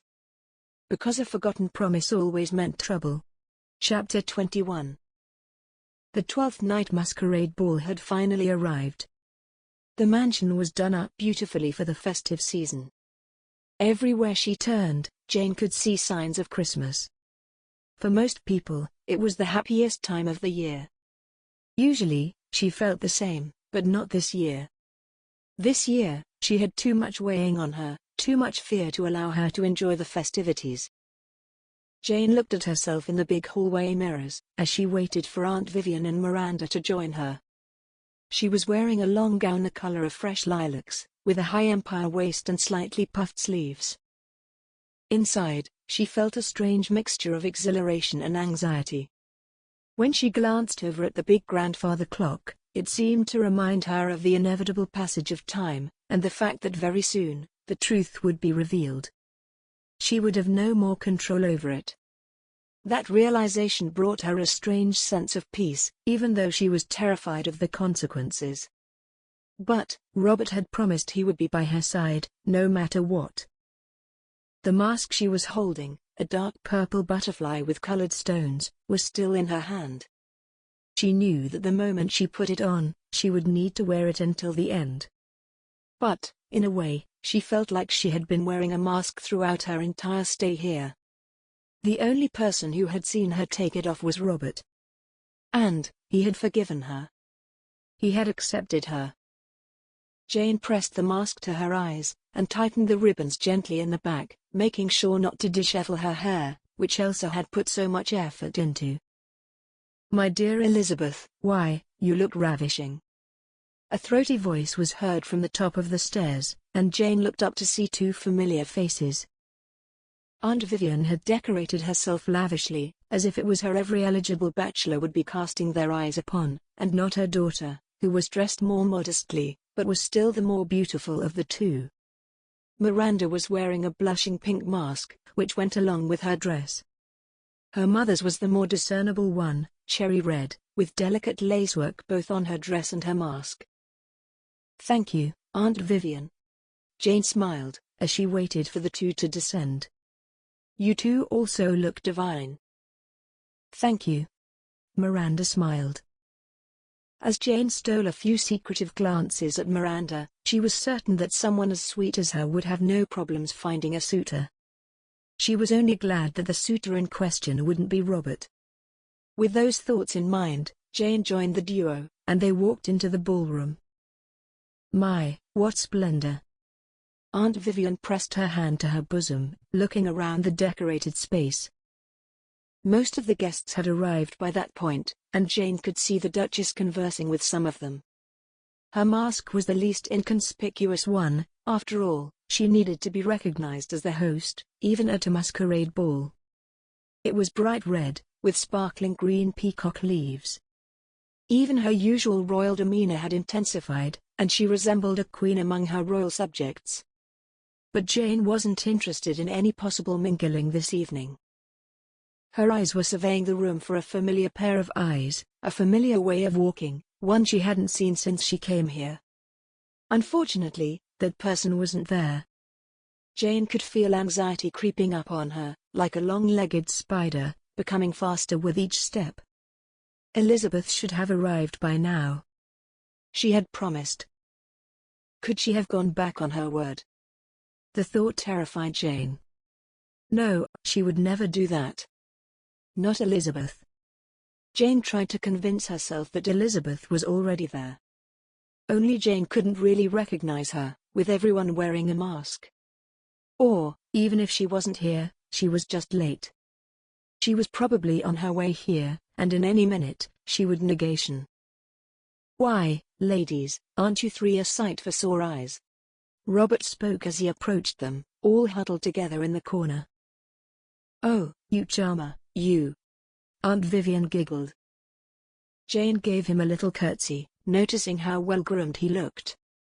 His hair was shiny and sleek, combed to the back of his head. His mask was simple and black, hiding most of his face. It is such a spectacular ball.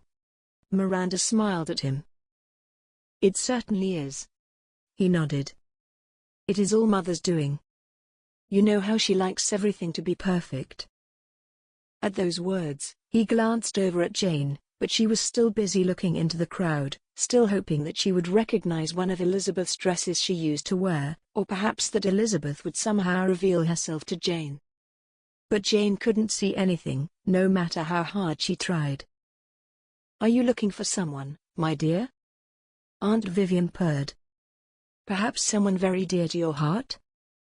Looking for someone? Jane got a little confused, thinking Aunt Vivian somehow sensed that she was searching for the real Elizabeth, but that couldn't be. Oh, you mean Nicholas.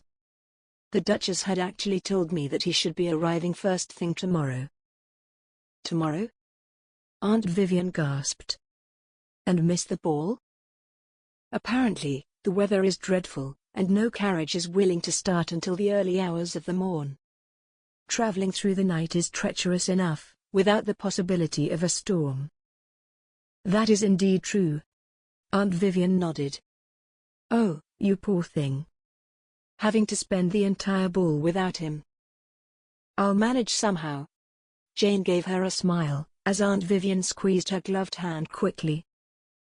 Even though neither Aunt Vivian nor Miranda knew of Jane's real circumstances, she considered herself truly lucky to have them by her side, even as silent support. At that moment, the music began. Couples started to gather in the center of the ballroom. Jane could see the look of hope Miranda was aiming at Robert, and a part of her wanted Robert to ask Miranda for the first dance. But, instead, he turned to her. Lady Elizabeth. He said it so confidently, that even Jane believed herself to be her. Perhaps I could steer your mind off of Nicholas for a while longer, with a dance. If you would be kind enough to accept, of course. He extended his hand towards her, and she accepted it without thinking. The professional musicians, who had been engaged just for this special purpose, commenced with a quadrille. I'm afraid I'm not very good at this, Jane whispered to Robert, as he led her to the gathering of other dancers. Don't worry, he whispered back. Just follow my lead. As the music proceeded to lead the dancers, Robert remained true to his promise. He guided her body with his hands, every time the opportunity allowed for it during the formation of a bridge, and Jane didn't even make as many mistakes as she had thought she would. But, occasional glances from other women didn't escape her when she did take the wrong step. After about 15 minutes, when the first dance ended, the look on her face showed him that she had enough. Are you all right? He asked, concerned. Yes, I just need some fresh air, she replied, feeling slightly overwhelmed. The thought that Nicholas would be arriving the following morning never left her mind. And Elizabeth was still nowhere to be seen. She could feel the tiny prickling of her skin underneath the soft, silky fabric of her gown. They headed for the balcony, but on the way there, Aunt Vivian made herself an obstacle. "My dear, what is the matter?" She shook her head as she spoke. "I saw you dancing, and you have made so many faux pas, I wouldn't even be able to count them all." She looked shocked, as if she had just witnessed something extraordinarily wicked. Jane's heart missed a beat at those words. Was it so obvious? "Lady Elizabeth isn't feeling well, it seems." Robert jumped to the rescue. "So, I am taking her for some fresh air out on the balcony." "Oh, you sweet child!" Aunt Vivian exclaimed, as if she herself was in pain. "It ails me so to see you like this." Jane thought it was a little overly dramatic, but Aunt Vivian always had a flair for drama. "I'm fine, Aunt Vivian, just too many people, I suppose, and I got a little dizzy while dancing." "So, that must be where all those mistakes came from?" Aunt Vivian nodded, obviously relieved by this newfound knowledge. Robert bowed quickly, then led Jane away, towards the balcony, passing by smiling women and nodding gentlemen. "Does she know anything?" he whispered as he opened the balcony door and exited, together with her. "Aunt Vivian?" Jane wondered, watching him close the balcony door. The chill of the wintry air felt good. Surrounded by all those people, she almost sensed as if they were all privy to her secret, and would start pointing their bejeweled fingers at her at any moment. She couldn't remain there and wait for that to happen. "No, she knows nothing." "Why?" "Some of her comments seem a little strange." Robert shrugged, thinking. They walked over to the ornately carved ledge and leaned on it. The edges of the paths were decorated with lantern lights, shining brightly in the dark. "It's not her I'm worried about." Jane shivered, but not from the cold. "I told you, even if Elizabeth doesn't come in time to set things right, I shall do it for you. Have no fear about that." "I don't doubt you, Robert," she whispered, every sound a possible traitor to a pair of listening ears or glaring eyes. But they were alone on the balcony, for now. "Then, what is it?" "It's the letters." "What letters?" "I've been receiving letters, which claim they know my secret." She had no initial intention of revealing this to him, but she wanted him to know everything about her. "Where have you been receiving them?" "Here?" he asked, gravely. "Yes."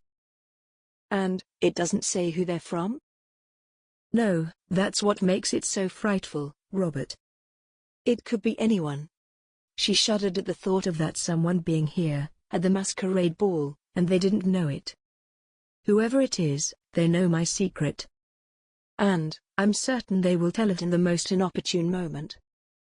"I won't let that happen." He took her by the hands. "You can't prevent the truth from coming out."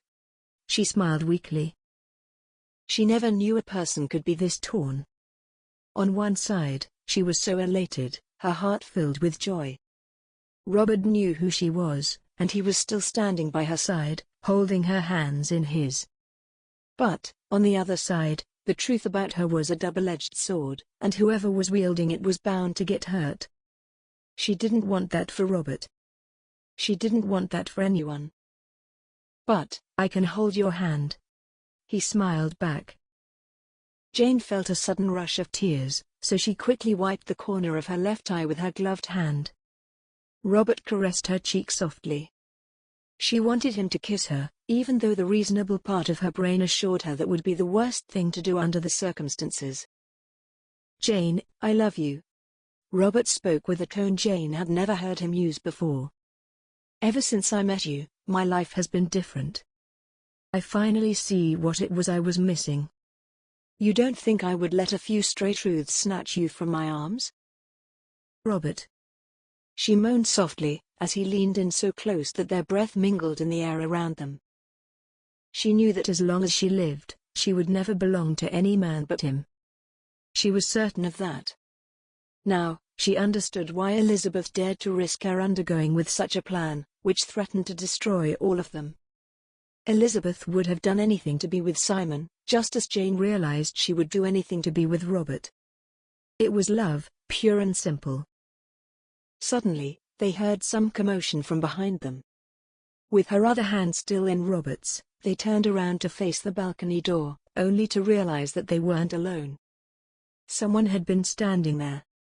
Someone had been watching them, with the eyes of a hawk. "Would either of you care to explain yourselves?" Nicholas demanded as he stared at Jane. Chapter 22. "Your Grace?" Jane whispered from shock, feeling weak, as if she would slump down onto the ground, like a puppet who had lost its strings. "What are you doing here?" Nicholas ignored the question as he walked over to them. Robert could see that he was filled with rage and confusion, two feelings someone else had planted in him, surely.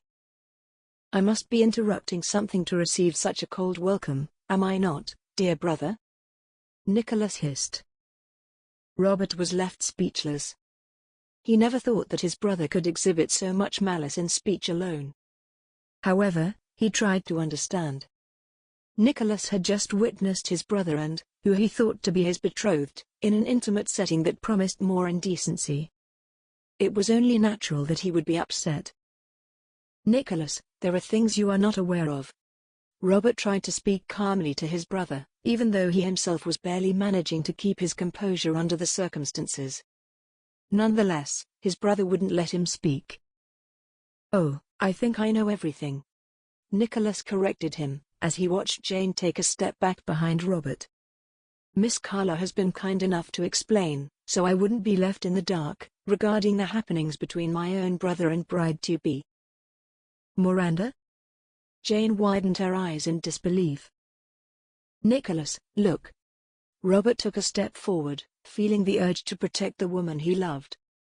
"I don't know what she's told you, but I assure you that things are very complicated and need to be sorted out, just between us."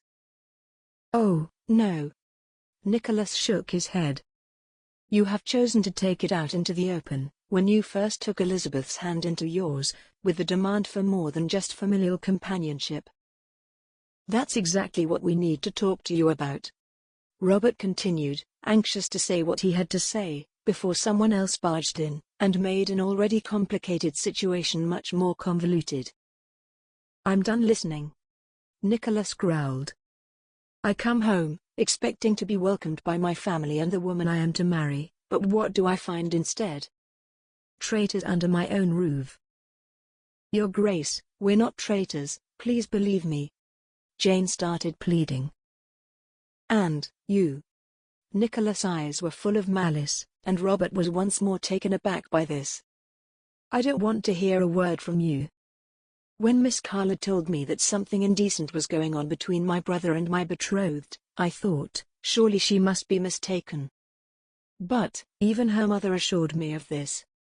I was forced to hear about unchaperoned gatherings, of physical closeness that went far beyond the propriety a brother should show towards his future sister-in-law. But, I still wouldn't believe it." He paused for a moment. No one else spoke.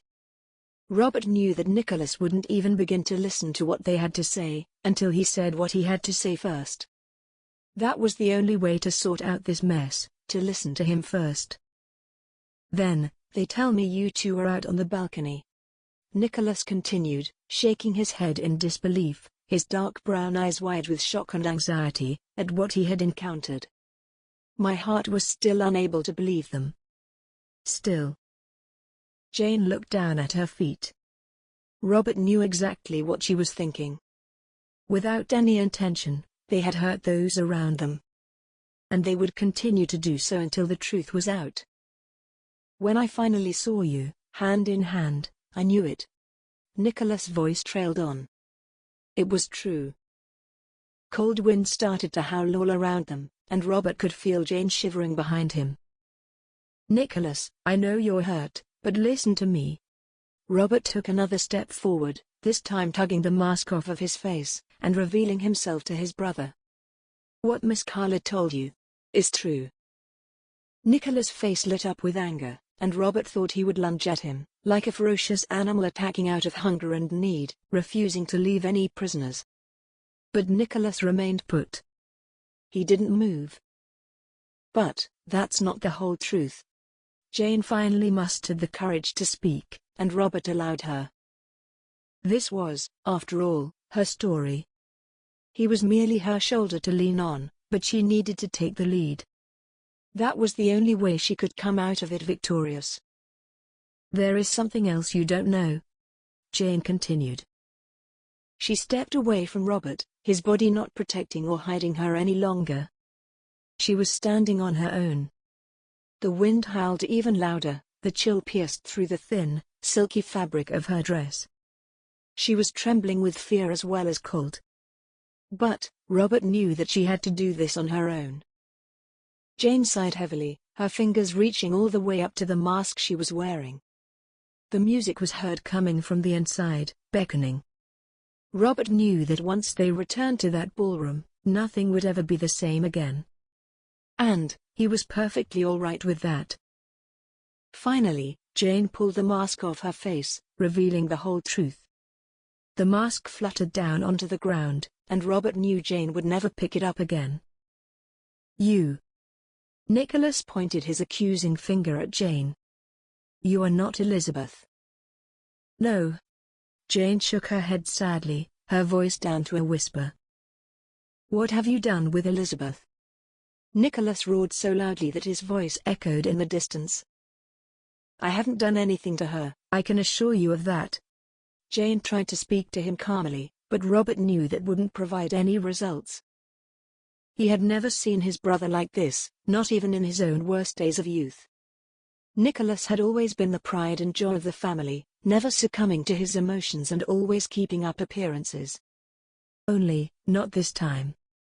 And, to Robert, it seemed that Nicholas was on the border of physical aggression.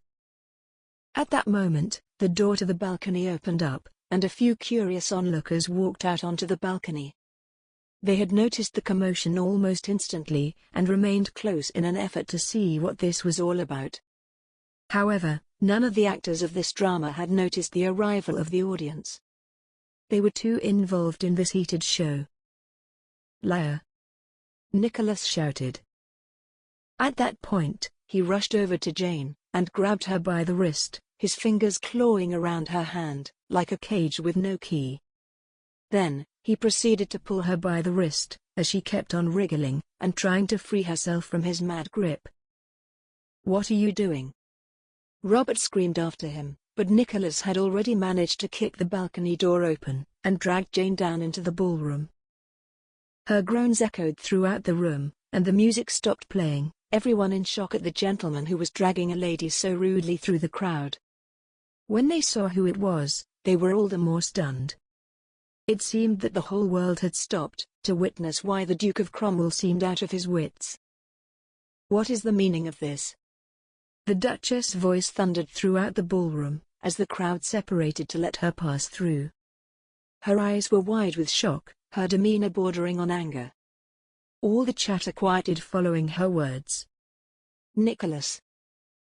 All eyes were pointed at the Duchess, her hands resting on her wide hips, and Robert knew that for her, this was the pinnacle of shame. But he wasn't concerned about her. She knew how to handle herself. Instead, he rushed over to Jane and tried to get Nicholas to let go of her. "She is an imposter." Nicholas spat angrily not only at Robert but at everyone around, his eyes glaring, his teeth bared. Robert could barely recognize him as his brother. This was someone else. "Let go of her," Robert growled, finally managing to separate Jane from Nicholas' tough grip. "How dare you put your hands on her?" Angrily, he shoved Nicholas on the shoulder, pushing him away from himself and from Jane, who was on the verge of tears. He was ready to go a step further, as he was no stranger to physical altercations. He had promised himself he would never stoop so low again, but this time, the reason behind it was worth it. He wouldn't let anyone treat Jane this way.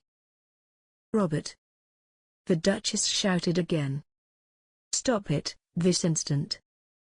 A few ladies in the crowd gasped, as the gentlemen and lords looked on, curiously, for something like this had never taken place at Cromwell Estate.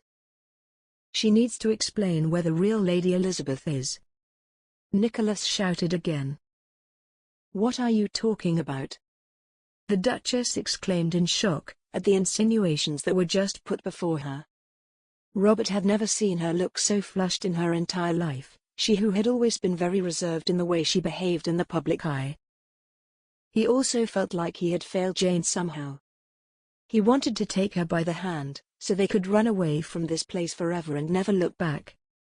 But he knew well that this was impossible. The world wasn't such a forgiving place. No matter how civilized they were, people were always hungry for other people's suffering. They feasted upon it because they felt they were entitled to it somehow. And he knew Jane would never be forgiven. At that moment, the front door opened, and a couple wearing long capes entered the ballroom. Their footsteps were a confident stride, and they stopped before the gathered crowd. In all the commotion, no one had paid any attention to them, as their eyes were all fixed on Nicholas, Robert, and Jane. Perhaps we could offer a much-needed explanation.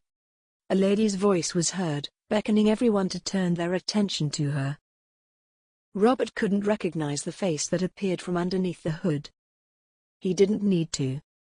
He already knew who it was. Chapter 23. Elizabeth. Jane shouted with great relief in her voice.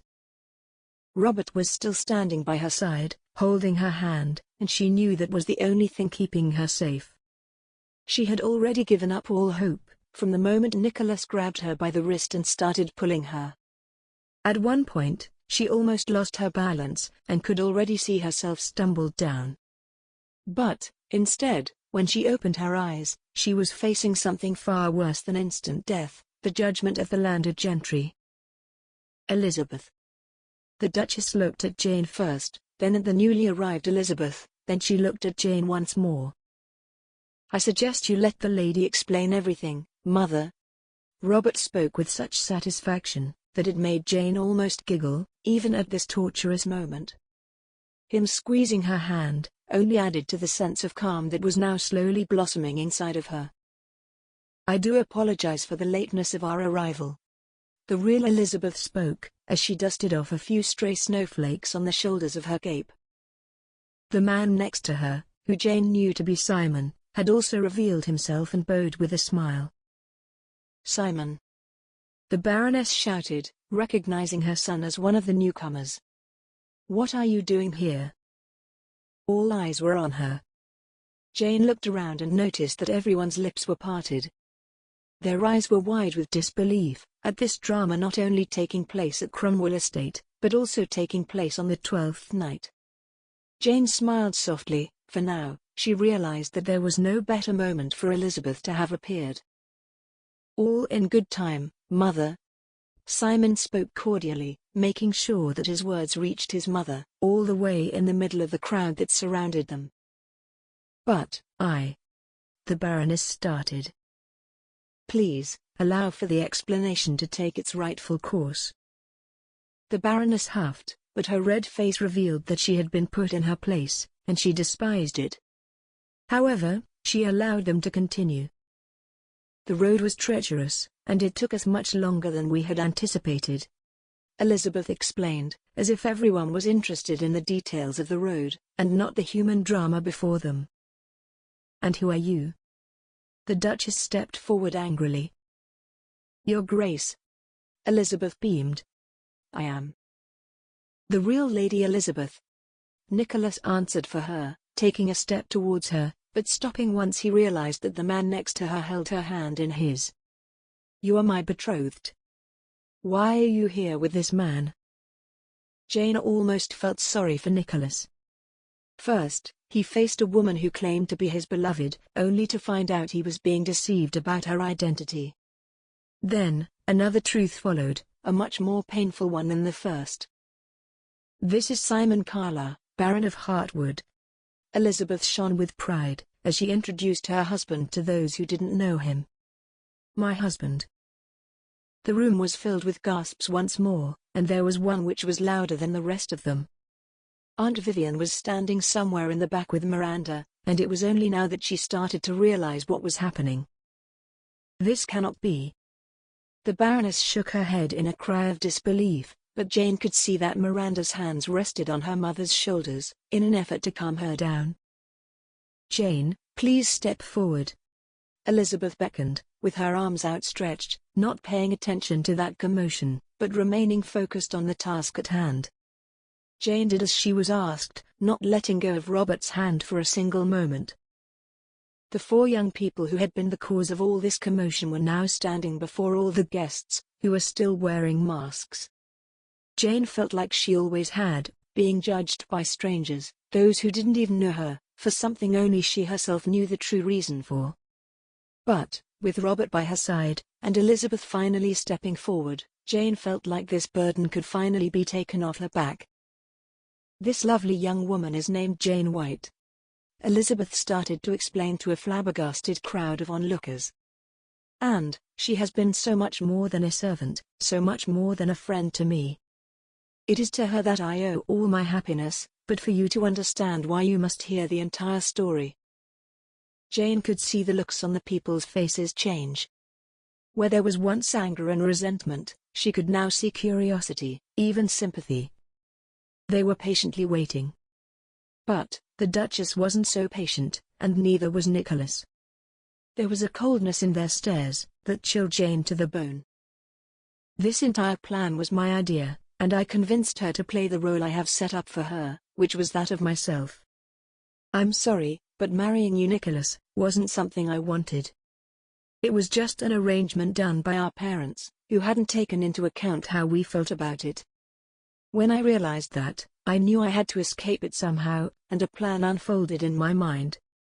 Seeing that Jane and I look so much alike, I was certain no one would see the difference, especially seeing that no one had seen me ever since I was a little girl. So, dear, sweet Jane agreed to play the role of me, and from what I gather, she has been doing so splendidly. In the meantime, I have done what I had intended to do, which was marry Simon, the man I love, the man I want to spend the rest of my life with. I suppose we were simply a little late to explain all this ahead of time." Jane felt the exultation of truth wash over her like a tidal wave. Elizabeth spoke so candidly that Jane doubted anyone would get upset at her. But that was her. She was a lady. She wasn't an aimless servant who pretended to be someone she wasn't. "So, you lied to me?" Nicholas shook his head, as his eyes watched Elizabeth. "I'm dreadfully sorry," she replied, genuinely. "But, we only have one life, and I can't spend it with someone I don't love." Jane knew exactly how that felt. She also wanted to spend her life with the man she loved. She was finally free from that overbearing secret that she had been forced to keep, but no more. She was free to be herself, the only thing she ever knew how to be properly. "So, I have had a maid treated like a lady under my roof this whole time?"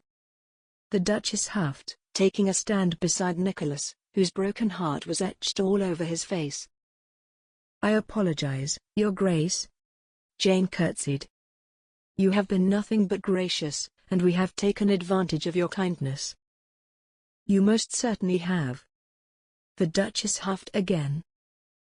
There was something else she was about to say, possibly something regarding Nicholas, but she wasn't given the chance to do so, because Aunt Vivian lunged towards Jane, her fingers clutched into claws, and it was only due to Robert's quick thinking that he managed to grab her in time, and keep her away from both Jane and Elizabeth.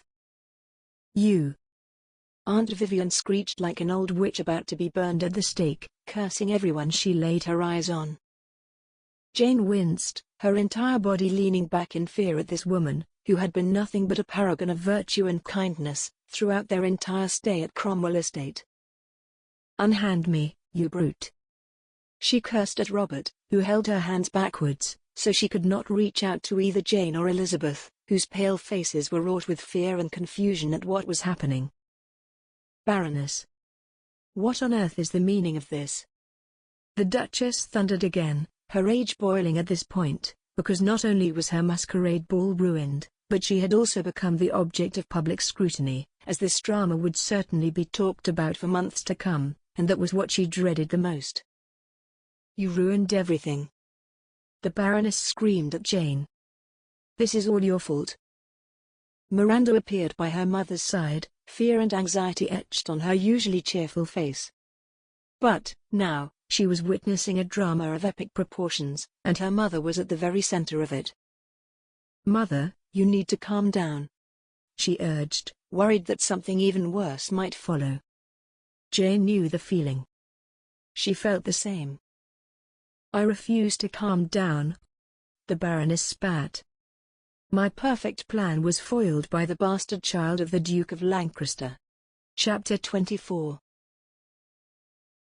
Robert was still holding on to the Baroness, wanting to make sure that she remained just a passive observer, without the need to resort to violence, as she obviously would have. Miss Carla was by his side, trying to soften her mother's wrath, but that was done in vain. The Baroness was beyond help at this point, until she herself decided to calm down and stop accusing others of such atrocities. Jane seemed paler than a sheet. Her usually blushing red cheeks were stone white, her body still trembling, as if she might dissolve into thin air any second. "Could someone get her some water, please?" Elizabeth urged, and Elsa brought back a glass a few moments later. Jane drank it thirstily with shaking fingers, swallowing with difficulty. Robert's heart ached. He wanted to be by her side, but he dared not let go of the Baroness. He also didn't have the slightest understanding as to why the Baroness would resort to such obvious lies. He knew her plans regarding his and Miss Collar's possible betrothal were ruined, but that was no reason to act this way. "You are mean, Aunt Vivian," Elizabeth scolded. "I understand you are hurt, but there is no need to take out your wrath on poor Jane, when she hasn't done anything to you." "Poor Jane?" the Baroness screeched. "Jane is the sole reason all this has happened. She is the reason all my plans are foiled." "What do you mean?" Jane stepped forward boldly. "This was not my plan. Elizabeth had already explained it to everyone. She just wanted—" "I'm not talking about Elizabeth, you ignorant thing." She spat out venomously at Jane. "I'm talking about the way you came between Robert and my daughter. She was supposed to become his wife, but you came along and forgot where your place is. I warned you that you will bear the consequences." "It was you!" Jane exclaimed. "You sent me those letters." "You stupid thing. Of course, it was me. It was all me. I paid those hunters to shoot at your horse that day. I knew there was something indecent taking place between you two, I just knew it. Not even poor Miranda could believe it, but I saw you for what you are, you filthy thing." She shook her chubby finger at Jane, who was simply shaking her head in disbelief at how the situation was unraveling. "Shocking and unbelievable. You are just as filthy and vile as your father." "Don't you dare talk about my father." Jane growled back at the Baroness, ready to defend her family's honor at any cost. Her cheeks regained some of their color, and she started to feel like her old self again. She was angry. She was determined not to let this woman put her down. "Which one?" the Baroness scoffed. "The real one, or the one your mother imagined for you?" "You take that back," Jane snarled, her cheeks flaring up even more.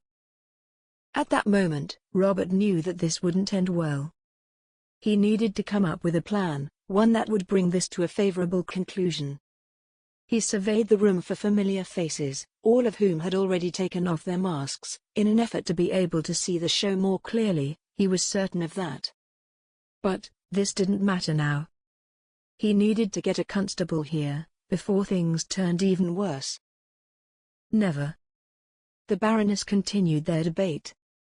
"The truth cannot be silenced, you of all people should know that." Jane kept shaking her head in disbelief, as if more shaking would keep the words away from her somehow. "Don't believe her, Jane," Robert urged her, as all eyes followed the development of this drama. "She is telling lies." "Lies, am I?" The Baroness turned her head a little backwards, so she could see her captor.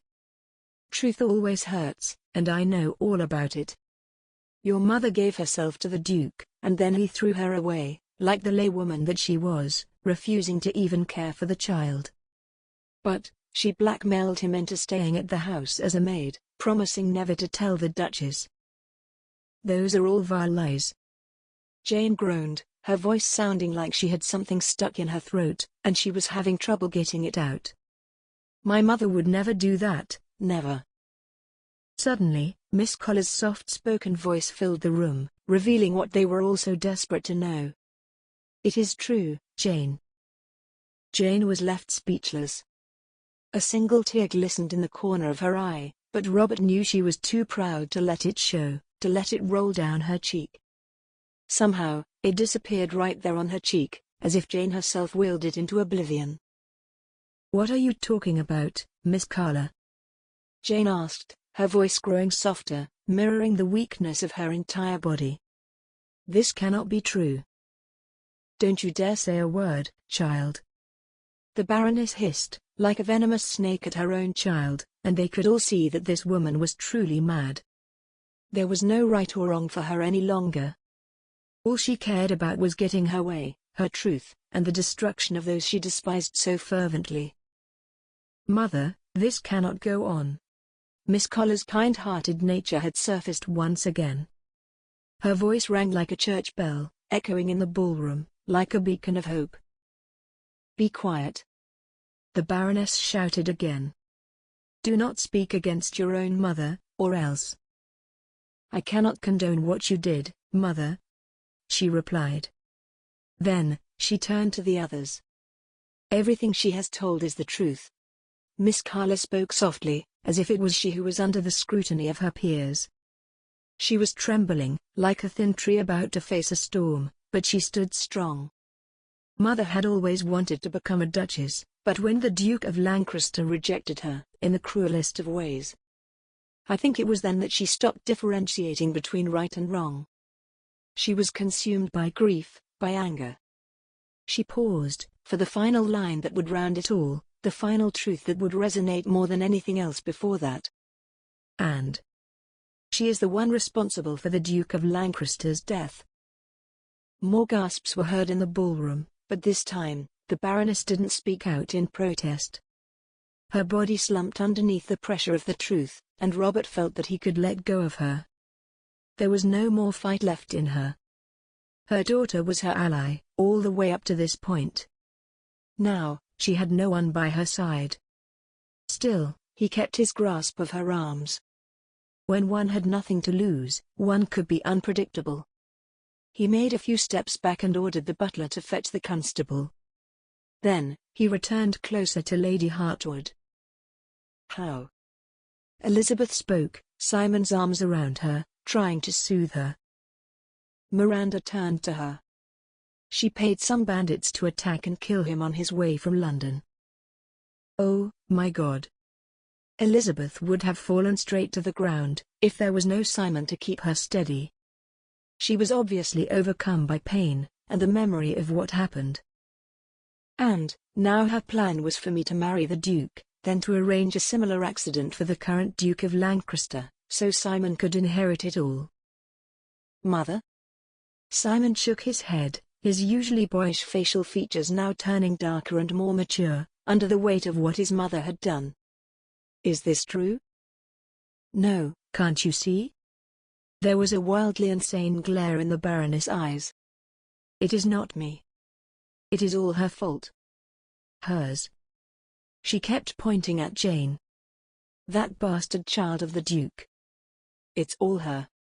She should be locked up, and they should throw away the key. Then, she continued even more venomously than before. Ask your mother, she will know I'm not lying, and then, you will finally know the truth, you bastard child. The Baroness suddenly started laughing hysterically, so hard that Robert had to let go of her, otherwise, she would have twisted her own arms, and perhaps even broken them. This is what you will always be, a bastard. A few women in the crowd gasped, pressing their hands to their lips, shocked at the language and the revelation that just took place before them. But, you will get the opportunity to do that from behind bars.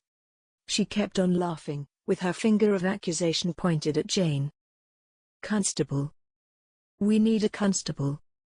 I demand this woman be arrested for impersonating a member of the peerage at once." With those words, she kept on pointing at Jane, like a mad woman, and all the men in the crowd held their wives tighter to themselves. Robert could see Jane shaking with fear at the possibility of this revelation being true, but he couldn't think about that right now. He had to make sure Jane was safe, and as long as this woman was walking the streets freely, Jane wouldn't be. The Baroness now resembled a witch, with her hair all frizzy and out of the once perfect bun, her gown flying wildly around her, and her hands flailing like a scarecrow in the wind. Robert immediately grabbed her by the hands once again, and in a minute, a constable appeared in the ballroom. Robert wondered how he had arrived so quickly and thanked his lucky stars it was so. Everyone just looked on, as the constable walked over to her, and took her by the hands, with a grave look on his face. "What is the meaning of this?" Her eyes beckoned. "This is a mistake, constable. Can't you see? She is the one you need, she." Robert could see Jane wince, as the Baroness endeavored to point her finger of blame at Jane, but the constable held her hands tight. She couldn't move. He leaned over to her, granting her a final few dignities, which she certainly didn't deserve, but the constable still felt obliged to do so, as she was a member of the peerage. "Please don't make this any more embarrassing than it already is, Baroness," he urged her, making certain that he spoke as softly as possible. "What?" she screeched. "No, no, I won't let you. This isn't what was supposed to happen." Robert glanced over at his mother and Nicholas. He had never seen his mother at a loss for words, which was exactly what had happened now. She had rested her hand on Nicholas' shoulder for support. It reminded him of the place where he needed to be. He found himself by Jane's side in an instant. His hand found hers easily, but hers was limp, cold, non-responsive. He knew she was in shock. After all, how could she not be, after all of this? But he was here. He wasn't going anywhere. As he was about to tell her this, that she had nothing to worry about, he could feel her hand sliding out of his. Her face turned to his. Her eyes were swollen, reddened. She was softly biting her lower lip. She was about to burst into tears. "Jane." He started softly, but she shook her head. "I must go." She spoke, so quietly, as if the slightest noise would cause her bodily harm. "But, Jane." Not even listening to what he had to say, she turned around and rushed out of the ballroom. All she left behind were gaping mouths, eyes wide with shock that would probably take weeks, maybe even months to calm down, and a heart that was beating just for her, afraid that it would never get the chance to beat in unison with hers again. Chapter 25. After that dreadful ordeal, Jane rushed upstairs to her guest room and started packing all of Elizabeth's clothes, as her friend had asked her to. They had no time for a private talk of their own, as all three of them wanted to get away as soon as possible. Initially, she had found it hard to suppress her tears. So, she simply allowed them to stream down her cheeks, uninterrupted. Eventually, she had become too focused on what she was doing, and the tears stopped. Elizabeth and Simon had informed her that they would be happy to take her back to Lancaster Manor, as that was where they two were headed. Jane doubted she could stay under this roof another moment more. She shoved the clothes angrily into the trunk, her willowy fingers unable to fold the soft fabric with care any longer. A knock on the door interrupted her. "Yes?" Elsa peered through. "Excuse me for the interruption. I just wanted to see if you were all right." "Sweet Elsa." Jane smiled. "Come, help me pack." "You are not leaving, are you?" "There is nothing else for me to do." She fumbled with closing up the trunk. Jane was gripping its handles tightly as she looked around the room. The last thing she wanted to do was leave something valuable, something which would force her to return here. At least, not before she heard the truth from her mother. But, what about her Grace's son? Jane sighed. "I honestly don't know." "Lady Jane, I think your heart knows what it should do. Elsa smiled weakly, revealing sympathy and understanding. Oh, sweet Elsa. Jane took her friend by the hands. You and I are the same. There is no need to speak so highly of me. I am a mere maid. And, I am so sorry that I had been fooling all of you for so long, while you all have been so utterly kind to me. I deserve none of your kindness. Do not speak like that. Elsa shook her head. I have no words to excuse my behavior, but I wish you to know that you were my friend under this roof. Jane smiled. You helped me when I had no one else by my side, and I shall never forget that as long as I live. Elsa started, but both women were overcome by emotion, and they wrapped their arms around each other. Jane could feel Elsa's sobs, gentle and barely discernible. She wanted to tell this sweet girl so many other things, to apologize at least 10 more times, to tell her what a difference her support had made, but there was no time for that right now. Elizabeth and Simon were waiting, and they all needed to get going. The weather was becoming worse by the hour, and they were all hoping to reach Lancaster Manor before the storm hit. I wish you all the best. Elsa squeezed her hands back. Thank you. Jane wiped a little tear. I hope we shall see each other again. The door suddenly burst open. She didn't need to turn around to know who it was. The wild beating of her own heart was enough of a revelation. She could recognize him anywhere, his manner of breathing, the way he held himself. She would know him even if she was blind, and he was mute. Her heart would recognize him. Why did you run away from me? She heard Robert ask, his voice rigid as if he was finding it increasingly difficult to remain calm. He could see that Elsa was there, but he paid no heed. We shouldn't be talking right now, she told him, somberly, surprised at her own brusque manner of speaking. She half expected herself to burst into a flood of tears, and yet, it did not happen. She was calm and composed. A true lady, as much as she could ever be. Do you think I care about social customs right now? He asked, desperate, his voice rising, not out of anger, but out of something much more painful.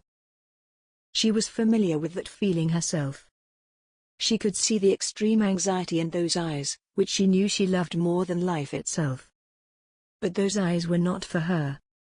Those eyes deserved to be looked upon by eyes of the same peerage, not a bastard child of the late Duke. He did not deserve a wife like that. You should, she replied, trying not to let emotions wash over her. She just needed to get out of this room and into the carriage. But, he was standing in her way, and she was certain he wouldn't give up so easily. She didn't want him to, but at the same time, she wanted to push him away and hurt him, so he would never look for her again. That would be easiest for both of them. You don't mean that.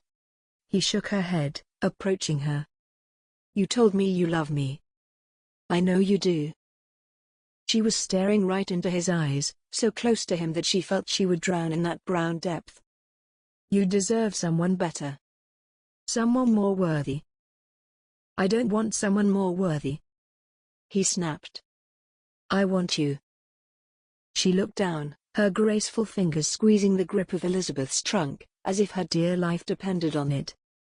She refused Elsa's offer to take it down for her. I cannot do this right now, she whispered, walking around him, then rushing out of the room. Jane. She heard him shout once more, but she paid no heed, even though her own heart pleaded for her to return, to give him a chance to say what he wanted to say. However, she knew that this would only prolong the suffering even more. She needed to get home as quickly as she could. She needed to ask her mother, face to face, if all this was true. And, if it was, then she needed to adjust herself to her new life, an unworthy life. She rushed down a staircase and out the front door. She turned back to see Robert at the threshold, his hands resting on the sides, but he didn't step out, as if something was preventing him from doing so. Jane. He called out to her once more. She didn't turn around. The moment she was outside, a gush of powerful wind whirled around her. She could see the carriage, with its lamplight hanging from the front top. Even the horses were getting agitated. She knew exactly how they were feeling. Slowly feeling her every step, she headed towards the carriage. The door opened even before she reached for it, and Simon stepped out to help her get in.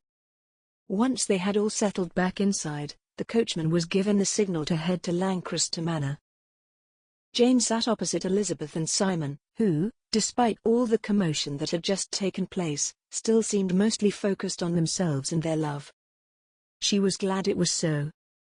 She was glad that at least someone would get their rightfully deserved happily ever after. She, a mere maid and a bastard child at that, did not feel that she deserved it for herself. "How are you, Jane?" Elizabeth spoke after a few minutes of complete silence.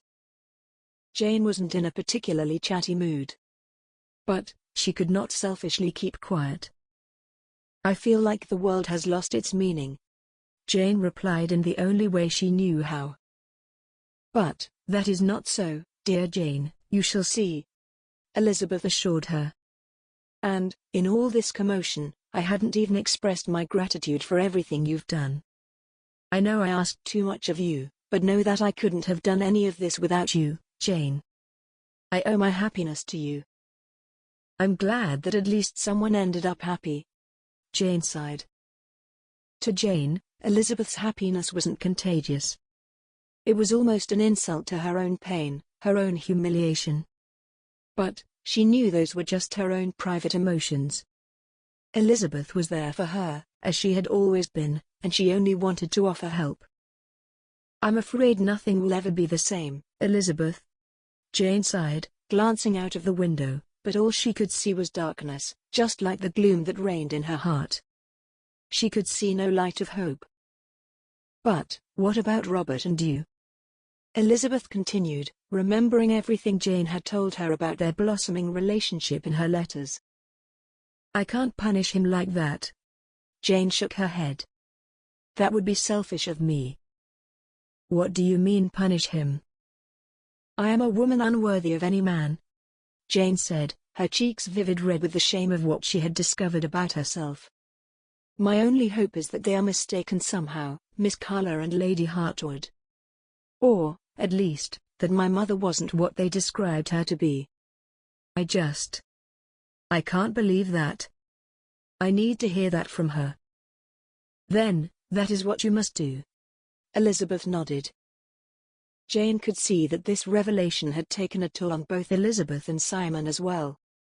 It was not only her life that had changed dramatically. "What about you?" Jane wondered. "How are you coping with the revelation about our father's death?" Elizabeth shook her head incredulously. Simon took her by the hand. Together, they remained quiet for a few moments. "I can't believe my mother did that." Simon was the first to speak. "I never thought her capable of such atrocities. I don't know what to say. There is no excuse for such actions." "You've seen the way she behaved," Jane explained. "I doubt it is the mother you have known all your life. Her senses are completely gone. Lost." "I don't know whether to be sad or enraged." Simon sighed. "I am both." Elizabeth nodded, squeezing his hand. "My poor father. What a fate to befall him." Elizabeth's body shook as she rested her head on Simon's shoulder. "Why don't you try to rest? It should take us at least 4 hours to get to Lancaster Manor, and I suppose it will probably take us more, seeing that we are expecting snow in the early hours of the morn." The road was worse than usual due to the weather, but none of them wanted to remain there. "Thank you." Elizabeth nodded weakly. "To both of you, for being here by my side in this very difficult hour." Jane nodded with a weak smile. "I thank you as well, and I appreciate that you kept your promise." "I would never leave you, Jane, never," Elizabeth assured her. Jane was too embarrassed to admit that in her darkest hours, she had feared this might happen. But, optimism took over, and that was mostly due to Robert. He was the reason she kept up the whole charade so bravely, so passionately, not wanting to be revealed as a fraud. Now, there was no reason to continue with anything. With those thoughts plaguing her mind, she leaned against the window, which would occasionally bump her, the result of the rocky road they were traveling by, and she fell asleep. Rest did not come. Only sleep. But that was enough to regain her strength, because she would need it for what was to follow. Chapter 26. Upon arriving at Lancaster Manor, the first thing that Jane did was rush through the well-known halls of the house she had known her entire life. However, this time, everything felt different, like it wasn't the same house at all. It was a stranger's house, and she could find her place in it no longer. She found her way to the kitchen easily and barged in through the door. "Jane!" her mother exclaimed happily upon laying her eyes on her daughter. She quickly wiped her rolled hands against her apron, and flew towards her child with arms wide open. Jane allowed that hug and reciprocated. She was on the verge of tears, and she found it difficult to let go of her mother, knowing that once she informed her of what she had found out, nothing would ever be the same between them. "Mother," Jane started, her voice faltering under the weight of the truth. "There is something I need to speak to you about." Mary White gave her a puzzled look. Jane was certain that after all this time, her mother firmly believed that the truth would never surface. But life had a way of changing one's plans. "Why don't we go in the back?" Mary suggested, seeing that a few of the other scullery maids were eager to listen into their conversation. Jane didn't really mind the prying eyes. She had witnessed too many of those to be burdened by them at this point. She simply wished to hear what her mother had to say. She was still hoping, even though that hope was now dwindling. Together, they walked in the back room of the kitchen, and once assured of their privacy, Mary spoke with a concerned tone. "What is it, my child?" "Mother." Jane sighed, feeling that all of her strength might not be enough to say the words that were upon her heart. "Whatever it is, Jane, you can always talk to me, always." Her mother took Jane's hands into her own, squeezing them. Jane could feel the hard calluses, grown over the years of kitchen work. The work she did not only for herself but for her daughter. "Who is my father?" Jane asked, wishing to commence with a question rather than an accusation. Her mother's face changed color. "Why, I've already told you. He was a poor man, but a good one, and was taken from us all too soon." "Why the need for repetition?" "Because you have not been truthful with me, Mother." Jane felt horrible that she was accusing her mother of something like this, but there was no other way to get the confirmation she so desperately needed. "What are you talking about, Jane?" Mary's voice grew sterner. "I am talking about His grace." Jane raised her voice. The truth didn't come to those who were afraid of hearing it. She finally realized that. "I am talking about the fact that the Duke of Lancaster, your late employer, is my father." Mary's face turned pale as a sheet. She pressed one of her calloused hands to her chest, and looked around for something to sit on. She found a chair and quickly fell into it. Her lips were parted. She was breathing quickly, loudly, almost panting. "Is it true?" Jane demanded. Her mother was sitting, the fingers of one hand in the other, cracking them softly. She dared not look her daughter in the face. Jane waited, even though her impatience was rising with each passing second. But she knew she could not force a response out of her mother. It had to come on its own. Child." Mary White finally spoke the words that her daughter needed to hear. All of a sudden, Jane felt equally bewildered, even though this was the truth others had confirmed already. However, she had still held on to that last morsel of hope, that her mother would offer another explanation, a more plausible one, and Jane wouldn't come to find out that her entire life had been a lie. Jane felt like her words had dried out. She had nothing more to ask, nothing more to say. It was all out in the open. She glanced at her mother, who seemed to have aged 10 years in a single second. I was very much in love with him.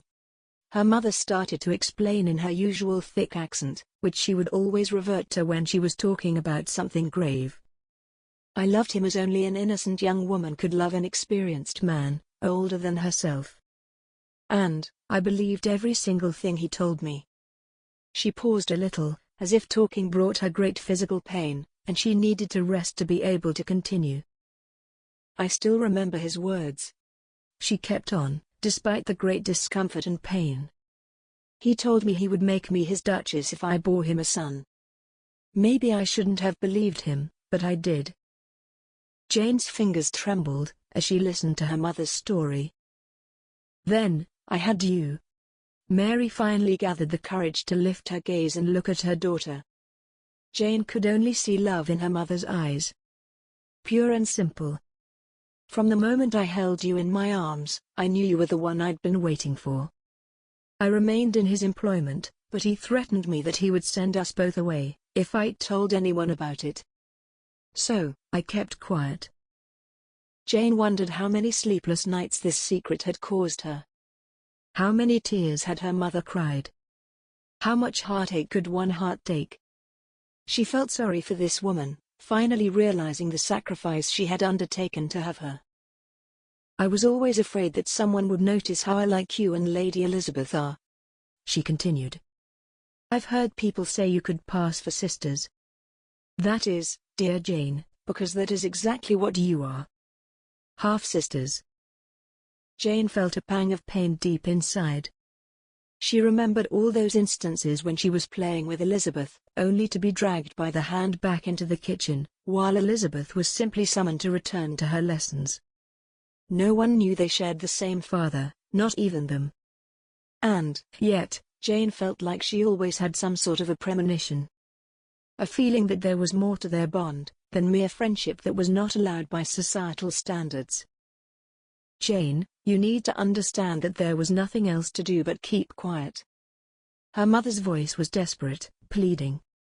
All she had left was her daughter's love, and she couldn't lose it. It was only to protect you, please believe that. This was the best place we could be. I didn't know if I could find another position somewhere else, and with a child. This was the lesser of two evils. I understand that. Jane spoke more softly now, but that bitterness at not having known the truth of her origin was still there, and it took a firm grasp of her heart. But this means that I've been living a lie all along. I'm not just the daughter of a lowly but respectful maid. I am the bastard child of the Duke of Lancaster. Jane repeated the words Lady Hartwood herself used to refer to her, and it only seemed suitable. For it was the truth. You can't call yourself that. Her mother shook her head emphatically. What else do I call myself? Jane's voice was trembling. She knew that she needed to say what she had to say, right here, right now. I have lost the dignity that I have always carried myself with. I have lost the faith in life I once had, the conviction that I too shall obtain my happy ending. But you still can, my child.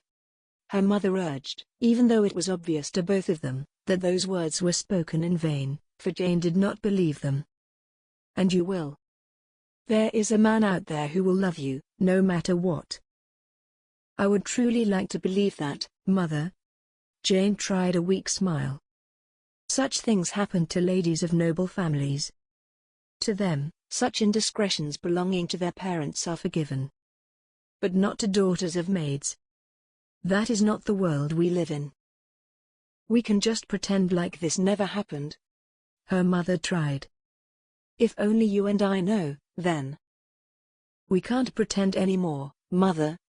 Jane shook her head, feeling overwhelmed by sorrow for her aging mother, who did her best to shield her daughter from the harsh reality of the life they were living. But no one can escape the truth. No one. Everyone knows. Who told you?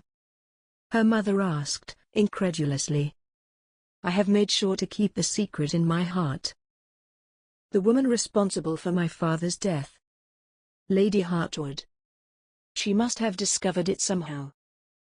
My goodness. Her mother gasped, her eyes wide with shock. But he was accosted on his way home one evening. It was she who had arranged for it, Jane explained, her voice sad and distant. Such monstrosities people are capable of. What are we going to do? Her mother buried her face in her hands and started sobbing. I don't know. Jane walked over to her mother, and wrapped her arms around the trembling body, that Jane always saw as so strong and unyielding, but now turned out to be so frail on the inside. They remained like that for a long time, just hugging. Jane emptied her mind from all the worry, all the anxiety, all the heartache that she had been carrying for the last few weeks. What hurt her the most was the knowledge that Robert and she would never be together. She could never strain him with the burden of her past. She knew in her heart he deserved a more worthy woman, whether or not he himself believed that. She felt lost. She felt like the life she had been leading wasn't her own at all. It was all just a figment of her mother's imagination, despite what the reason behind it was. It was like a veil had been taken off of her eyes, and she could finally see clearly. Only, what she was seeing wasn't nearly as beautiful as what she had been expecting. Jane let go of her mother, then planted a soft kiss on her forehead. Does this mean you forgive me? Her mother's voice was down to a weak whisper now. My dear mother. Jane smiled with all the strength she had left. There is nothing to forgive those you love. Chapter 27. It had been a week since the events that changed Jane's life took place. She could barely sleep each night. She would keep tossing and turning, opening her eyes, then staring at the ceiling, until the first roosters were heard, announcing the arrival of another day. But, to Jane, a new day didn't symbolize a new beginning. On the contrary, it was yet another reminder that her whole life was a lie. Finally, she knew what she needed to do. First, she had spoken to the Duchess, Elizabeth's mother, who was incredibly compliant, taking into account everything that had happened. Then, to her mother. Neither of them agreed with Jane. But, she knew there was only one way to start a new life. Jane was in her room, packing, when suddenly the door burst open and Elizabeth barged in. She and Simon had decided to spend a few more days at Lancaster Manor, after which they would be moving to his estate in Italy. From the look on her face, Jane could tell that they had been told of Jane's decision. Jane wished she had been able to tell Elizabeth herself, but it was hard. Much harder than she ever thought it would be.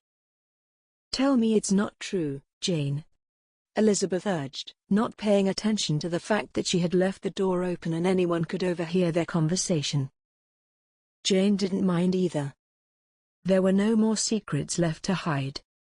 Everything was finally out in the open. She didn't even try to deny it. The open trunk, which was already half-packed, told it all. You can't leave, Jane. Elizabeth beckoned. You just can't. Elizabeth looked out of her wits at the possibility of Jane leaving. Jane knew why she felt that way. She herself felt uncertain about many things, but she knew that she couldn't stay there and continue with her life, as if nothing had happened. Dear Elizabeth. Jane smiled, leaving the trunk aside for a moment. You have been a sister to me even before I found out the truth. I cannot tell you how grateful I am, that you always looked upon me with kindness and that you still do. You know how I feel about you, Jane. Elizabeth nodded with a smile. That will never change. I feel the same way, Jane assured her. But, I hope you can understand, that has nothing to do with the fact that I simply cannot remain here. But why? Jane sighed. Everything here reminds me of the lie I've been living. And it always will. Nothing will change. So, I need to change my surroundings. You don't have to do that, Elizabeth urged. We all want you to stay here. I know, and I do appreciate it. Your mother has been kind enough to not hold any of this against my mother or me, and I will never be able to thank her enough for such kindness. I am grateful to know that my mother will always have employment here. As for myself, I need to take my leave. But what about your own employment? Your mother has also been kind enough to provide me with recommendations, even though she herself has also expressed a desire for me to stay on. Do you see, Jane? No one wants you to leave. I know, Elizabeth. Jane sighed. It pains me to do this, but my heart is broken. And, I fear I shall never be able to mend it under this roof, the roof I've always considered my home. And, it still is your home, Elizabeth assured her. Maybe it will be once again in the future, but not now. Elizabeth got quiet. Jane walked over to her and wrapped her arms around her. It was a silent hug, one that soundlessly promised that somehow, some way, things would be all right, even if that did not seem possible at the moment. And, what about? Elizabeth suddenly seemed to remember something. Robert? Jane finished her sentence. You can't pretend like that never happened. Elizabeth shook her head. Oh, I can't do that even if I tried, Jane assured her, feeling that heartbreak more so now than ever.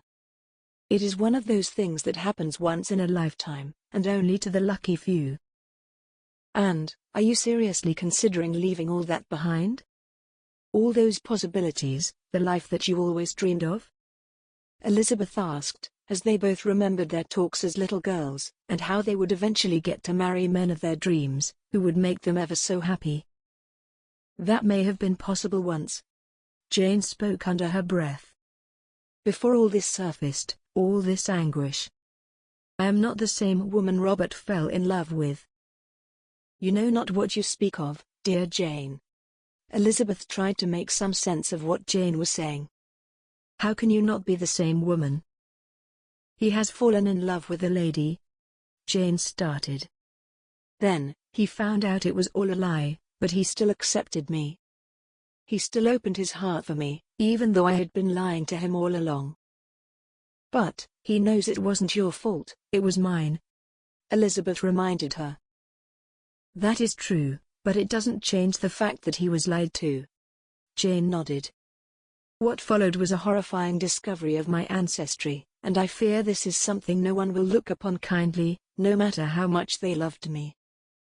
But, he is not like other men, Elizabeth assured her. He himself knows what it is like to have others frown upon you. If anything, he should understand you more than anyone else. He should sympathize. But, that is just it, dear Elizabeth. Jane managed to smile this time, and it was all because of him. Just remembering Robert's face made Jane smile broadly. I don't want him to sympathize with me or feel sorry for me. I want him to love me for who I am, not to look upon me with kindness because I was born unfortunate. You are being too hard on yourself. Elizabeth's voice trembled as she watched her friend and sister start packing again. It is enough for me to be facing disgrace, but it is a whole other thing to force someone else to join me on that path. Jane shook her head. There was nothing else she had to say. She looked at the trunk. The few possessions in this world that truly belonged to her had already been packed. It brought her even more pain to consider being away from the only place she had ever known, from the people who were once nearest and dearest to her. There was no way back. Only forward. That was what she needed to remind herself of. Jane grabbed the trunk, then glanced about the room one more time, as if she would find a hidden reason to stay, but there was none. Her room now seemed empty save for the furnishings, devoid of her former presence there. It was just four walls kept together by a ceiling. Nothing else. Just like her body.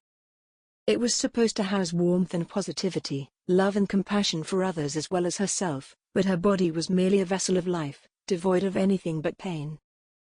I shall write soon. Jane nodded, her lips pressed together tightly, in an effort to suppress a bout of tears, which threatened to burst through her silent barriers. Oh, Jane. Elizabeth sobbed, burying her face in her hands. Jane's whole body trembled. She almost dropped her trunk from her hands, but she remained still. At that moment, there was a knock on the door. Jane wondered who it could be. Yes? She replied, walking over to the door to open it herself. As soon as she did so, her lips parted in shock. Elizabeth's sobs subsided, and her face rose from her hands, her glance traveling towards the visitor who was still standing in the doorway. Seeing there would be no invitation to enter, the visitor dared to take a step inside. "What are you doing here?" Jane finally regained her senses and was able to speak. "I need to talk to you." Robert sounded confident, as if he knew exactly why he was there. Jane, on the other hand, could not imagine his reason for coming. Not after everything that she had put him through. "No, Jane started, but Elizabeth interrupted her. "I shall go stand by the door," Elizabeth urged. "That should provide you with some privacy, even though the door shall remain open." "Elizabeth, there is no need." Jane shook her head. "Thank you, Lady Elizabeth." Robert smiled, nodding, and Jane knew that whatever he had come to say, he would not leave until those words were out in the open. Chapter 28. Robert waited patiently until Lady Elizabeth took her leave. He was listening to her footsteps walk a little down the narrow corridor, then they stopped.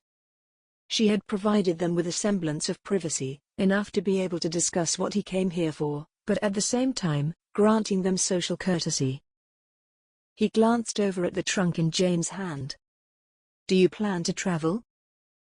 He sweated a little as he asked that. Something told him that if her response was affirmative, it would be no short journey. "It is not exactly a trip," she explained, taking a few steps back and sitting down on the bed in a corner of the room. She looked tired, as if she hadn't slept a wink the previous few nights. He knew the feeling. His nights were marred with the same lack of sleep, and even when he was able to doze off, his sleep was restless and tarnished by bad dreams. "What it is then?" he asked. He was certain that he would simply barge right in, and tell her exactly what he had intended to. But, seeing her brought back all those fears that she might reject him. So, he waited for the perfect moment to open his heart up for her, enjoying the sight of her more than he ever thought possible. "I have given the Duchess my notice," Jane explained. "I shall be traveling to London in the afternoon and look for employment there." Robert's mouth went dry. He wanted to grab her right then and there and ask her if she was insane. But he couldn't do that. He might risk pushing her even more away.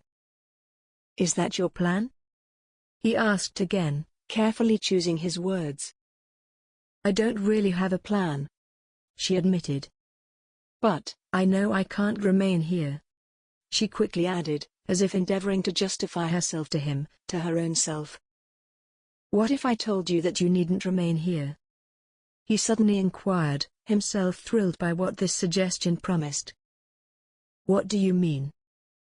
"What if I told you that there is somewhere else you could stay, and you would be much more than a servant in that household?" "You are making no sense." She shook her head, blushing at what he was implying. "Believe me, that is the only thing that has ever made any sense to me," he assured her, sensing how his own strength was growing with each spoken word. He knew why he was here.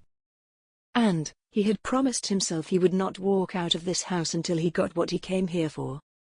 "I love you, Jane. I've loved you from the first moment I laid my eyes on you, and that will never change." "You know not what you speak, Robert." Jane shook her head helplessly, as if everything was out of her hands, and she was merely a puppet in the theater of some unknown master. "Au contraire," he said jokingly, and it had produced the desired effect. Jane smiled. She wrinkled her nose in that sweet manner only she knew how. "I've spoken many words thoughtlessly in my life, but these words are the ones that I have been going over and over in my mind, for many a day. Do not think, dear Lady Jane, that I come here unthinkingly. I am no lady." Jane shook her head again, her face becoming once more dismayed, as if she had remembered that entire ordeal again.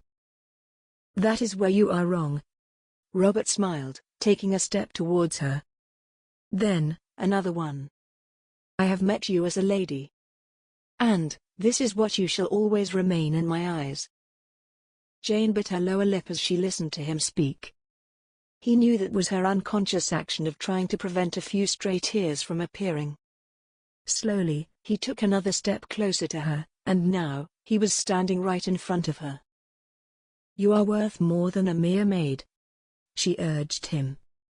"There is no need for you to ruin your life. It is enough that my life is ruined. I shall never wash this disgrace off my name. But that is my cross to bear. You do not have such a cross." "You know me, Jane," he reminded her. "I have told you of my troubled youth. My mother has also informed you of it on more than one occasion. I know what it is like not to be looked upon favorably. But, I have learned one thing, the most crucial thing in life." "What is it?" she wondered, sounding hopeful. "It is that it doesn't matter what others think of you," he explained. "The only thing that matters is what you think of yourself." "That may be true in the world you live in," she reminded him. "But, I am just a mere servant. We do not follow the same rules, you and I." "Why don't we then?" He suddenly took her by the hands, and made her get up from the bed.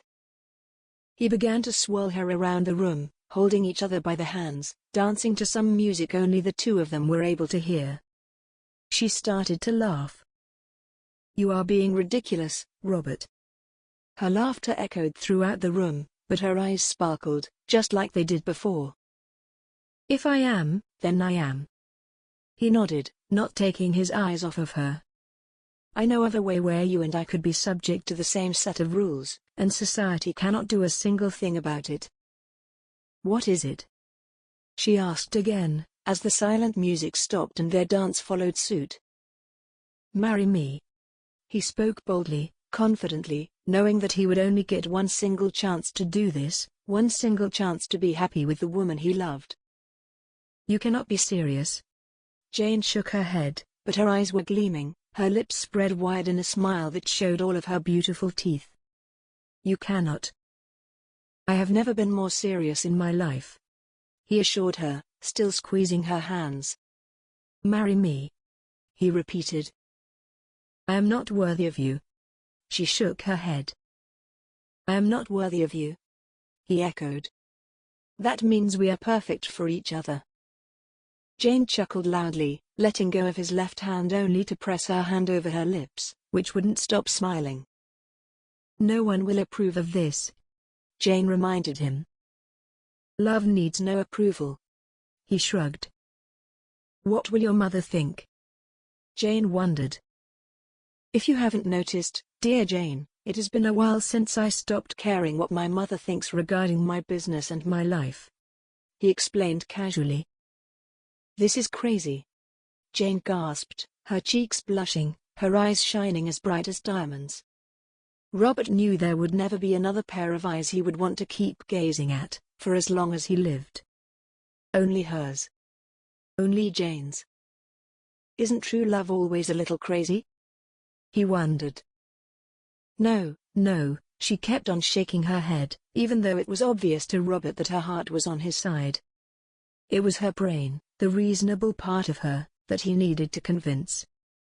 "It would be best if we just remained apart. There is nothing good that could ever come of this." "Nothing good." "Then," he sighed heavily, slumping down his shoulders, "you leave me with no other choice." He could see her entire body tense, as if she didn't really want him to listen to her, to agree with her. Then, in one smooth motion, he grabbed her carefully by the waist, and threw her over his shoulder. "Robert," she boomed. "What are you doing?" Slowly, he started walking out of her room and down a narrow corridor, where he already saw Elizabeth. "I told you," he explained, grinning. "You have left me with no other choice but to take what is mine." "You cannot be serious," Jane exclaimed. When Elizabeth saw them, she started chuckling, stepping to the side to let them pass. "Elizabeth!" Jane shouted, when she saw that her friend and newfound sister wasn't reacting to this brutish treatment. "Tell him to unhand me at once." "I can do no such thing, Jane." Elizabeth replied, laughing, watching as Robert took her out of the house and walked straight over to his carriage. When he finally put her down, he did so right in front of the carriage. Robert noticed the coachman's amused glance, even though he remained, as always, professional and serious. "I swear, Robert," Jane exclaimed once he had put her down. She started straightening her dress and dusting off her shoulders. He looked at her, and his heart danced. She was the epitome of a blushing bride. Her cheeks blushed, her smile was beaming. "I can only bring you to the carriage and open the door," he suddenly told her. "But, you have to take the next step of your own volition, Jane." Jane hesitated for a moment. She glanced back at the house she was so eager to leave just a mere hour ago. "If you come with me, I can promise you only love. Everything else we can build together," he promised, offering her his hand. Jane hesitated. His hand trembled, but it remained there, outstretched. Waiting. A moment passed. Then, 2. Then, 3. Finally, Jane's hand was united with Robert's. "I will," she whispered, as she said the words that his heart longed to hear. Together, they climbed into the carriage, and Robert knew that not only had he found the woman of his dreams, but he also managed to keep her. Epilogue. The morning of the wedding found Jane slightly tired, seeing that she had slept rather poorly the previous night, all because of her immense excitement about her upcoming wedding day. But, her drowsiness had all but gone away now that she was welcomed by Robert's mother, the Duchess, her own mother, and Elizabeth. At first, Jane was certain that the Duchess would never accept her as her daughter-in-law, but over the course of time, even the Duchess had accepted this fact, and welcomed joy in her life, now that Robert had found the woman of his dreams. It seemed that life had a way of unraveling itself in a way that suited everyone. On that particular morning, the Duchess was seated comfortably as she oversaw the dressing of the future bride-to-be, making suggestions and comments. Jane appreciated it. All three women who surrounded her treated her with care and respect. She herself had never believed that this day would ever come, that she would be so close to that unattainable symbol of female happiness, the perfect bride. Suddenly, there was a knock on the door. All four women looked up in surprise. Who could that be? The Duchess wondered. "Oh, I do hope it is not Robert. He knows that it is considered backlog to see the bride before the ceremony." "I shall check, Your Grace." Elizabeth smiled and rushed to do so. "Thank you, dear," the Duchess replied. Jane thought how lovely it was if this grand woman would have so much forgiveness in her heart. Elizabeth had asked for understanding and forgiveness most humbly upon marrying Simon, in such a way that did not symbolize respect towards the family. And, the Duchess was kind enough to bestow it upon her, after much deliberation. The same happened with Robert and her. She had finally reached the conclusion that it was better for Robert to marry someone he wanted, than to remain a bachelor forever, simply out of spite. Upon opening the door, Elizabeth saw Elsa standing there, and a faint outline of someone else behind her. "I beg your pardon, Lady Elizabeth." Elsa curtsied. "But Miss Carla is here, and she begs to be admitted." "Miranda?" Elizabeth smiled, at the same time somewhat confused. She stepped to the side, allowing her in. "Elsa, do remain here, we might need some help." "Yes, m'lady." Elsa nodded. After that quick conversation, all the attention was turned to the new arrival once more, the person no one was expecting, especially on a day such as this. "Good day all." Miranda curtsied once for everyone. "I apologize for my unannounced appearance on this important day, Your Grace." Miranda addressed the Duchess first. "I would also like to apologize to you, Elizabeth and Jane as well." Jane looked on. It was to be a small, intimate wedding, just the way she had imagined it. Still, Miranda was dressed elegantly, even though she had not been invited to the wedding. It was a decision that had weighed heavily on Jane, but in the end, decided it was best simply to leave all those negative influences outside of the confines of her perfect day. Miss Carla. The Duchess used her most dignified voice to speak to her. I don't think I need to remind you that this is highly irregular. Your Grace, Elizabeth, Jane. Miranda fumbled with her fingers, obviously nervous and faltering as she spoke. I come bringing a letter from my mother. She would gladly be here herself, to beg most humbly for your forgiveness, but that is impossible. And, rightly so. The Duchess exclaimed, scoffing. My word, the drama that woman had created during the 12th night. All our acquaintances shall be revisiting the events from that night for many a year. I am well aware of that, Your Grace. Miranda nodded. But, people make mistakes. And my mother has made too many. I was shocked when she told me what she had done, but I stayed by her side. One does when it concerns family. The only family one knows. What I can assure you of is that she has seen the error of her ways, and I come here, on her behalf, asking for grace from all of you, namely from Jane. From me? Jane wondered, turning away from the mirror, in which she was only looking at a reflection of Miranda. This letter I have on my person is for you. Everyone could see the letter clearly now, as Miranda had presented it to their plain view. May I give it to you? Jane just remained standing there, with her head bowed. She didn't want to remember anything of the events from that night.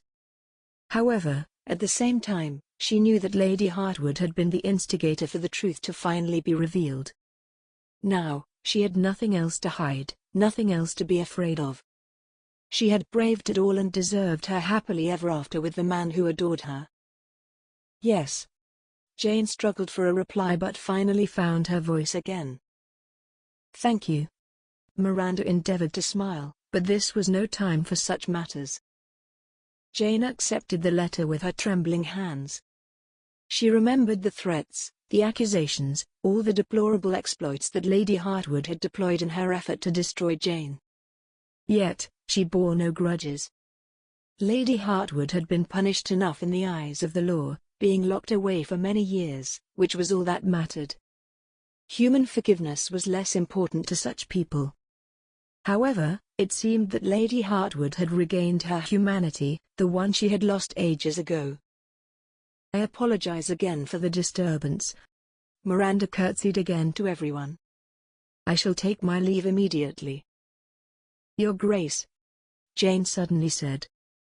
Would it displease you greatly if Miranda remained here while I read the letter? Miranda stopped by the door, her hand in the air to reach the handle. The Duchess seemed to ponder for a moment. That depends solely on you, dear child. Today is your day. If you wish to tarnish it, with the memory of someone who has consciously wronged you on more than one occasion, so be it. Miss Collar's presence does little to me in ways of displeasing me. The Duchess spoke as if she wanted nothing to do with the memory of that night, but Jane did not share that sentiment. On the contrary, she felt that such a turn in one's life was deserving of not only the memory but an occasional revisit. I do believe we need to forgive those who trespass on us, Jane explained, then turned to Miranda. Despite what your mother did, I hold no grudge. She could see the look of gratitude in Miranda's eyes. Please, do stay on, Miranda. Are you certain? Miranda looked uncomfortable. Jane was sure that she didn't want to make anyone else feel that way, regarding her presence. Yes. Jane nodded. Do you need some privacy? Elizabeth wondered. No. Jane shook her head. Here, I am surrounded by all the women I care for and cherish, women who have made me who I am today. Whatever is in this letter will be heard by all of you. Jane unfolded the letter and cleared her throat a little before she started. Jane, I know you must hate me, and you have every right to do so. I have done nothing to deserve your favor and everything to secure your eternal detestation. Yet, in the absence of my own presence there, I send my word through the person who has done you no wrong, in hopes that you shall hear my plea. I would like to beg most humbly for your forgiveness.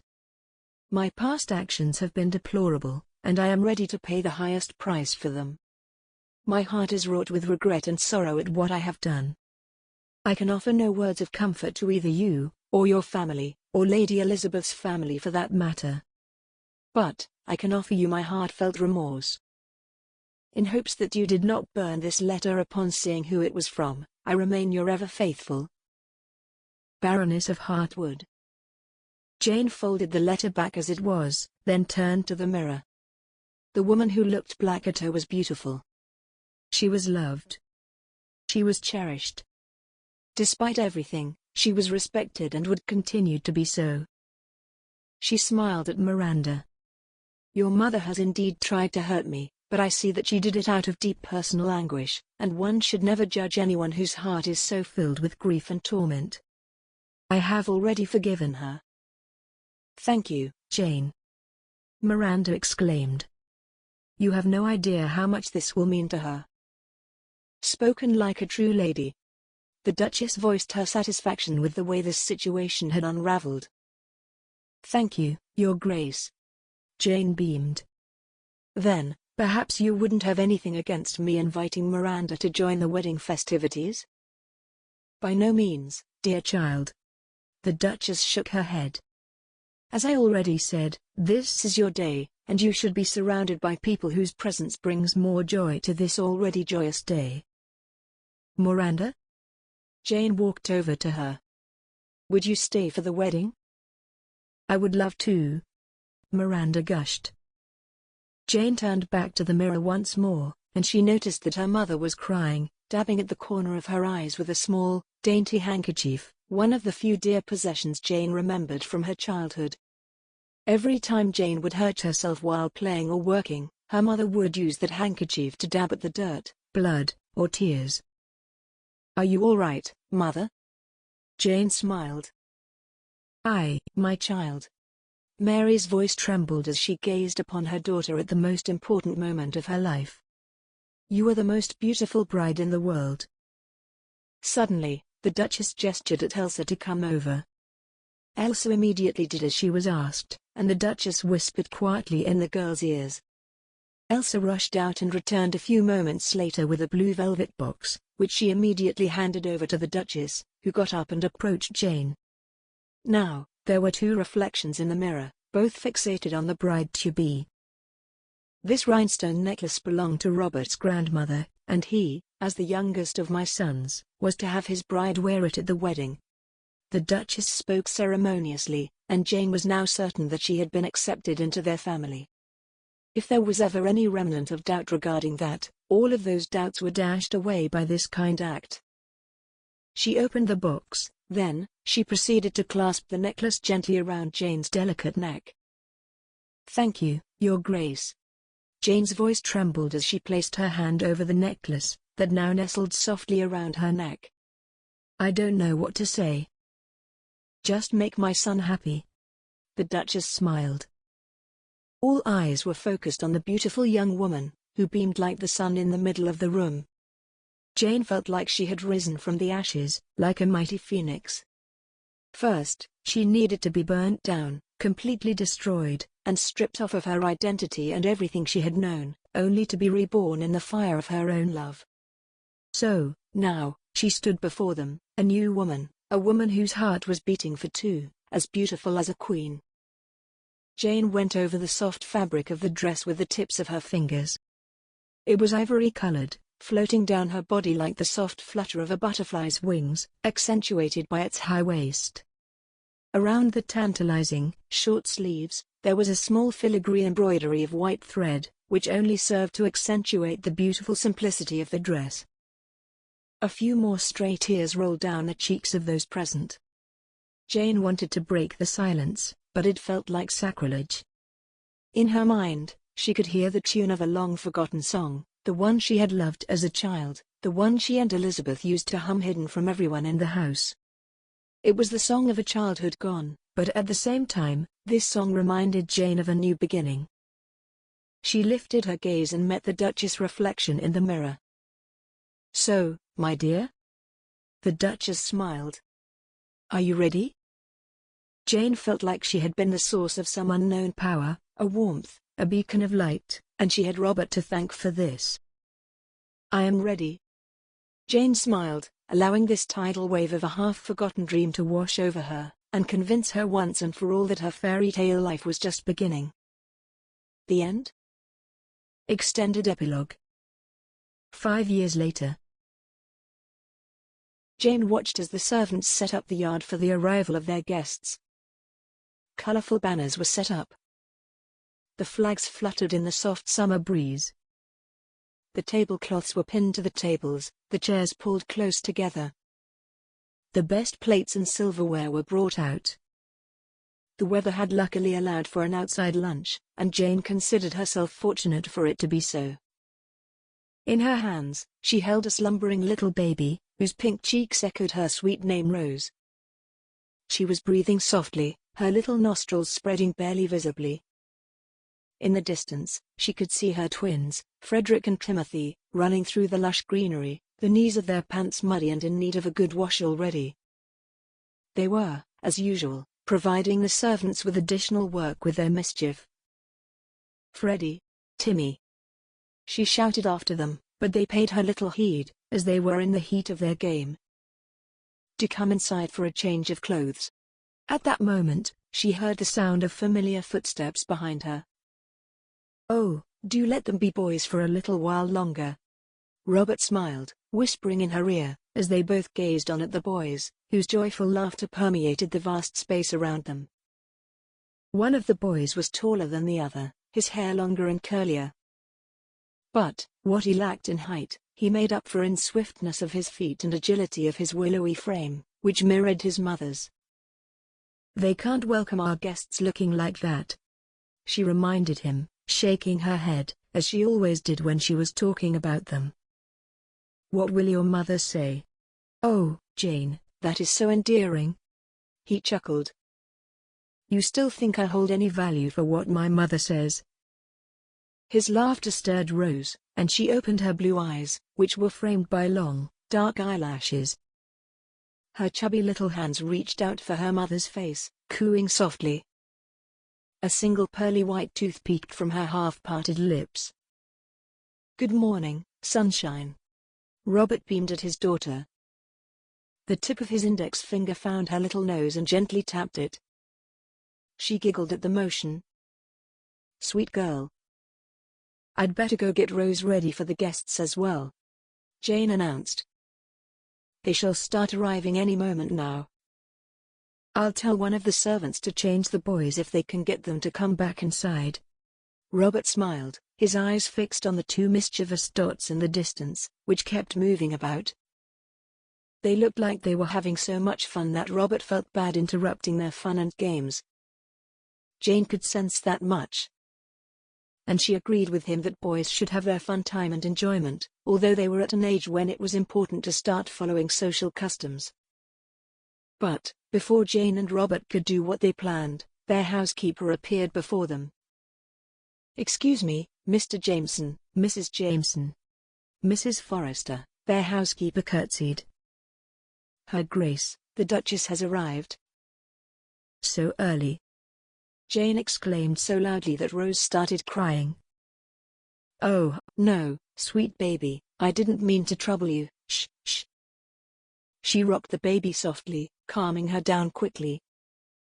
Eveline, please take the baby, and prepare her, then bring her back to me. Also, see if you can make the boys get a change of clothes as well. They are terribly soiled. Yes, Mrs. Forrester curtsied, taking baby Rose ever so gently into her arms. Jane smiled. It was absolutely wonderful to see how baby Rose made whoever took her into their arms smile beyond belief. It was an inner glow Jane never even knew existed within a human being until she got to hold her own children, especially Rose. Jane felt like the name was a perfect fit. Rose's cheeks were always ever so gently flushed, and her skin felt softer than petals. Every time she had to be apart from her, her heart ached. Mrs. Jameson. Robert waited until Eveline left with the baby, then offered his wife his hand, speaking like a dignified vicar that he had been, ever since his marriage. "Let us go and meet our esteemed guests." "Yes, Mr. Jameson, let's." Jane chuckled, blushing a little as she intertwined her hand with his. Together, they started walking back to the house. Strangely exalted, Jane would still occasionally feel like this was all just a dream.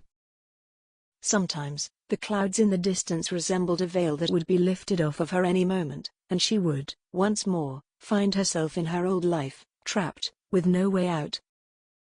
But, then, she would gaze at Robert, and she would realize the truth, which was hiding in his dark brown eyes. He would smile, then kiss her gently on the forehead. That soft flutter of his lips on her skin would never fail to assure her that this was no dream. This was her life, the life she had fought so hard to obtain and then keep for herself, like a diamond she would keep in a hidden pocket by her heart. Once in front, they could see a grand carriage, elaborately decorated, the likes of which the Duchess usually traveled by. The little curtain at the window was drawn, so one could not peer inside by chance. Jane knew that the Duchess was waiting for the footman to open the door and welcome her. Upon opening the door, the Duchess' bejeweled hand appeared, trembling softly in the air. She stepped outside slowly, carefully, with a benign smile on her face. She was coming on in age, but she was still blessed with her health, and that was all one could ask for in life. Jane prayed that she continued to be equally blessed. "Mother." Robert spoke first. "A pleasure." "Yes, Robert." She nodded, not unkindly. "Now, where is my daughter-in-law and those little angels that I have come all this way to see?" Evelina's changing rose, "Your Grace." Jane curtsied at the Duchess obediently, then walked over to her, with her arms outstretched. "You look splendid, my dear." The Duchess hugged her cordially. "And, I see that childbearing has done little to change your waist." "Well done." "Why, thank you, Your Grace." Jane chuckled softly upon seeing Robert wink at her, without anyone being the wiser. "The boys are in the garden." "It is such a dreary task to get them to come inside for a change of clothes, and they are dreadfully dirty, I'm afraid." "Do watch out, my dear." The Duchess shook her index finger. "They might be restless, just like their father. Do put your foot down when it is time." "Thank you for that highly valuable piece of advice, Mother," Robert interrupted, although still amused and bearing no grudges. Their relationship had changed little since his marriage to Jane, and he was perfectly content with that. So was Jane. "Where is Nicholas?" he asked, upon seeing that no one else was in the carriage with her. "Wasn't he coming as well?" "Oh, they should be arriving any minute now." "They were right behind us." Before any of them could ask anything else, another carriage had been brought in by a large, black horse whose loud neighing caught the attention of the two boys. "Grandma." Frederick and Timothy suddenly appeared from behind the house, their little hands green from the grass and brown from the dirt. "Boys." The Duchess beamed, although taking a safe step back upon seeing their grimy hands reach out to her. "Do wash up first, if you wish to welcome our guests properly." Jane scolded them softly. "I see genes run deep in this family." Another voice was heard from the other carriage, and all eyes turned to it. Nicholas stepped out first, grinning broadly. He dusted off his jacket, then extended his hand to his companion. A moment later, Miranda stepped out as well. "Miranda!"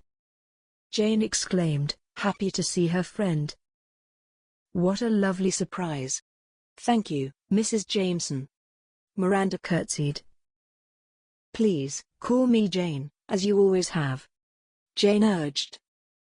"But what are you doing here?" Neither Robert nor Jane understood her presence here, even though they were both glad to see her. It had been a long time since they had last spoken of Miranda's mother, but despite that, Jane bore no ill will against either of them. That chapter of her life had been closed a long time ago to make space for another, much more important chapter. Well, we have somewhat of an announcement to make. Miranda blushed, linking hands together with Nicholas. Jane gasped silently. She understood everything, just from the way she looked at Nicholas. She could never mistake that look for anything else other than it truly was. The look of a woman in love. Just like hers had been. "Miss Carla and I have been courting officially," Nicholas announced, to the pleasure of everyone present. "And, it is my utmost delight to tell you all that she has accepted my proposal to be my wife." "Why, that is wonderful." Jane clapped her hands joyfully. The Duchess simply gazed on with a benevolent expression of elation on her face, as Robert approached his brother and wrapped his arms around him. When they finally separated, they all walked back into the house together. The afternoon passed by in the most wonderful of moods. Tea was set up in the garden, and even the restless twins had agreed to sit down for a few moments and enjoy the togetherness of the whole family. Jane gazed on as the Duchess held Rose, cooing at her softly, talking to her, and even humming songs that Jane didn't recognize. Nicholas was sitting next to Miranda, who was beaming. Her features would glow softly every time Nicholas addressed her, or every time he took her hand in his for a brief moment. It made Jane ever so happy. Miranda was a kind soul, and she deserved happiness, as well as Nicholas. "How is your mother, Miranda?" Jane asked, at first not certain if it was her place to ask, but she knew Miranda would not hold it against her. Everyone turned their attention to Miranda, waiting for the answer. She smiled kindly. "Thank you for inquiring, Jane," she said. "It is most kind of you. As you all know, it is doubtful whether she would ever be let out to join the rest of us. But, I see her often, and from what I can tell, she has found her peace of mind. She knows nothing she can do or say would ever bring back the Duke, nor will it mend any of the wrongs she had done in life, but she is remorseful and finding solace in the arms of God." "That is good to hear." Jane nodded. "Everyone deserves forgiveness, no matter what they had done." "You are most generous," Miranda repeated. "I do feel sad that she will not be able to attend our wedding, but I do believe that, in light of everything that has happened, we shall have a small wedding, like you two had. And, you will be far better for it," Robert said. "Because it will allow you to focus on what really matters." Jane smiled, taking Robert by the hand as they sat next to each other. The conversation was steered in a less strained direction, and the tea served only made the atmosphere more joyful. Jane watched as Nicholas and Robert ran after the boys, picking them up for piggyback rides, something Jane never even dreamed gentry did with their children. But, this family was different than any other family she had ever known before. This was her family. Her destiny. Her life. And, that had made all the difference. The end. If you like our channel, please subscribe and make sure to click on the bell icon, so that you won't miss any future audiobooks we'll upload for free each week on YouTube.